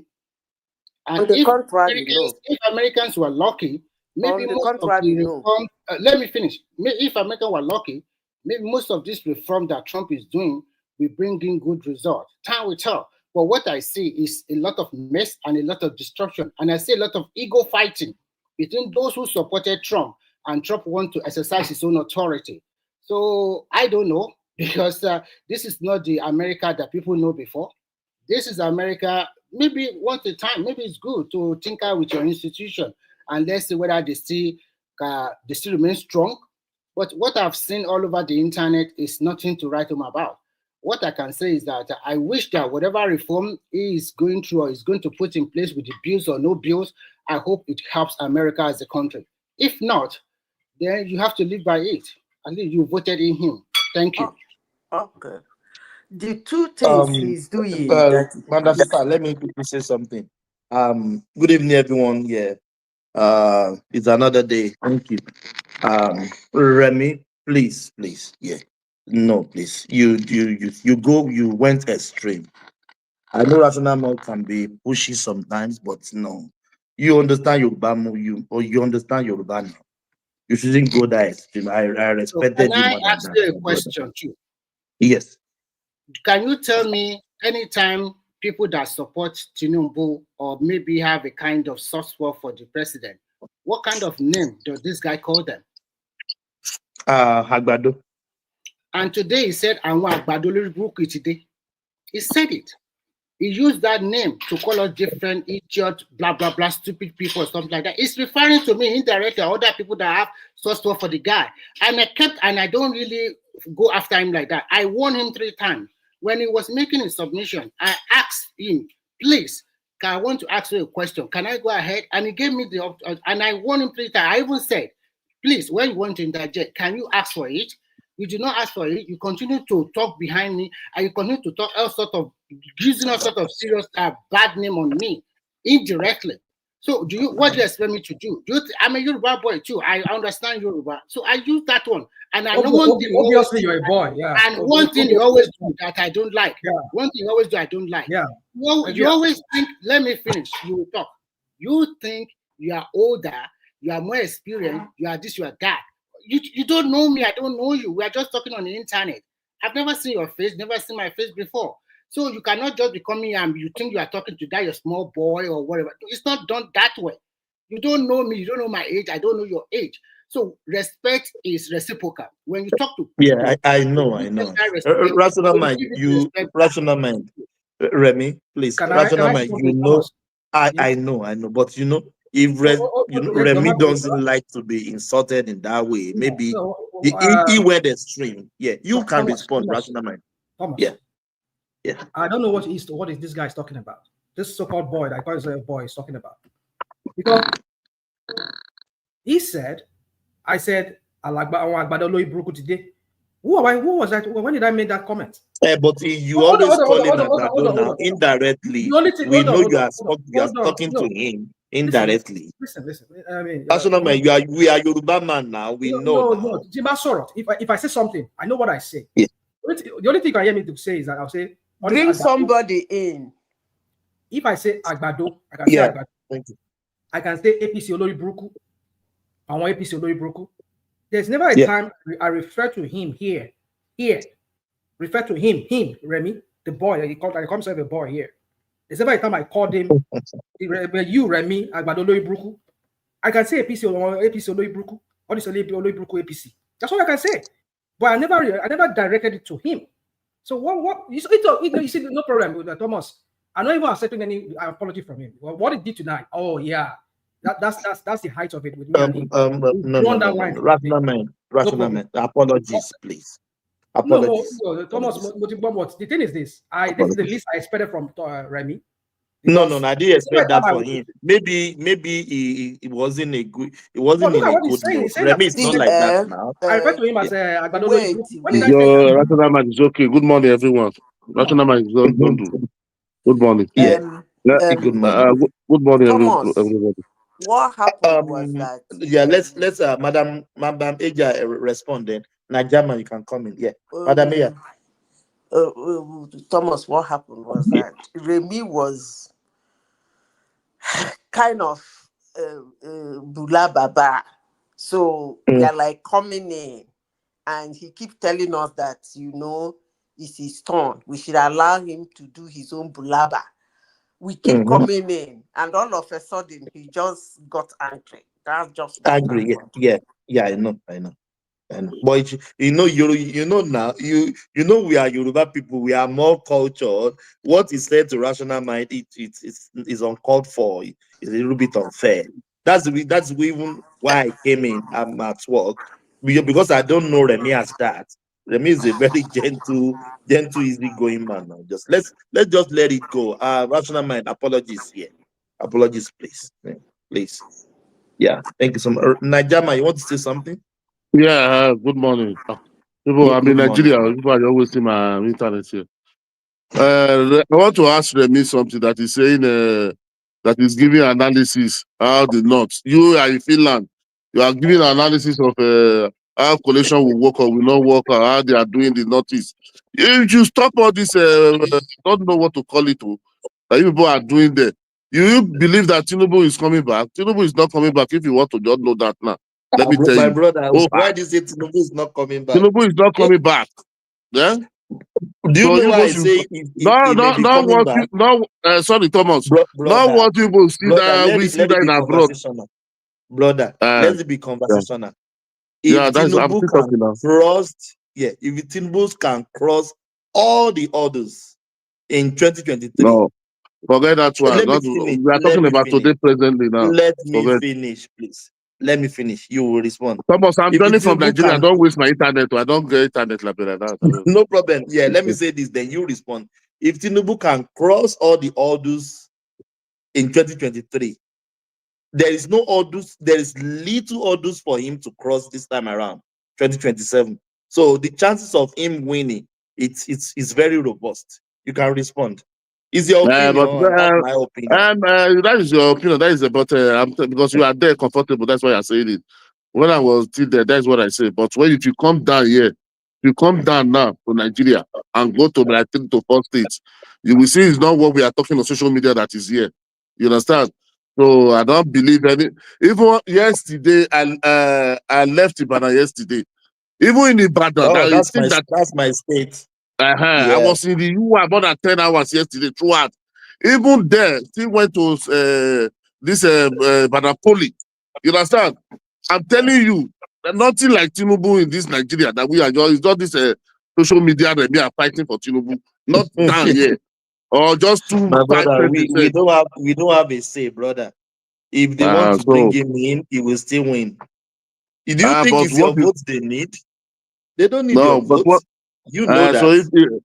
So okay, yes, we are right there. But if Remy is talking, you should know the way you should put it. I will say not a coalition will not work. The Nazis, No, assuming my you know brother, you that's went his there. opinion. That's his opinion. We can't.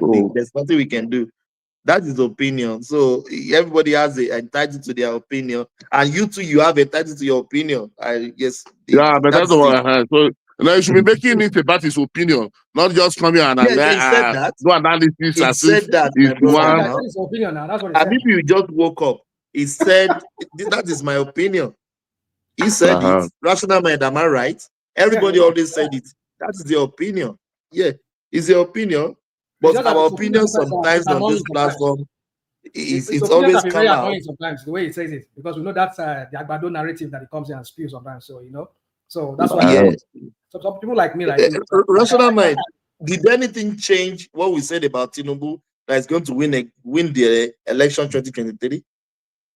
We are one of the platforms that say it's going to win. We predicted it. Yeah, but and he won. Okay, yeah, but the same But people. don't want rigged now. That one was rigged now. Like Which one was rigged? Thomas, you said Obi will not get up to 1 million.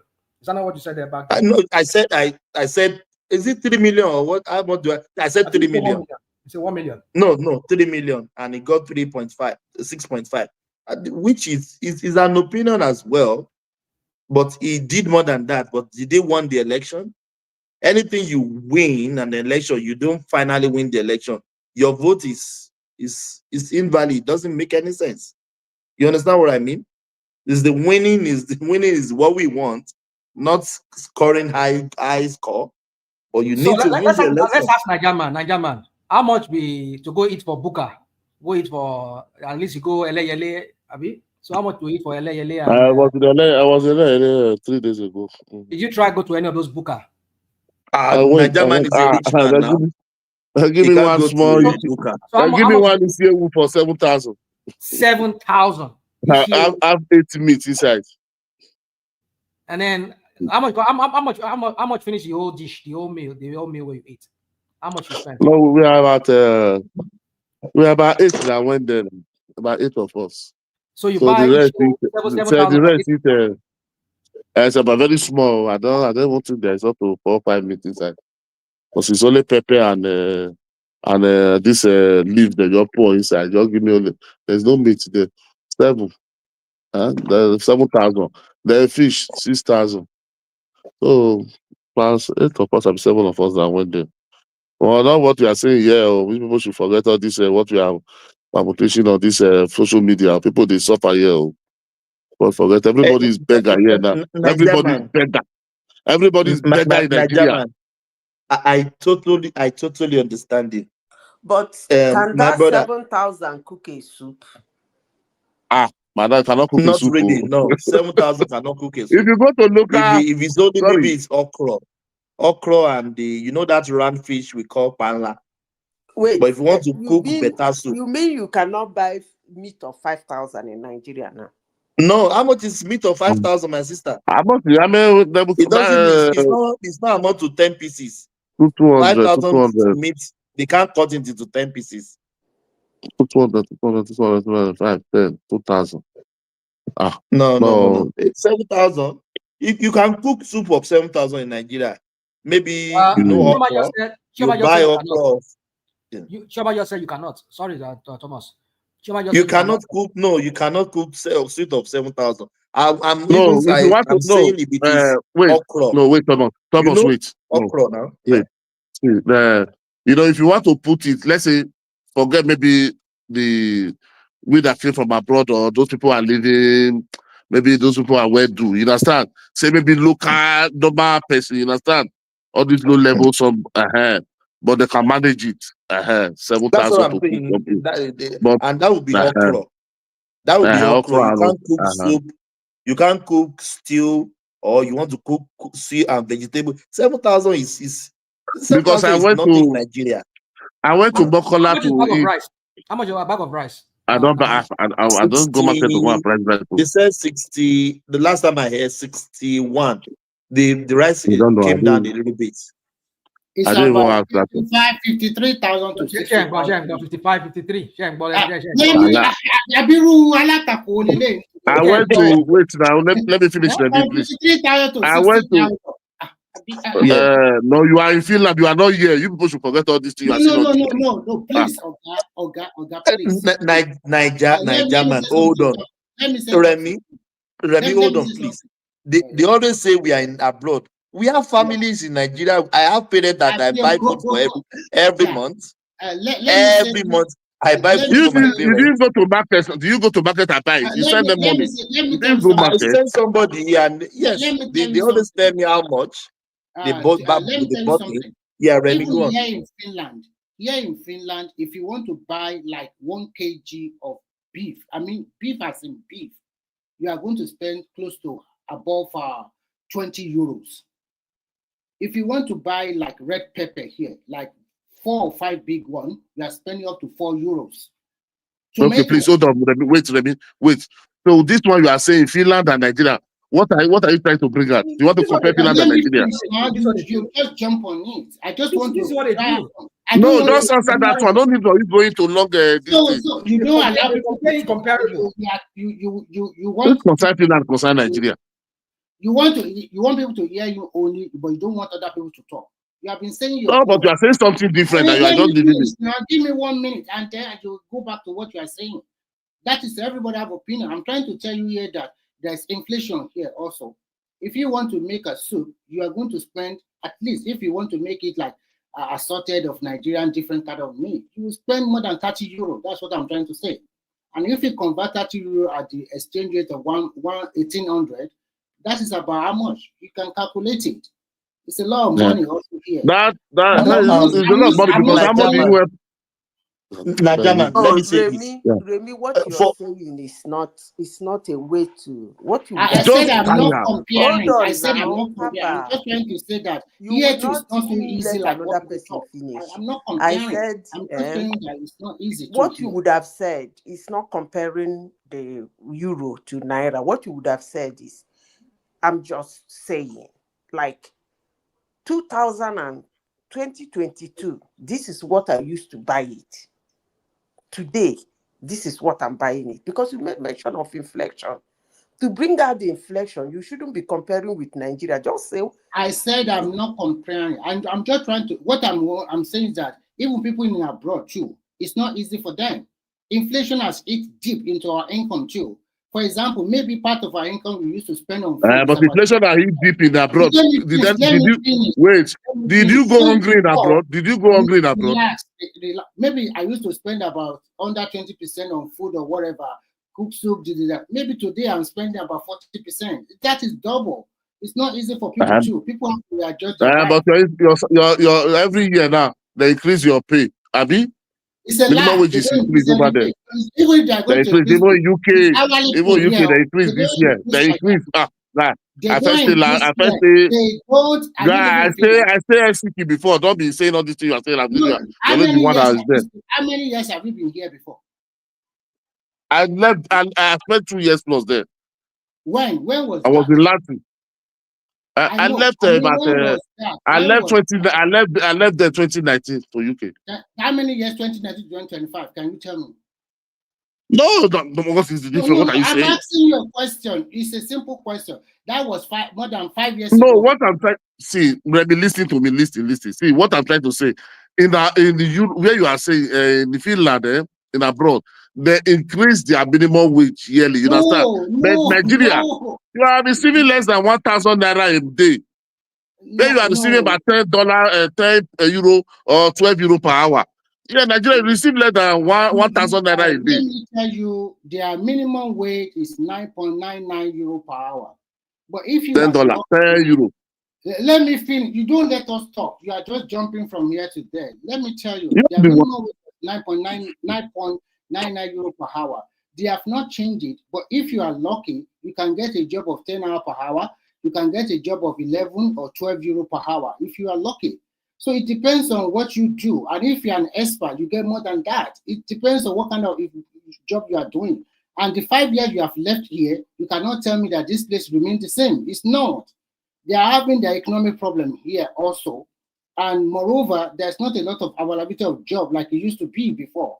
So every European country are also suffering. You cannot go But to there's no availability of job, but there's welfare for those who doesn't have job. There is welfare for those who doesn't have let job. me tell you, let me just give you a piece of news that is going on now. Let me give you a piece of news that is going on here now. In all over Europe now, if you're on benefit and you do not get a job for 3 months, they ask them to go and look for a job for 3 months. If they cannot find a job for, it just started this June. If you cannot find He said all over Europe. Stay where you are. Don't say all over Europe. I've been abroad too. Let me finish now. I've been around when you're Let's say everywhere you go. Say where you are. You say something now. You say all over Europe. Okay, continue. Whatever you don't want me to talk. Let him learn. Let him talk his Agbado talk. Let him learn. Go on, Remy. What the new law now says that if you cannot find a job in 3 months, even if you have a permanent residence or whatever, and you cannot, and you're on benefit, you cannot find a job, they will give you, they will revoke your resident permit here in Finland, and then you go back home. And then I read it, it's an EU law. So most of them, some of them have started implementing that law since last year. Finland just started their own this year. So what I'm trying to say in a nutshell is that we also have our own economic problem here. So everybody readjusts their life. So it's not that it's so sweet and El Dorado here too. It is people that plan ahead and plan their life very well. You're able to wriggle when it's tough. That's what I'm saying. I'm not saying that Nigeria is super El Dorado. As you are saying, 7,000 is nothing, but 7,000 is also a good money for other family that they can go buy. So we all know that even when you went to Nigeria, you went to Isio shop. Before you get there, there are some people patronizing those places. And most of the people patronize those places are Nigerian, living in Nigeria. Living in What kind of people are this guy read Nigeria? No. Oh, do you hear what I said now? This guy, Remy,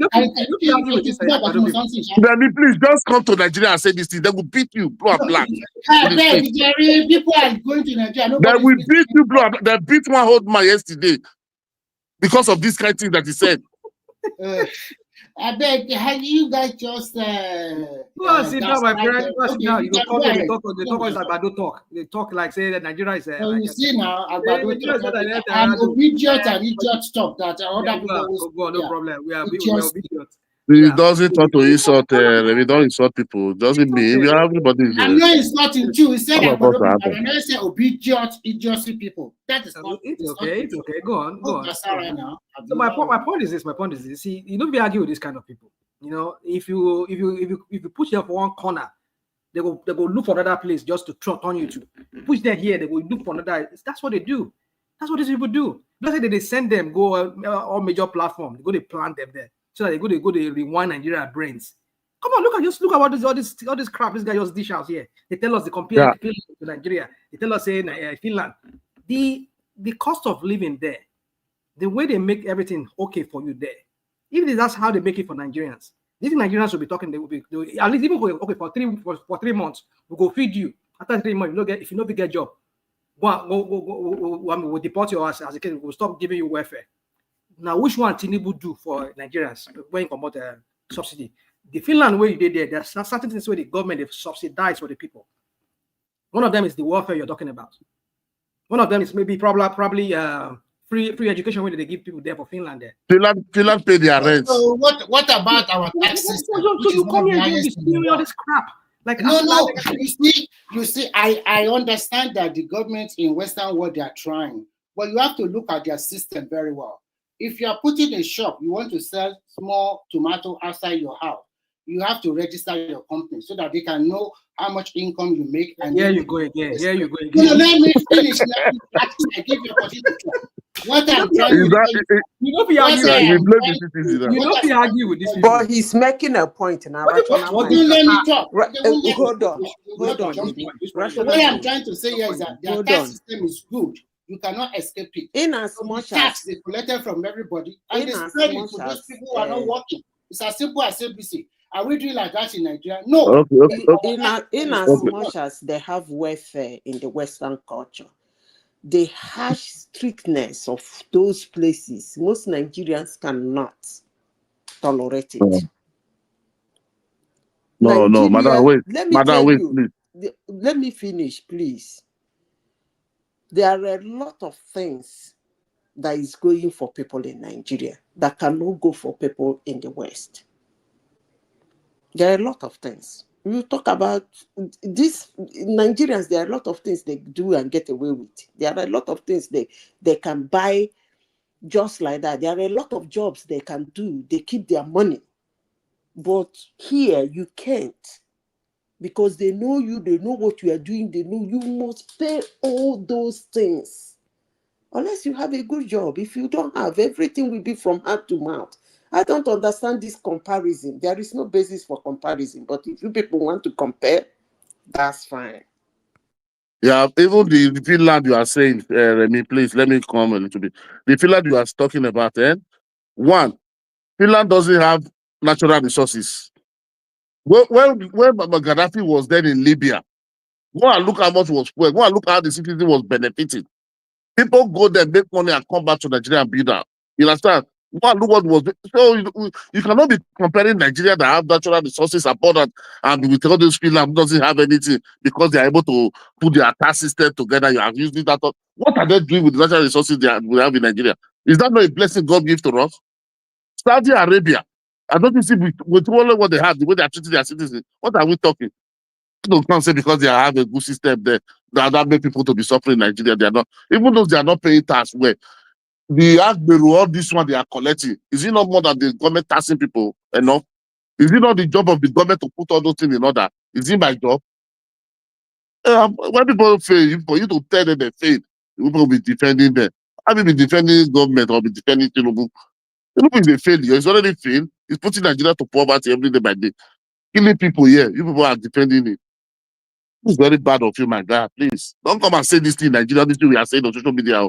When they will deaf your head, you know, will think that I listened to this one very guy yesterday. He said something which will be always been, but there's a way he put it, which is what we've been arguing on this platform here with some of these people like Latan and this our friend from Finland, Remy, that you have an economy with a GDP of about, when you people collected it from Jonathan, was almost $500 billion, $500 billion economy.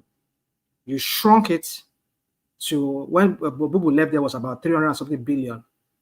When Tinubu took it over from Bubu. Now Tinubu shrunk that economy from, because of $10 billion, just because of $10 billion where they pay on subsidy. You shrunk that economy from about $300 billion to 100 and something, according to IMF, according to IMF, 160 or 180 something billion dollars. Look at that margin.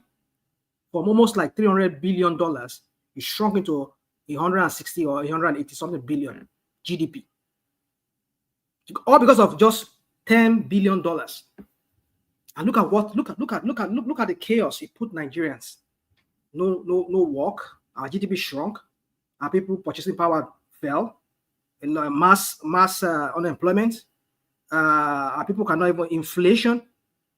Is it worth it? Is that 10 billion where you go just go borrow to pay these idiots? Which if you do it very well, you can still shape it down. If you block all those loopholes where they bring in fuel, where they don't say they bring in fuel, where they not bringing fuel. If you really want to do it, you can still send EFCC to go and be monitoring everything. Send people to go and monitor. You still shape it. Okay, let's just assume that at 10 billion you go pay every year. Is that 10 billion? Is it worth make you shrink that GDP down? Make it turn people into poverty? Is it worth it? So you see, that's the thing, that this guy is a failure. He doesn't even understand what he's doing. But you people will come here and say, he removed it, it's a great thing. He removed it, but at what cost? That's the question. At what cost to the people of Nigeria? At what cost to the economy? We saw a mass exodus of so many multinationals out of Nigeria. They left Nigeria, and that resulted in so many factories closed. That resulted in so many Nigerians being unemployed. So you see, that's what you ask yourself, that question. When the guy put that thing, he put it, I said, this is what we've been arguing about. At what cost? Just $10 billion so you can go borrow, pay subsidy. You shrink our economy down. You turn our people into into a masses of in penury. So there you go. But when you ask all these about other people, they will come with their excuse. Yeah, remove a float naira. Can you see that everything is, but at what cost? How is it faring for Nigerians now? And where is that light out of the dark tunnel that we're going? At the end of it now, as fuel, you want to go and buy petrol in gas station, in a petrol station. How has that brought the petrol price down? Now, how many people, even the people you say you're paying 70,000 naira, how many people are being paid that 70,000 naira? Maybe ordinary, maybe federal workers. A lot of the people working in factories. Yeah, some of them are still getting 30,000 naira, 40,000 naira paid, 50,000 naira paid. I know somebody will they drive for one microfinance bank for Nigeria there. They pay 60,000 naira. Just imagine. I didn't get wife, I didn't get pikin. I ain't going to feed them, paying house rent. So these are some of the things you people need to think about. But you say this guy is a master strategist. He does look at all the crap he's doing in Lagos. He's building a road. That money, if you inject them into the economy, you create some kind of things. If we want to discuss economy like that, I want to ask a question. Yeah, go on. From the time of inception of Nigeria, is the plan still the same up to today? Of course, the prices of things have been increasing from one government to the other. So that's not the way to compare government. Things are expensive. Nigerians cannot, the purchasing power is low, and the money the So cash what brought about at the hand. Hold what on brought about now. the Let low? me finish. Attack upon attack. We could now wait now. Tinubu's No, no be government is attack. not No be totally, attack. I dey ask you it's question.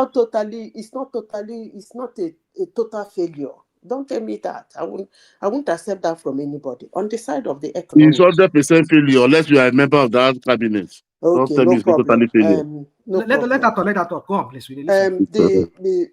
The part of economy, he's not doing so well. Economy and security, he's not doing so well. And because of that security, he's not handling well. It's actually affecting the food badly. So if he can do more in handling the security, so that Nigerians can move about, do their business without looking at their back, that will go a long way to helping us, because if this insecurity continues like this, the food scarcity will be worse than it is, and it's not going to stop with Tinubu until it's sorted out. So on the area of economy and security, he's not doing so good, but in health and education, he's doing perfectly well. More especially in health, because that is very important to me. Education and health. Now, person where their life, they shop food. So I give him credit for those two areas.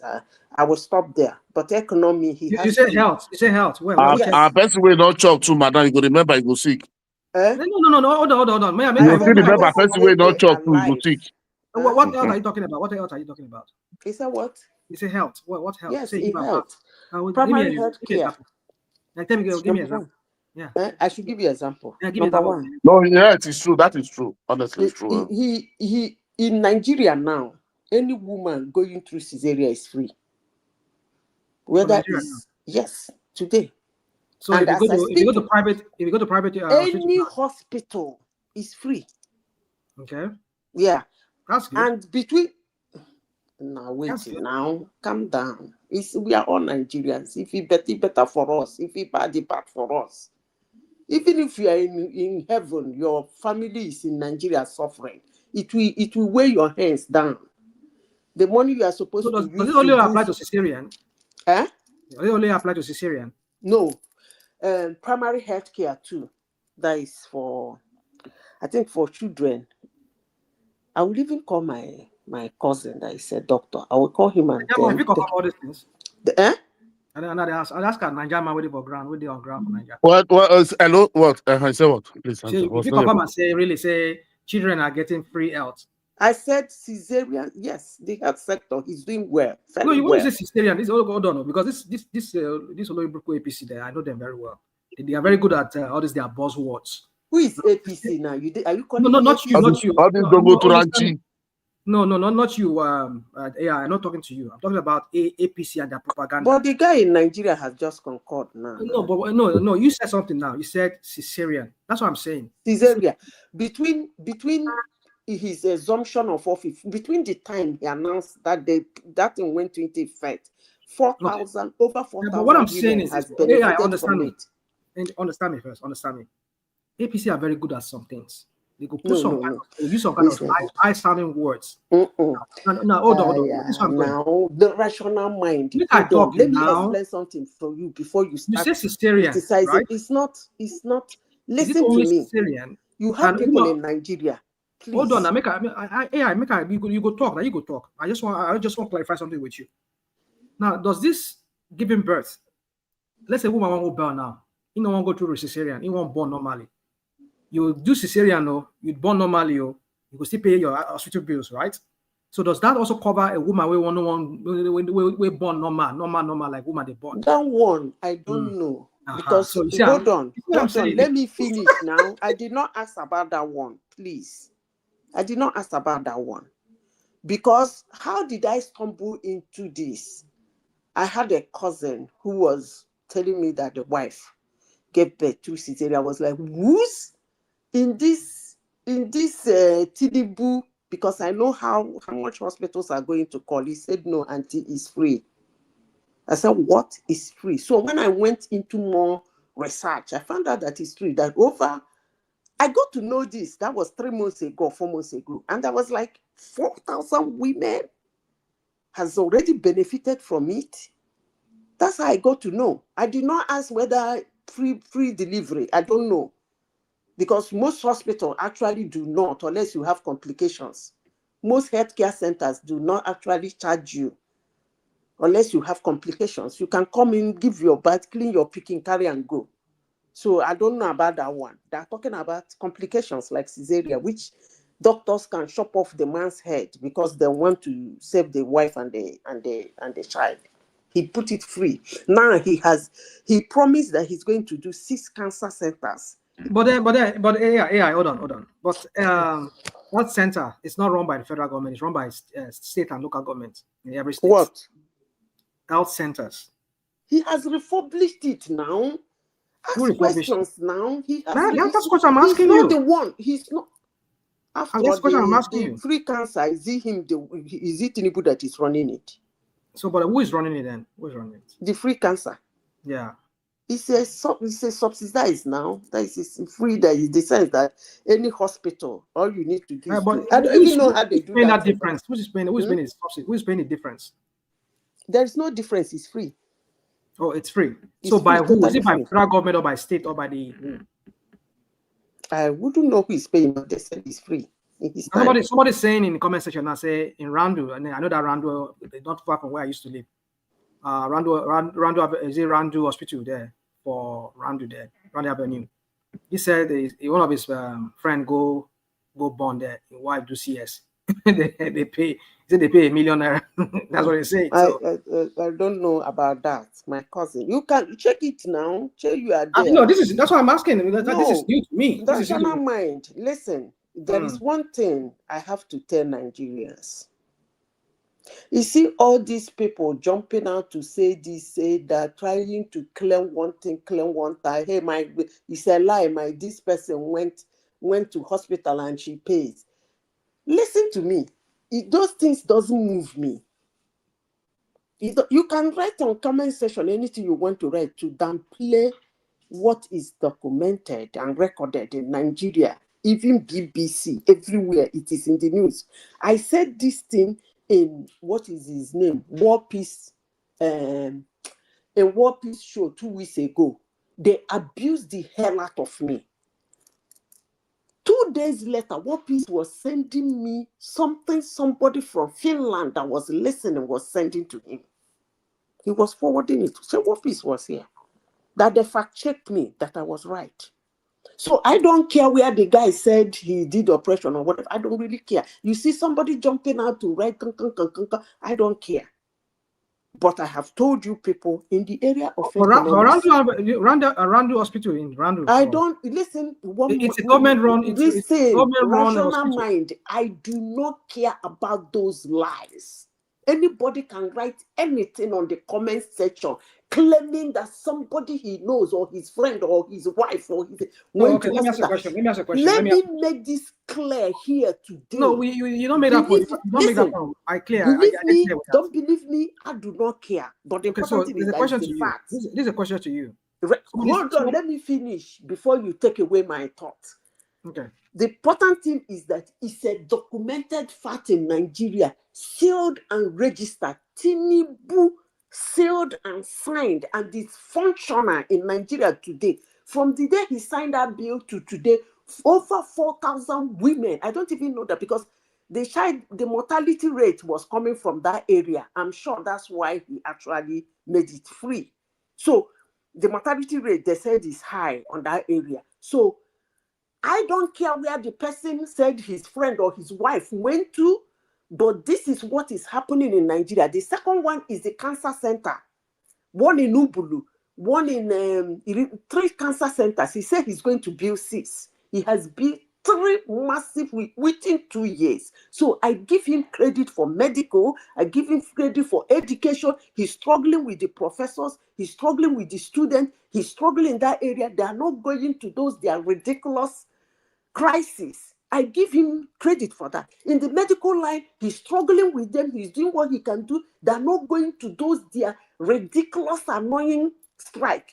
I give him credit. But in economy, he's not fantastic there. He's not even doing good. In security, no, it's a no-no for me. So anybody who is sitting down in comment and trying to make no nonsense of it, to make it look rubbish, rational mind, I'm not here to wash word with the person. Yes, let the person continue paying. Hallelujah, praise was your asking God. you. Somebody's asking a question here. You went to Do you understand public what? hospital and your wife paid 30, public hospital, 100 million. Nah, these people go kill me for this year. You know the value of that naira where you even talk about. You know, did you think the 1 million naira where they use Oh like my goodness. I beg, rational mind. You see, do you want to ask me a question? You can the ask. The question is this. Somebody's asking, and I want to repeat that question. So does Zita know what an healthcare system is and what it means? Because the one that tell the person that I said I don't know. APC are doing. Hold on. This when I said not you, I'm talking about the APC.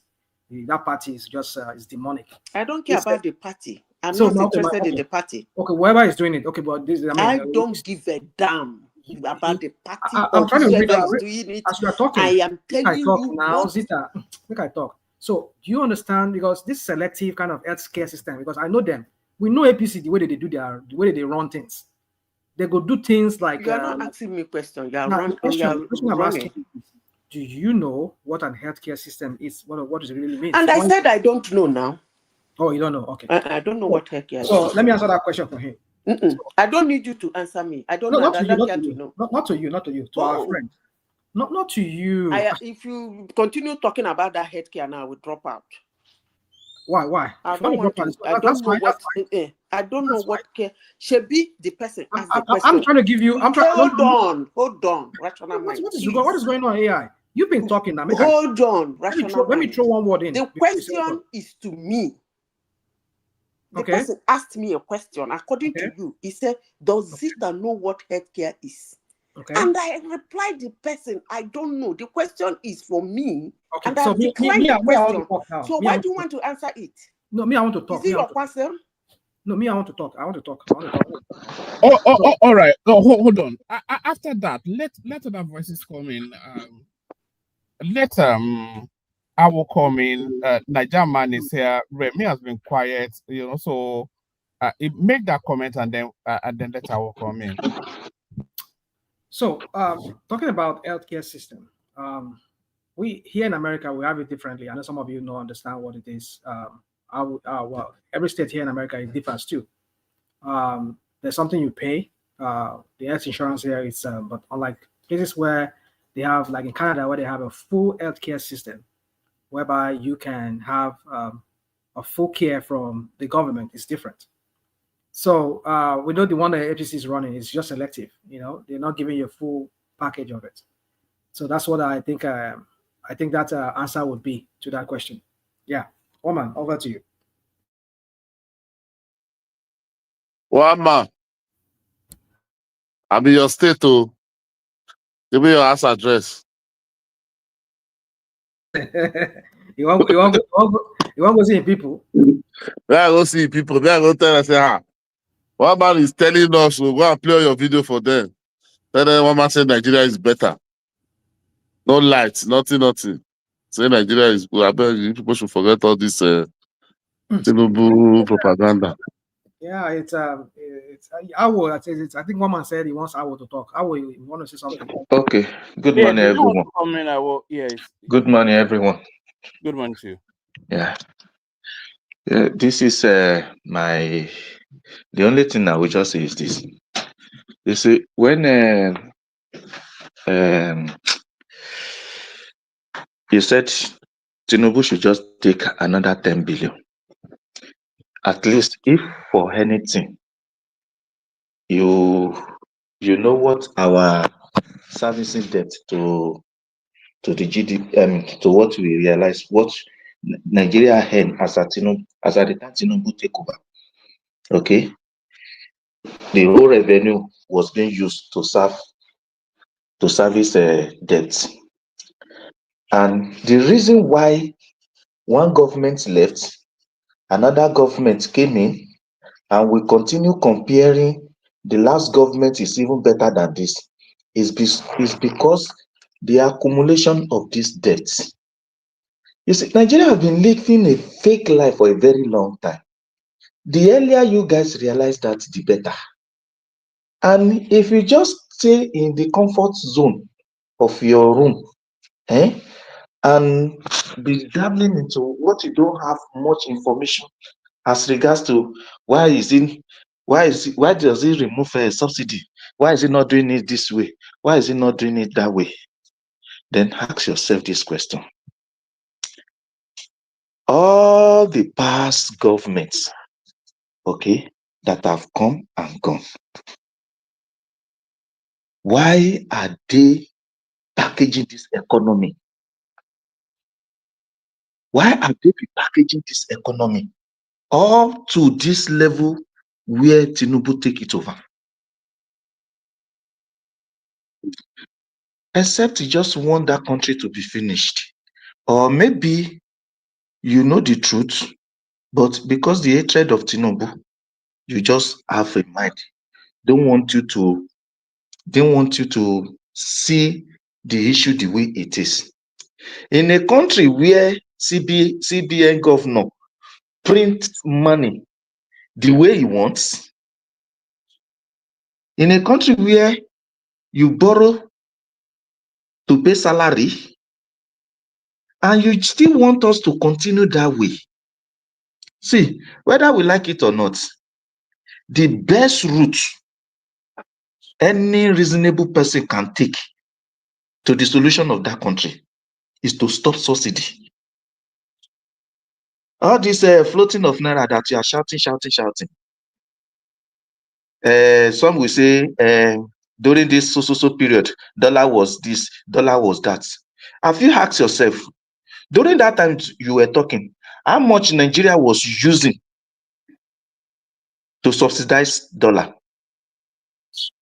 And how well was it managed? Because even we that we are talking, we human being, we ordinary citizen, okay, any given opportunity, any given little opportunity, we want to make use of it.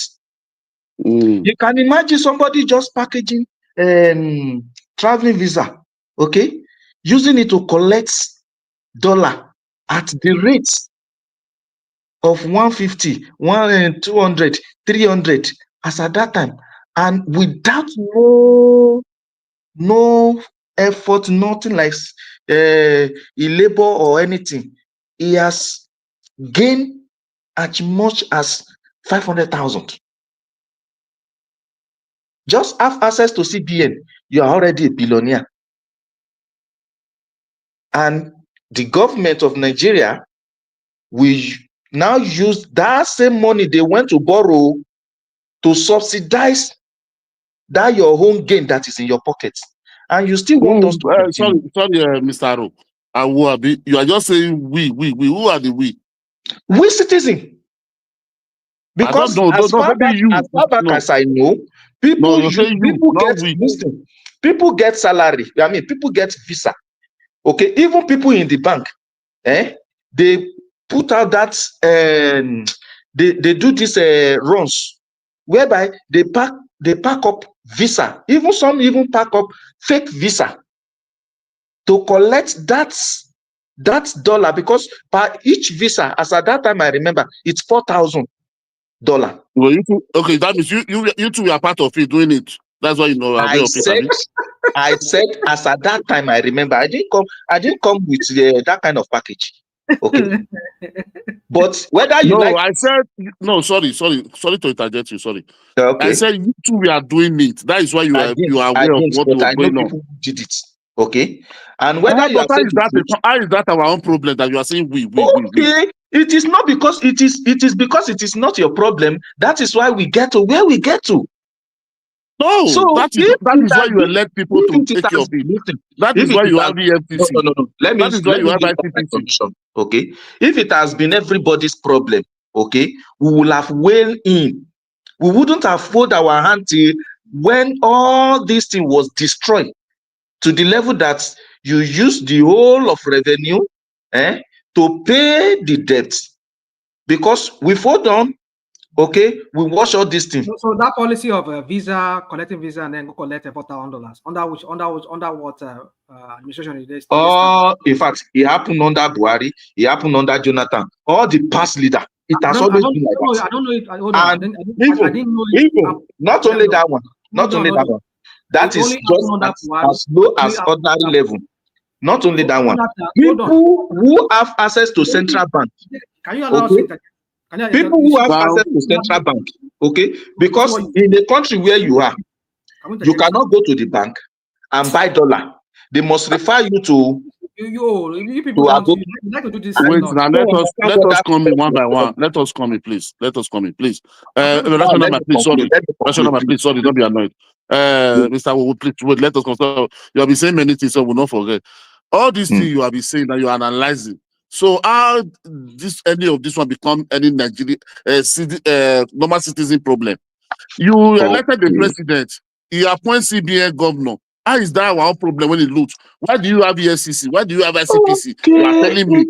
It is very, very. I also think the way you think, to be sincere, but the reality is here now. What is the solution? The solution, that is why you said, that is why we said Buhari is not good. Wait, this is the solution. Let me see the solution. We have the solution. Wait. Of our revenue. Hold on. I also share your sentiment, but the reality now is that we are using 99% of our revenue to service debt. Okay, wait. Now this is the solution. Wait there again. See now, you say we are before Tinubu come, we are using 96% of our revenue to service debt. 99%. Even 100%. Okay, even 100%. That is why we now say, okay, government must change. Tinubu come, he said they have the solution. Then Tinubu now come. Now, the first thing is, you know that we are using 100% of our revenue to service debt. He start buying Escalade. He start buying a private jet. Why not? Is that the right thing to do? And you are blaming me. Okay, now hold on. Hold on. I know that very jet is where you people normally hide. Now, the previous one that the former president was using, how much were they using to service that jet, that plane? If you want to be rational, no. Even we are see. Let me tell you.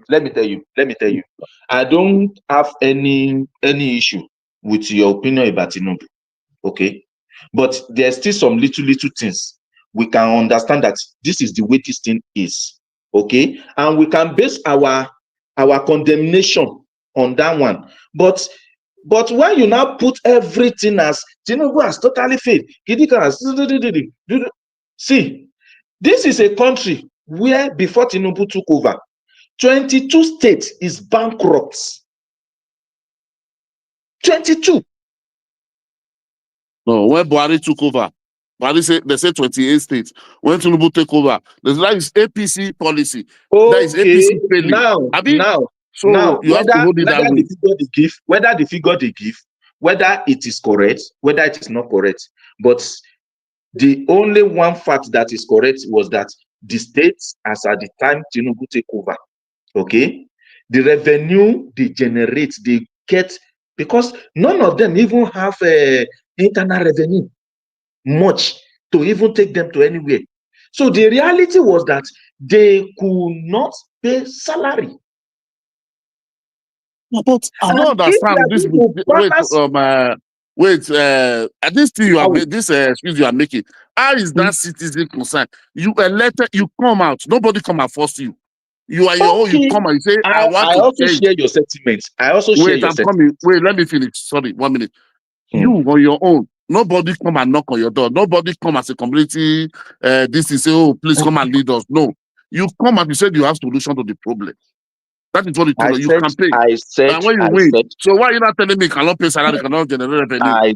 I also share your sentiments completely. Okay, even me too.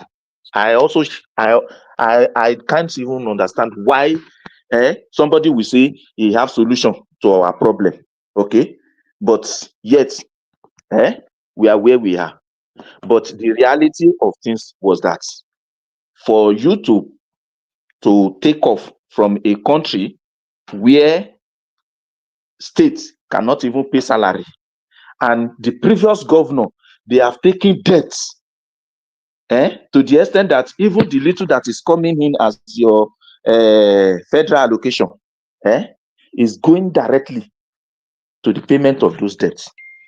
A country where the CBN printed money, okay, in a country where all the flights, they've cancelled their obligation. They are not even ready to transact any business with Nigeria. Okay, are you going to perform miracle? Because I don't understand. See, I still don't understand you honestly. You Because this cannot excuse understand, you are because telling me to I'm asking you understand. a very genuine question. Where do you want the Tinubu to perform magic in a country that is so Which magic destroyed? did he have to perform? Somebody is there. Did Tinubu ever told you that since he went there, he's collecting all the old benefits that we, the citizens, have never enjoyed? That is why he's there. He's elected. He have the best security. He collect everything he's having there is free. And you are telling me I can make excuse for it. Bros, if you Nobody is making an excuse for him. cannot rule, then you get out of there. Nigeria elected you. Then Nigeria has the right to tell you to get out will of have been there. the best answer. You see, this is the problem I have with this guy. Let's leave settlement. Problem I have with these guys. They must take it to tribal way. Yeah, go. This is the problem I have with them. That's what they do. That's what they do. You know that very well now. You are talking something here because don't Nigeria elected Tinubu. Nigeria will tell him to go. Is that right? Yeah, then we tell him to go. You wait till then now. So why are you bringing Obi inside? How does Obi come inside this one? Because you said he should get out, then Obi will have been the best solution. The way Obi perform magic in Anambra and run left Anambra and stay in Lagos. You see them? This is the way that we heard it. It become chaotic today. Because you don't want to engage. No, it's not. You don't distort it, so that lack. No, you that is not lacking anything. You are telling me people are. You are telling me I should go and do the job of EFCC. I should go and do the job of police. Where do you want him to perform magic? How? Yeah, what do I know? Because and he went there. Don't be arguing with these people. Oh my God, this guy, man. You know, be arguing with these people. The way it always been. Because you want me to accept only your own. Stop giving an excuse to him. The guy wanted to perform music, magic. But monthly, he will never tell you cannot receive salary. He's receiving salary. You agree that donating billions. He's buying you agree with me, okay? That when Tinubu, with all these sentiments you put forward. I don't say him, but I don't ask Tinubu. He's the one that come for you. Nobody begging. Nigeria never begging. Did you agree so that if you can't take the eat, leave the kitchen. If you can't really get out of there. Did you agree that the revenue has increased to the states? Stupid revenue. What I'm buying 1 million before. Today is 5 million. You are telling me revenue has increased. Did you agree with the naira from 460 to 1,600? Yes or no? You agree that it's increased to the state? Yes or no? Revenue increase. Did it make any sense? At what cost? At what cost? At what cost? What are you talking, man? That is. You give me. I have 1 billion before. You give me 10 billion. What are you to buy with 1 billion? I have to buy it down with 20 billion. What are you talking, man? Because you give me 10 million, say because I have 1 billion before, now it has increased. I think it dropped. I don't know, maybe it dropped or maybe. People, I don't know where they get all. I don't know this their orientation, the way they think. They will say somebody laugh. You know, if you argue with these people, as a reason, only me and you there, and I think that this guy they busy. I don't know. Maybe then somebody will come up. You see, the thing is this: they go come here, they will come give you this their narrative. What they hear from their Bado meetings? They will tell you say this and that. It's just so ridiculous that sometimes the way they just spin this whole thing. Rational by. Look, for these people to be ashamed, sir. Even Tinubu, if it's a same country, Tinubu is supposed to be in the office today.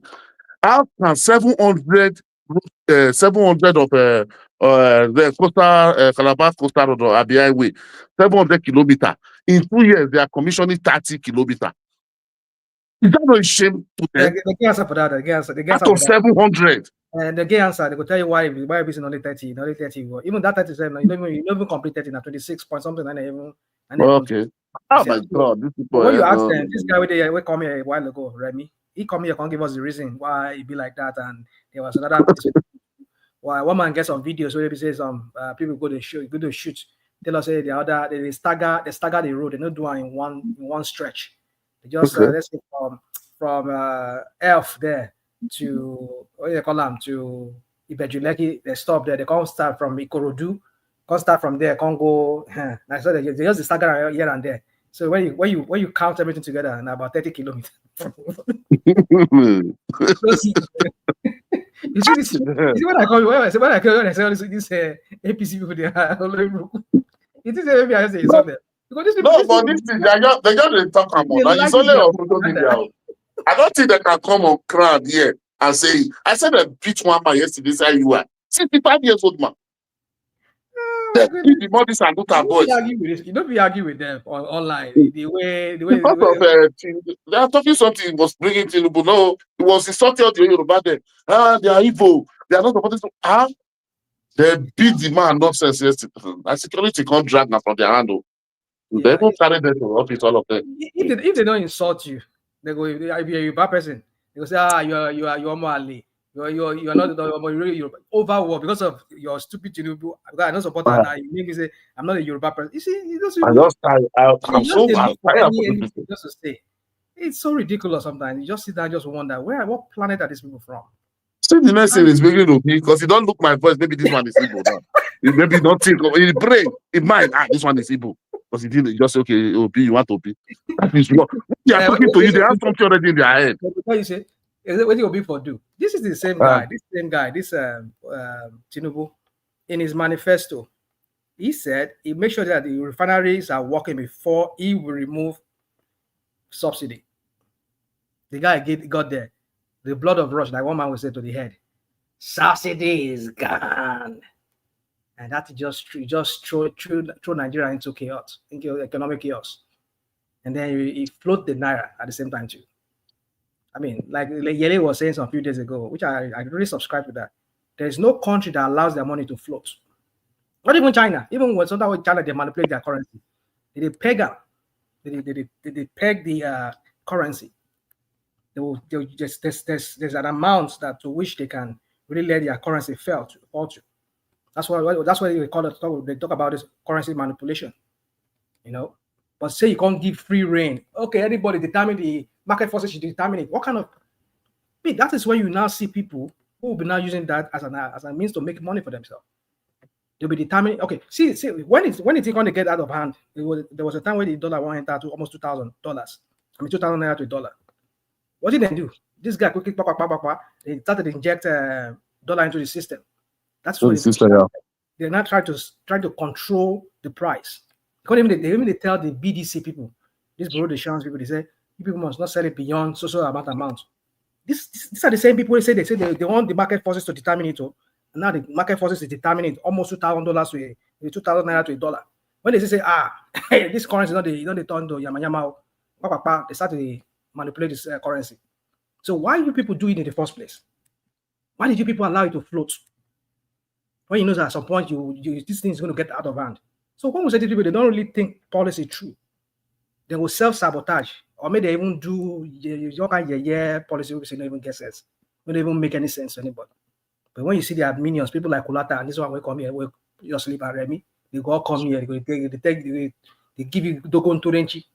They tell you, now you know Sabi, you don't know anything, you don't understand. Tinubu policy, this and that. You see, it's just brother, it's just ridiculous. Obasanjo just told them the refinery will not work. They mock the man. They say he should come. They invite you to come. Now today, where is the refinery now? No, they said one of the time say they work now. One man was telling me earlier. It's not working. No, it's not working. Don't you see the latest this thing last month? They work now. They give him the now. There's other maintenance for how long? When? I beg you, leave those people. I beg. Those are propaganda is just insane. But the thing is that all Nigerians are more like them. Because they use propaganda, they lie and everything. It's twisted. All Nigerians they more like them now. I mean, we can see. But my problem with them, after this man come up for power, how these people can be with their friend or their cronies or in their house or to their family. We'll after see. Tinubu come out for power. We go see now. Tinubu will come out. We'll see how many we'll go see him now. Because even if you come out there, you can go put somebody we go all this thing we don't do. Forget that. Except I don't know what thing with it. If he come out there, me then probe him and his government. Me then probe that guy and his government. I mean, anybody will Do get you know there. how much? Do you know how much from Ibadan less than 2? See Lagos, they will tell you one man will say, "Hey, Lagos Ibadan." I told you, I come to Nigeria every day, more than 5 times a year. Are you telling me I must go to Ibadan? Are you telling me Lagos Ibadan Expressway is completed? Complete where?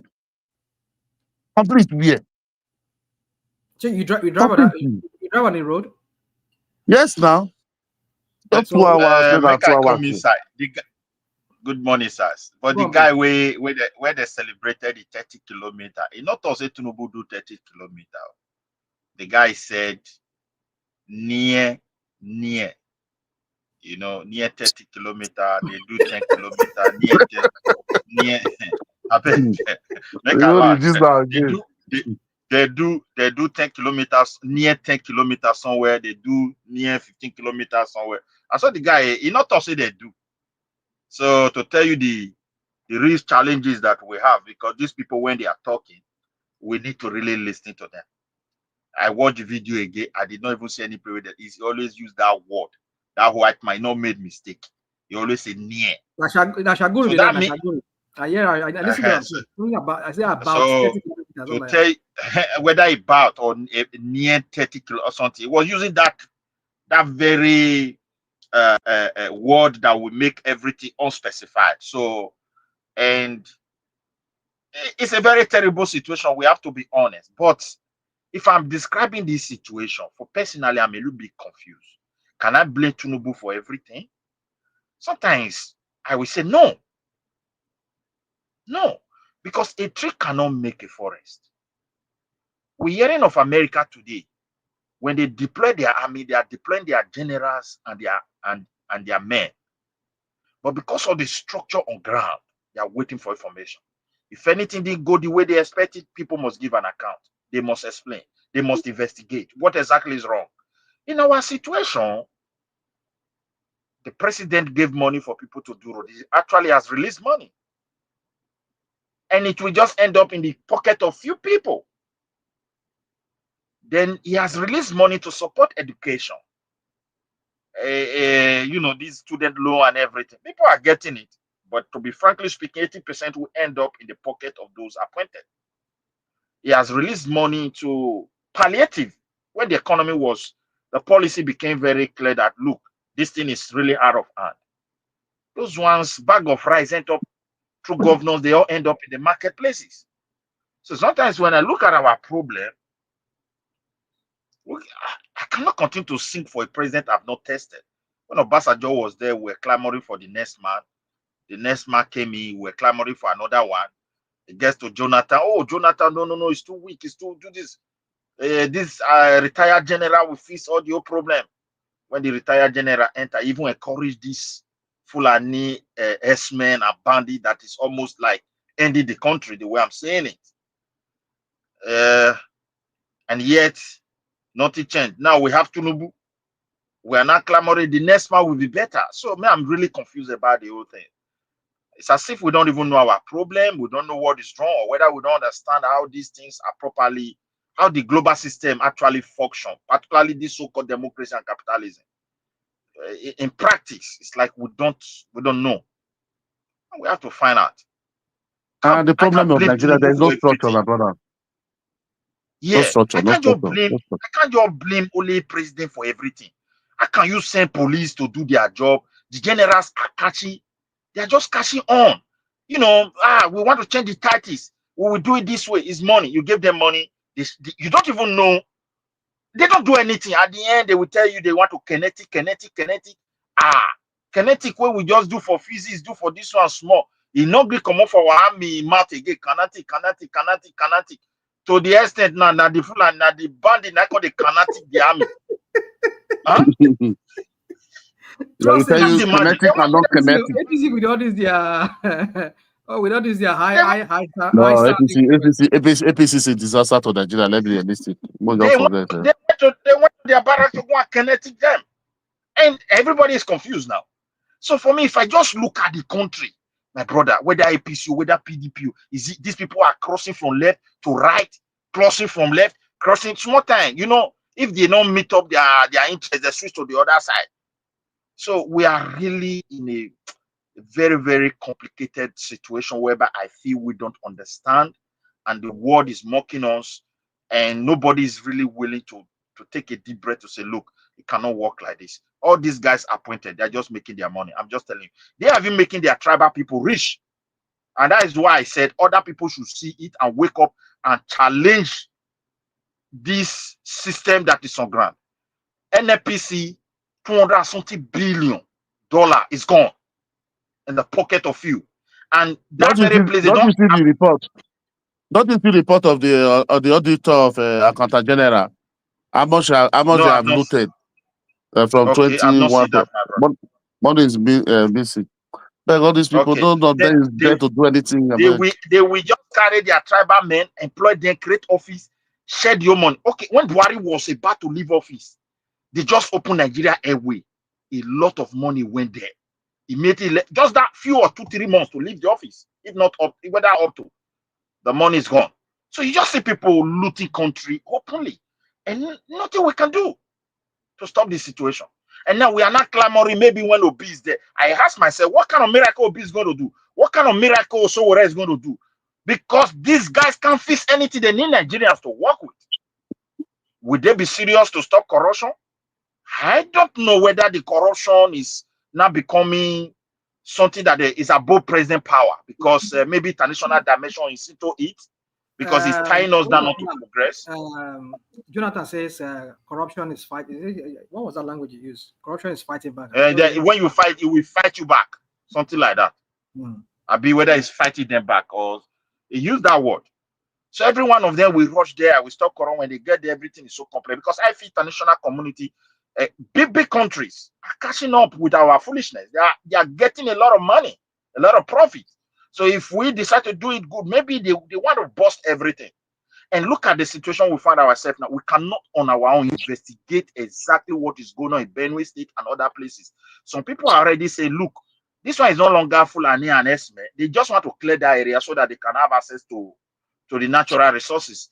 Now, what their new plan for Nigeria is like that of Democratic Republic of Congo, where people will go into crisis and they will make it endless crisis, and why they will be taking the resources. Now we don't have crisis. Let's assume so, but we have challenges. We can't even enjoy our resources. We don't even know what is going on. Just imagine the complexity of my thing is that I'm saying we will cut these people off, cut these people from the north, and then be the problem. I'm not saying we don't get our own problem. The thing is, we the south. If Precisely you know that, I agree with the rational mind. Precisely that northwest and northeast. Just cut them off. No, just cut them off. The thing is, if we don't cut them off, they go drag us down. Are we not having the power now? Why can't Tinubu? That is what the problem is. You can say we have the power. Yeah. But that's why Tinubu no go video anything. Because one thing is this, look at it now. When Tinubu not even let's even forget say the economy not even do very well under him or insecurity today. Look at what they are saying. Ordinary say these 2 years when Tinubu done there, they say they go show and pepper. Say Tinubu no in the only they put only in home people from the southwest.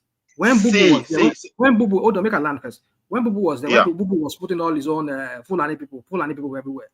I mean, how many times did you hear them when they make noise? Now, when they did not make noise. See, the Satanas, my dear brother, don't blame them too much. The Satanas is as wicked almost 2 or 3 times than these people. Historically. Historically. See, let's put this one before you. Why do I say so, my brother? Now we have the power. All they are doing is to appoint their kinsmen. None of them is looking into the future. If the power with this structure on ground, the power again left this south and go to northern part of Nigeria, they are going to decimate that country. I'm just telling you. Of course, they will break. You will see what will happen. People will be crying and they will not be able to do anything. Because they don't get their own turn. If not because of greed, Nigeria was once a regional country. They perform well. Now, troop, gun, and bullet, the military generals created state everywhere. Now, even the state, let us also manage it as a autonomous. No way. Let's have state police. No way. And the Satanans are the one ruling. So you should know the mind of the South. All they want is to dominate as well. We are the one in charge. We taught them this nonsense. I'm telling you, if you go back to history before independent and early stage of our independent, you will know that it is the Satanas that taught these people this evil. Midwest. Yeah. You see, again, I'll go back to what we're talking about, in the sense that there's nothing a Saturday can do. There's nothing a Northerner can do if they are there. Because when Nigeria is structured, it is turn by turn. Do your own, eat your own, do whatever you want to come out there.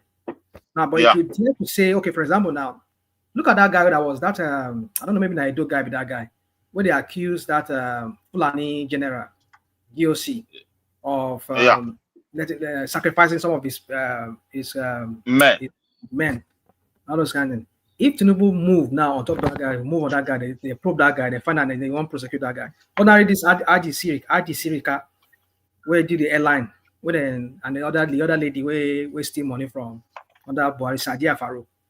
See as they turn the whole thing, around. Say, why would he be probing our own people? Why would he be doing this? I should not probe our own people. We should leave them alone. That kind of a thing. That's the problem.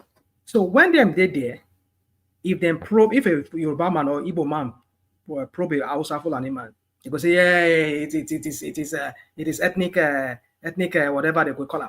If an Fulani man probe a Yoruba man, they go say, hey, he hate a Yoruba man or he hate an Igbo man. You see, as long as we continue to have that problem, we'll never move forward in that country. So, and I think that's the reason why a lot of them, they just don't want to touch some certain people. Because they touch them, you go turn to an ethnic something. So the best for us, like I said, is cut them off. If Tinubu, they steal from a Yoruba person, we Yoruba will launch on them. Say, Tinubu, they steal.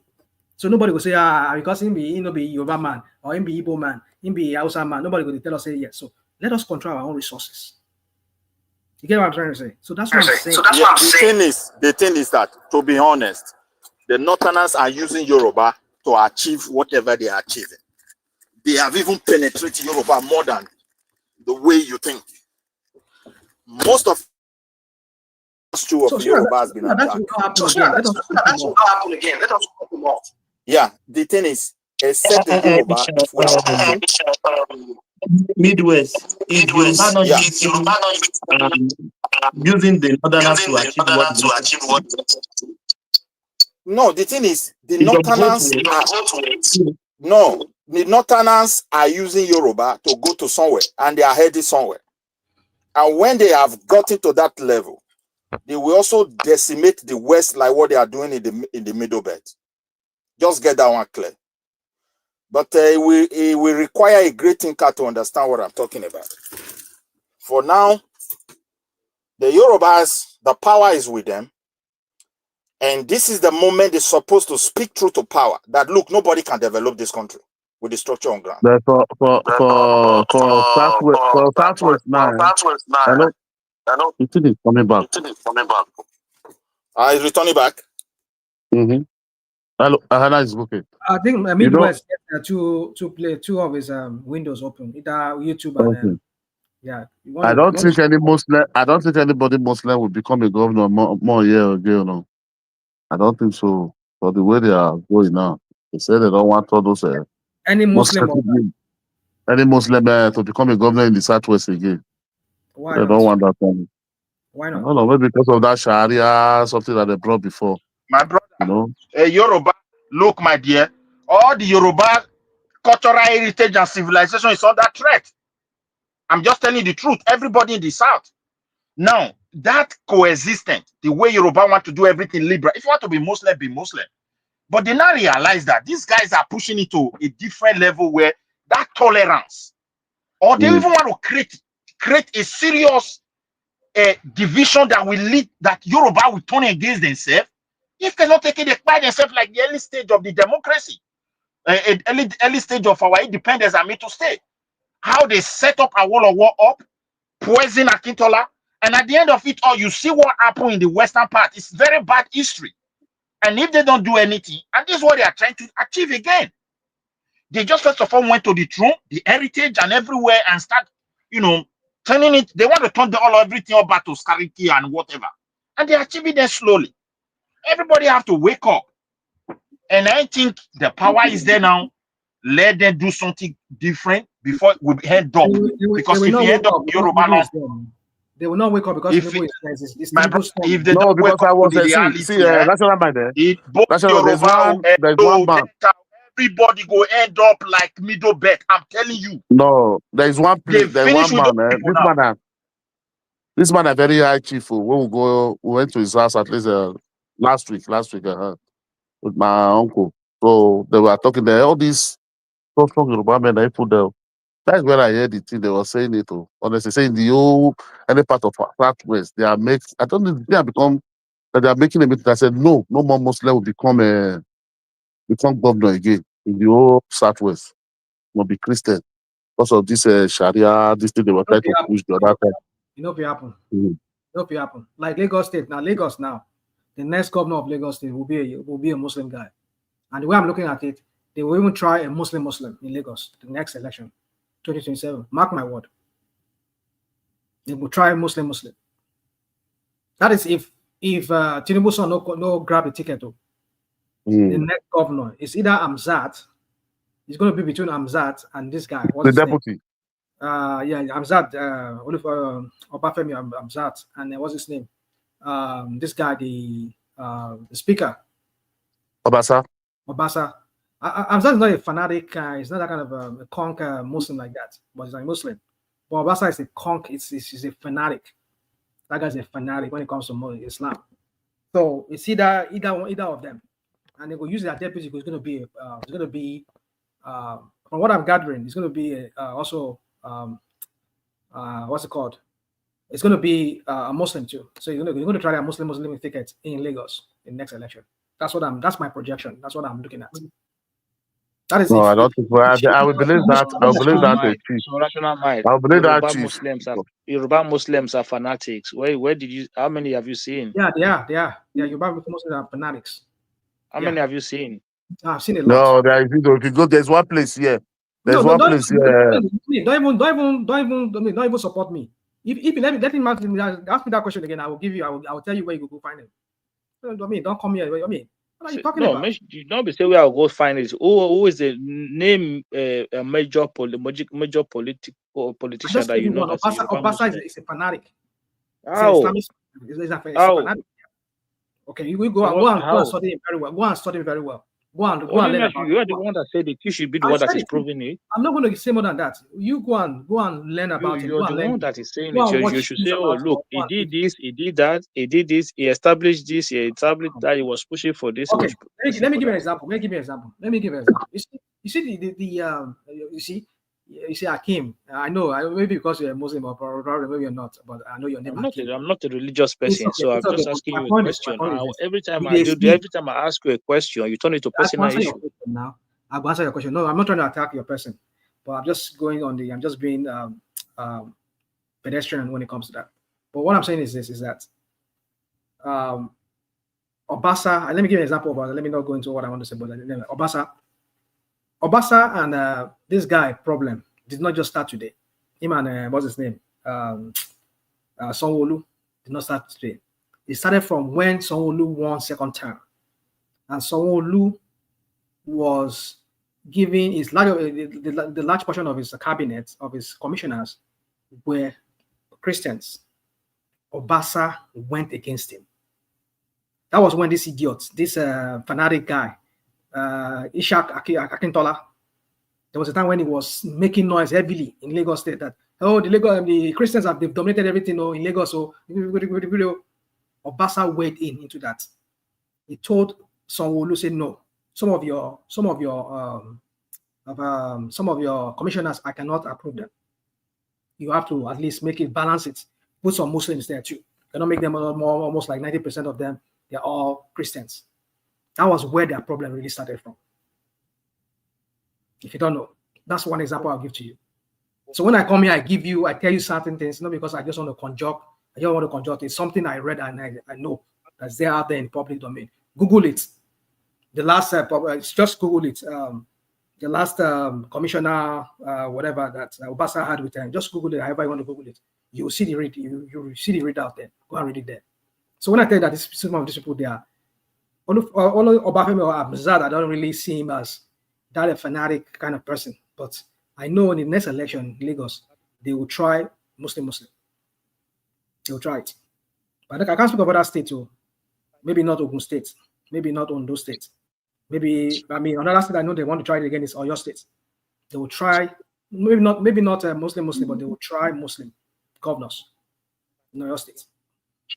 Osun State, that was the thing hanging in the balance because I don't know what his brother, Davido, uncle, is doing. Maybe he wants to defect to. That one is either here or there. Not be Muslim, not be Christian, not be anything.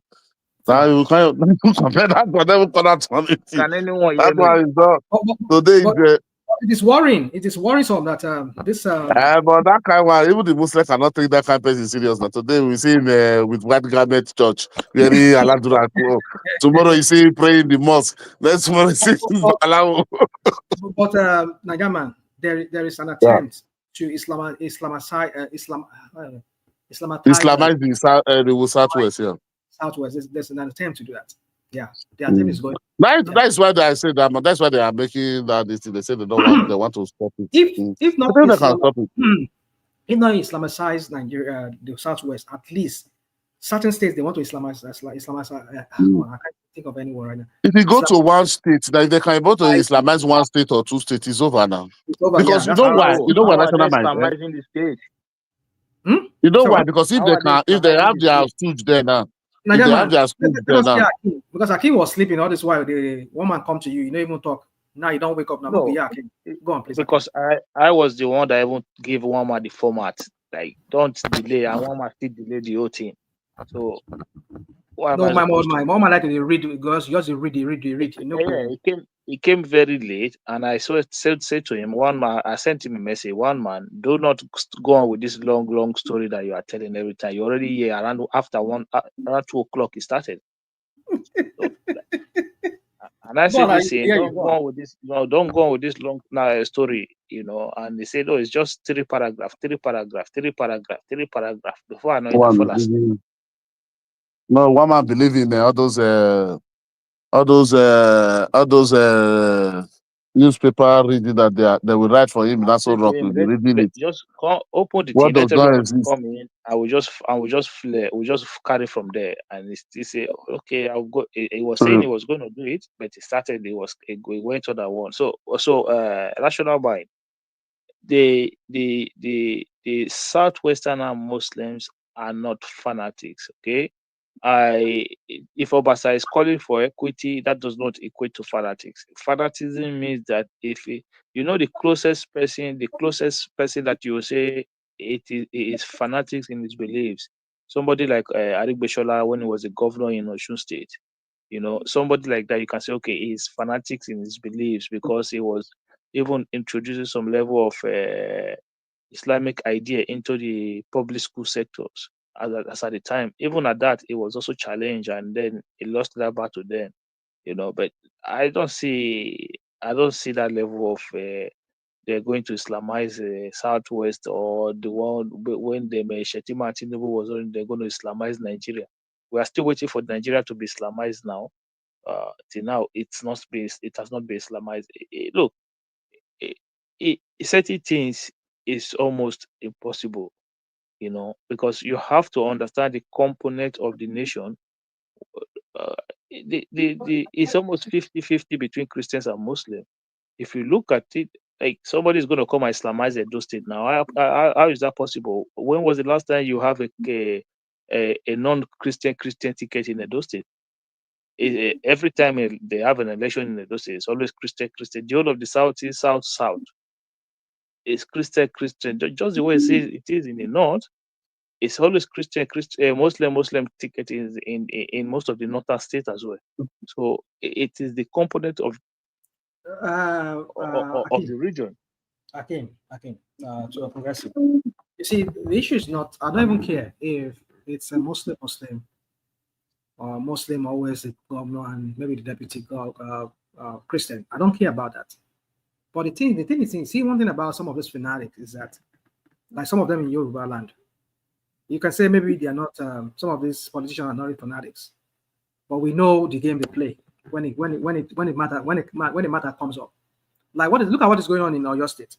Because she has been playing the issue diplomatically. For that also, if we don't about everything for him, and if we just turn that state, it will make that state ungovernable for him. He was just playing it because being a Yoruba man that he is, and maybe he's getting good advice. What's going on? So people are dropping off. Just you are now on the screen. So Yeah, Sheyi Makinde is getting some kind of good advice. So my point is that there are some people, certain imams, certain guys who are Yorubas. I've met a lot of them. In fact, there's this they call them Tesblik. I mean, is it Tesblik? These are some kind of Iranian. They get some kind of Iranian support, and some of them are this Sunni kind of led kind of sects among the Muslims in the southwest. So my point is this: they will lobby these politicians, not really because she is a Christian in Oyo State, but look at what they are doing. They're trying to start some kind of Sharia body or whatever crap you want to call it. Something that Christians would never ever do when they were there. I mean, I just can see a Christian person like, okay, look at I mean, have you seen that she went to Jerusalem and you see all his pictures there, or maybe what's his name? This guy in Ogun State went to Jerusalem and they put their pictures there on there. But if it's these Muslims, then when they go their Kaaba, whatever they call it in Saudi Arabia, you go see their picture there. They go splash on that's they want to exert their domination. That's what they do. You are reading. You're just reading this. You're No, just yeah, overreading. you can tell me I'm reading. Yeah, Yeah, you're reading meaning that's into how it it too much. begins. This is how Not insidiously. how it begins. You're just reading meaning to. No, you can say that. I know where you stand. This is how you're reading meaning. You're reading meaning into it too much. No, it's not real meaning. This guy went to. I agree. Maybe now the Vatican Pope. Now he invite him. Maybe saying that. Let's say now when Jonathan did there, they in lead the mullahs to Saudi Arabia. You go see when they go start their wala from the north. What are you talking about? You talk like I see maybe you don't even know the country where you did. Yeah, but I'm not saying all the Muslims are fanatics. Don't get me wrong, but this is how they start. So I don't understand. I'm not saying that in the north that they are not fanatics about their beliefs. They are fanatics about their beliefs. Okay, not all of them. You have progressive Muslims as well. Okay, so in the east, it's also the same. They are extremely well fanatics about their Christianity. In fact, about their Catholicism. Can you even have anybody that is of a Muslim person be in any position in anywhere in the southeast, or even forget southeast? Not to the point that most part of south. They don't allow people to practice their other religion. They allow people to practice their other religion in the north. What do you mean? There are a lot of churches in the north. No, yeah, that's what I'm saying. That's the difference. Even in the southwest. So I give you an example in Osun State.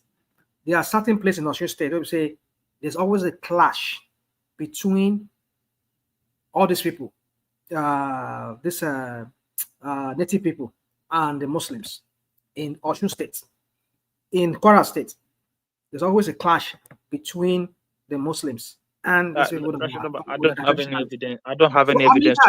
I'll make an answer question. The same Kwara State where you have what's it called? You have Muslims dominating mostly.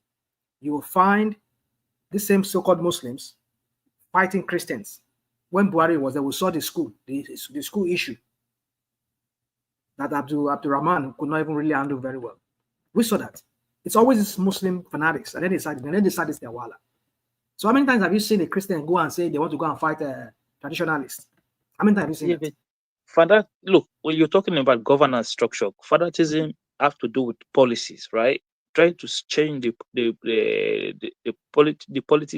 policy structure of any institution of government to suit a certain religion. That is where you start to say, okay, fanaticism, the governor is trying to change, Islamize the state. But this is you're just making off comment from, oh, this one they go and do one thing here, oh, they went to go and do one thing here. I'm even telling you that hold on. Okay. I'm even the one that told you now that Raul Faribishola tried to no, you didn't tell me. I know about that. I know about that already. So, I know that already. So in situation, and you can tell that the man is strong in his Islamic belief, and he was resisted at the time. You know, It was resisted at the time. So apart from him that I've seen as a person that tried to do something within the institution, I've not seen any other Southern governor in that manner. When Tinubu was a governor, did he not return school back to missionaries? He returned schools back to missionaries. So even he is a Muslim. You know, when Tinubu was there, when Tinubu was a governor, do you know that this issue of Islam too was something crazy in Lagos? Do you know that? When Tinubu was a governor.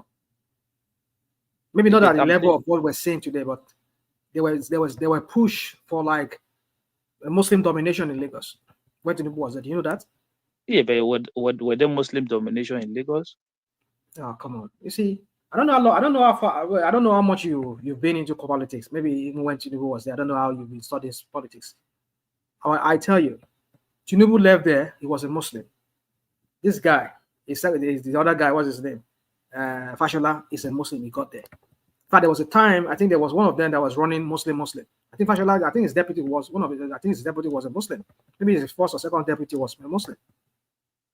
Social, is it social? So in the same Lagos now, in the same Lagos, the last two governors also be Christians. Ambode is a Christian, Sanwo-Olu is a Christian. Come on, it's okay. Yeah, I get you. I agree. You can always use that. Yeah, but my point is that, you see, the point I'm trying to make here is that when these people get into power, maybe not the politicians really, but those people who have been looking for a way of starting this their Sharia crap, or wanting to like start this, because when you clamor for certain aspect of your religion to be recognized, you will be doing it at the detriment of others. Look at what they did in the North. Look at how they started it.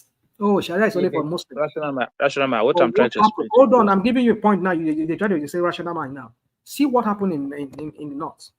Obasanjo initially kicked against it, but what they did, he had to capitulate. I mean, as they say, he had to like allow it at some point. He said, "Oh no, it's only going to be only Muslim, only Muslim people." You go to North now, say you want to open a beer parlor. There's a places they won't allow you to do that. So they don't have any beer parlor in the North? Yeah.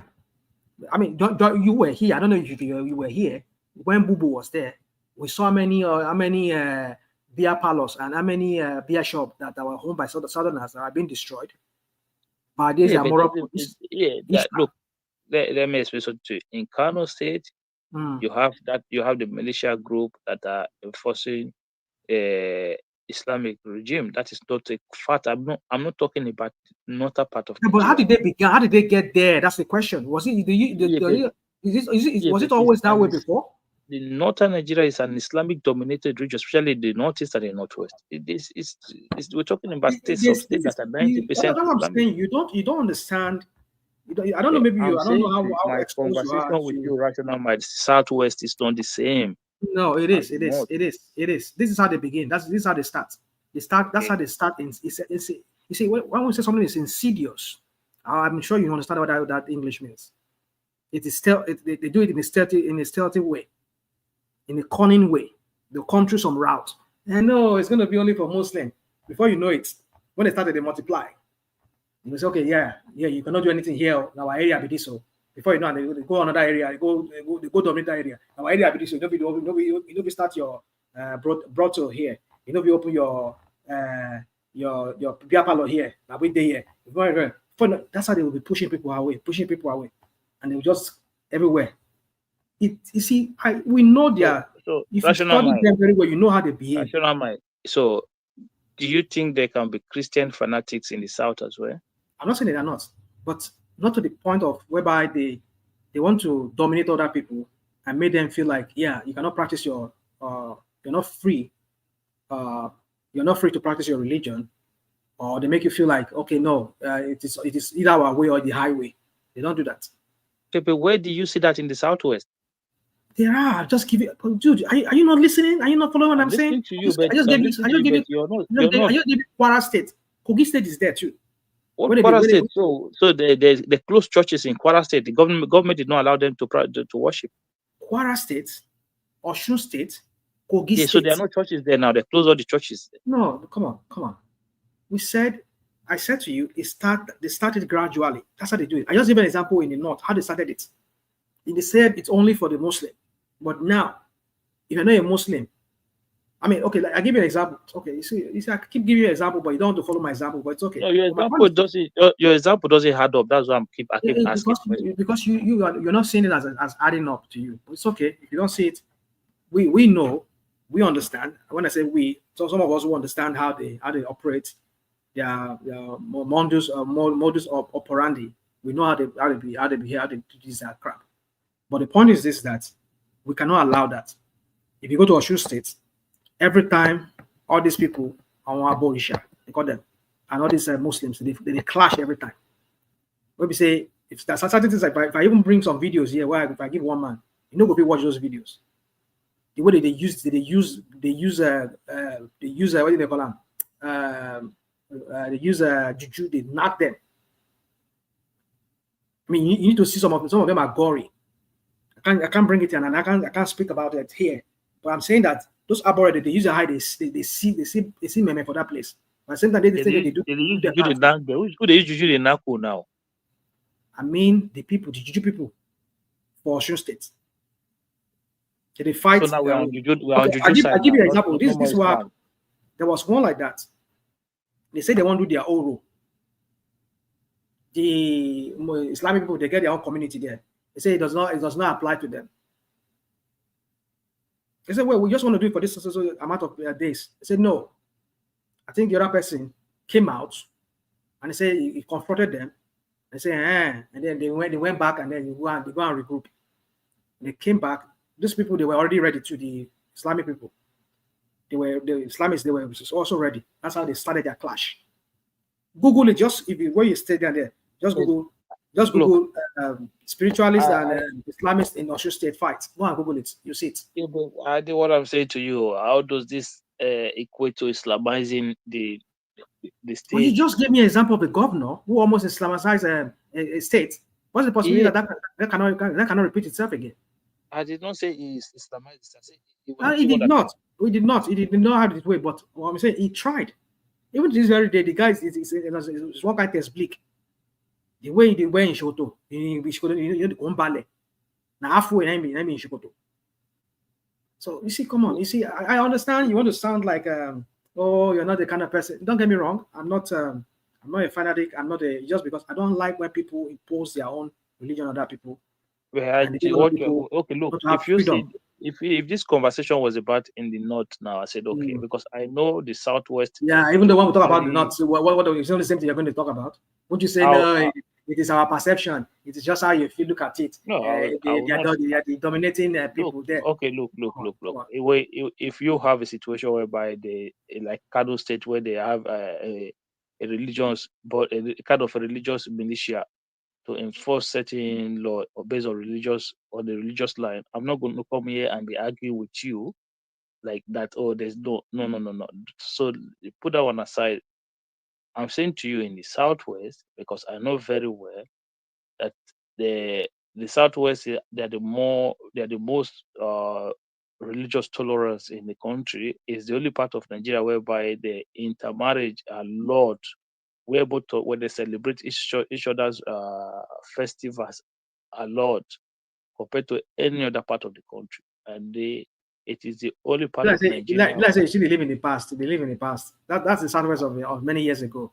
It's still the same thing. I hear you. But that is gradually eroding away, isn't it? Is it not eroding away gradually? It's that not, tolerance you used to see. Irrational mind. It's now forget that thing. There's suspicion. Everybody's suspecting everybody now.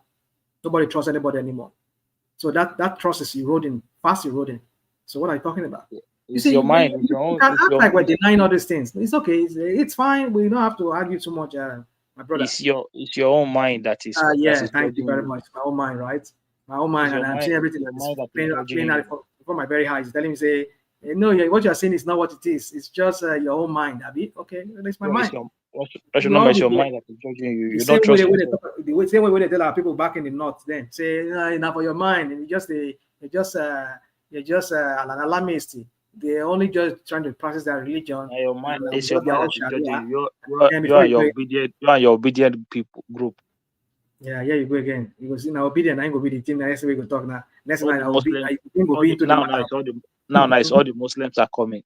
That's where you guys are now. Yeah, here you go. Here you go. No, you So see, what this is is what you Amaechi? people do. This is what you people do. Who is talking about obedience now? Who's talking about all the Muslim? I'm not saying all the Muslim. Muslim I'm ticket, not Muslim saying Muslims. ticket, I'm not saying all the Muslims. Muslim ticket. I 2 use the years word now, the fanatics. country is not Islamized yet. I use the word fanatic, and I use, well, you can say it's not because what they were hoping to achieve through Tinubu, they were not getting it. Not because Tinubu doesn't want to do it, but Tinubu got his own agenda. So he only just used them to get to where he wants to go. So, but don't get it twisted. Rational If mind, it rational comes mind. I to, want to ask you a question, right? oh Are no, you let not me even relieved for once, like just a bit of like say, okay, you know what? The fact that we have a government structure that 1, 2, 3 does not have a full animal on top on the on anywhere near the government. now Number one, number two, number three. Now we help. Now we help.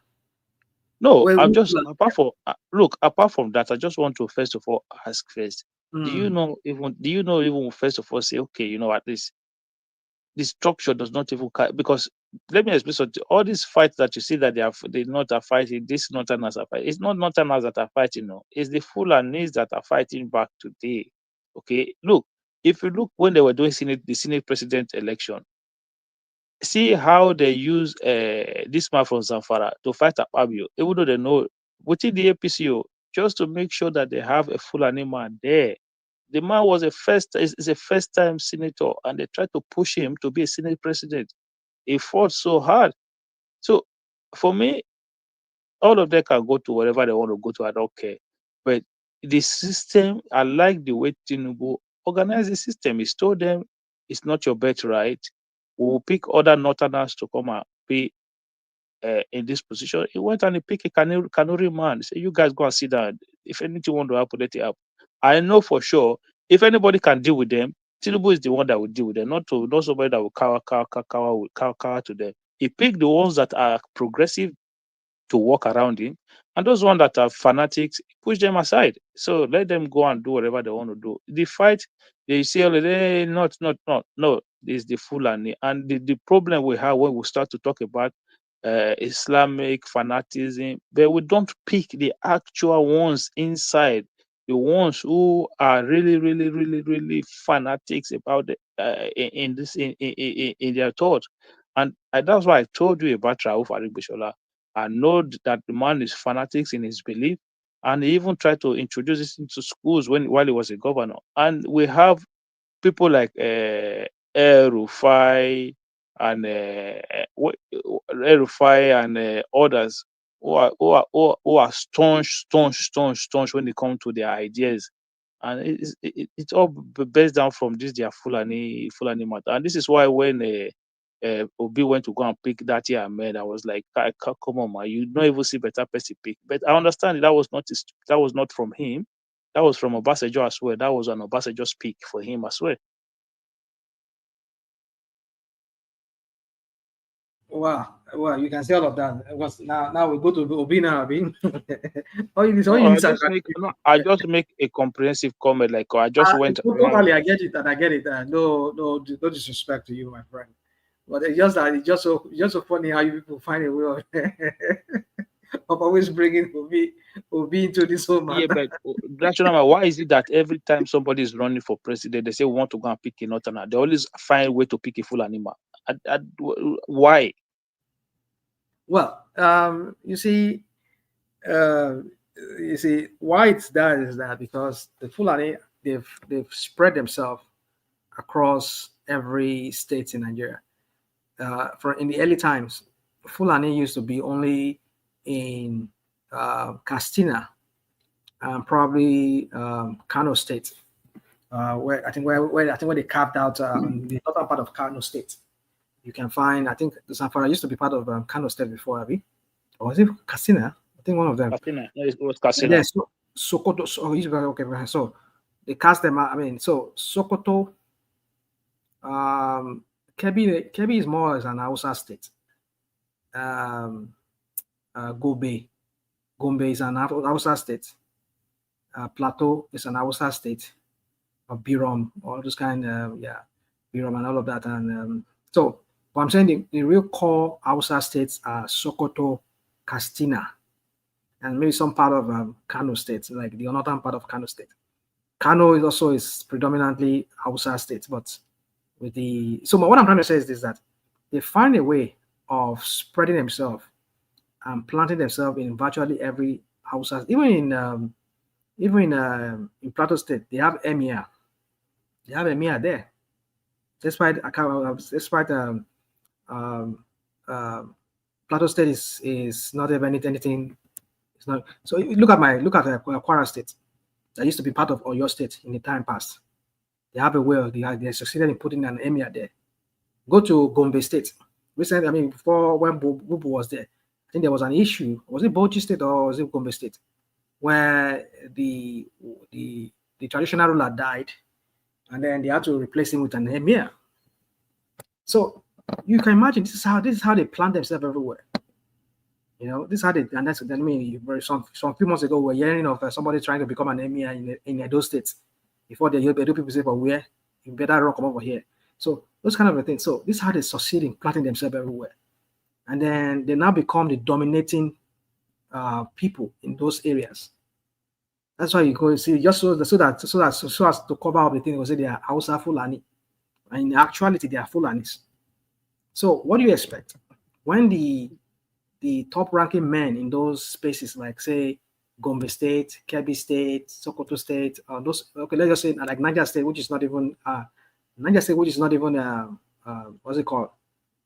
Which is not even an Hausa, which is not even an Fulani state, and a typical Hausa state is Niger State. Typical Hausa and some other smaller Gbagi, Gwari, and all those kind of little small pocket tribes. Nupe people. Then they own what's it called? Niger State. But then you go there, Emir of Bida, Emir of Suleja, Emir of Mina, and these are typical Fulani men, not the local people, the Nupe, the Igala, or the Gbagi or the Gwaris. None of them are the Emir there. It is always the Fulanis.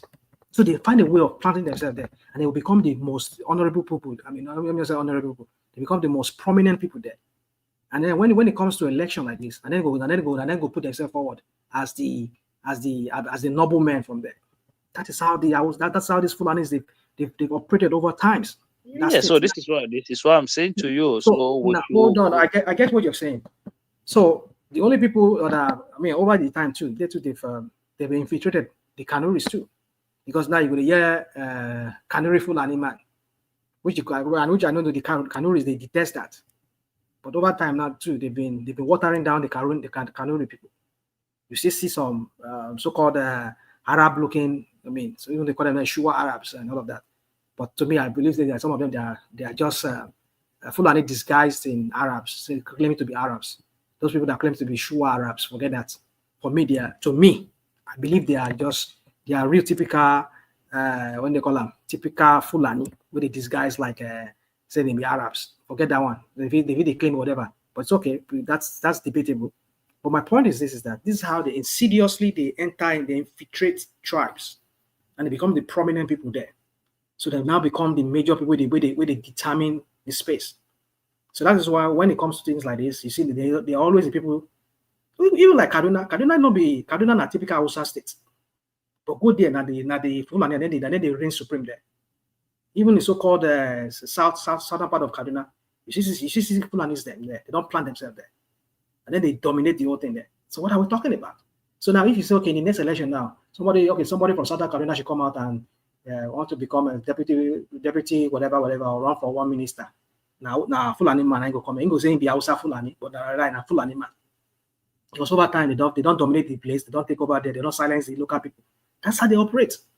Yeah, but this is what I'm saying. There's something you're saying. I know you're trying to praise your Tinubu. Forget that crap. No. I'm saying you can praise Tinubu whatever you want to praise Tinubu. I say in the instances where we have a southerner being on top of the ticket, right? Could they not just avoid? Look, you pick any other northerner, can they not just avoid the Fulanis? That's all. Well, it's very hard for you to avoid any Fulani because, like I said, How is it hard for you to avoid it's them? very hard because, like I said, that's what you see again. You're not following what all I said. Maybe it doesn't make sense. I'm listening to what you say. I'm saying you can distinguish and easily, because you can tell if you are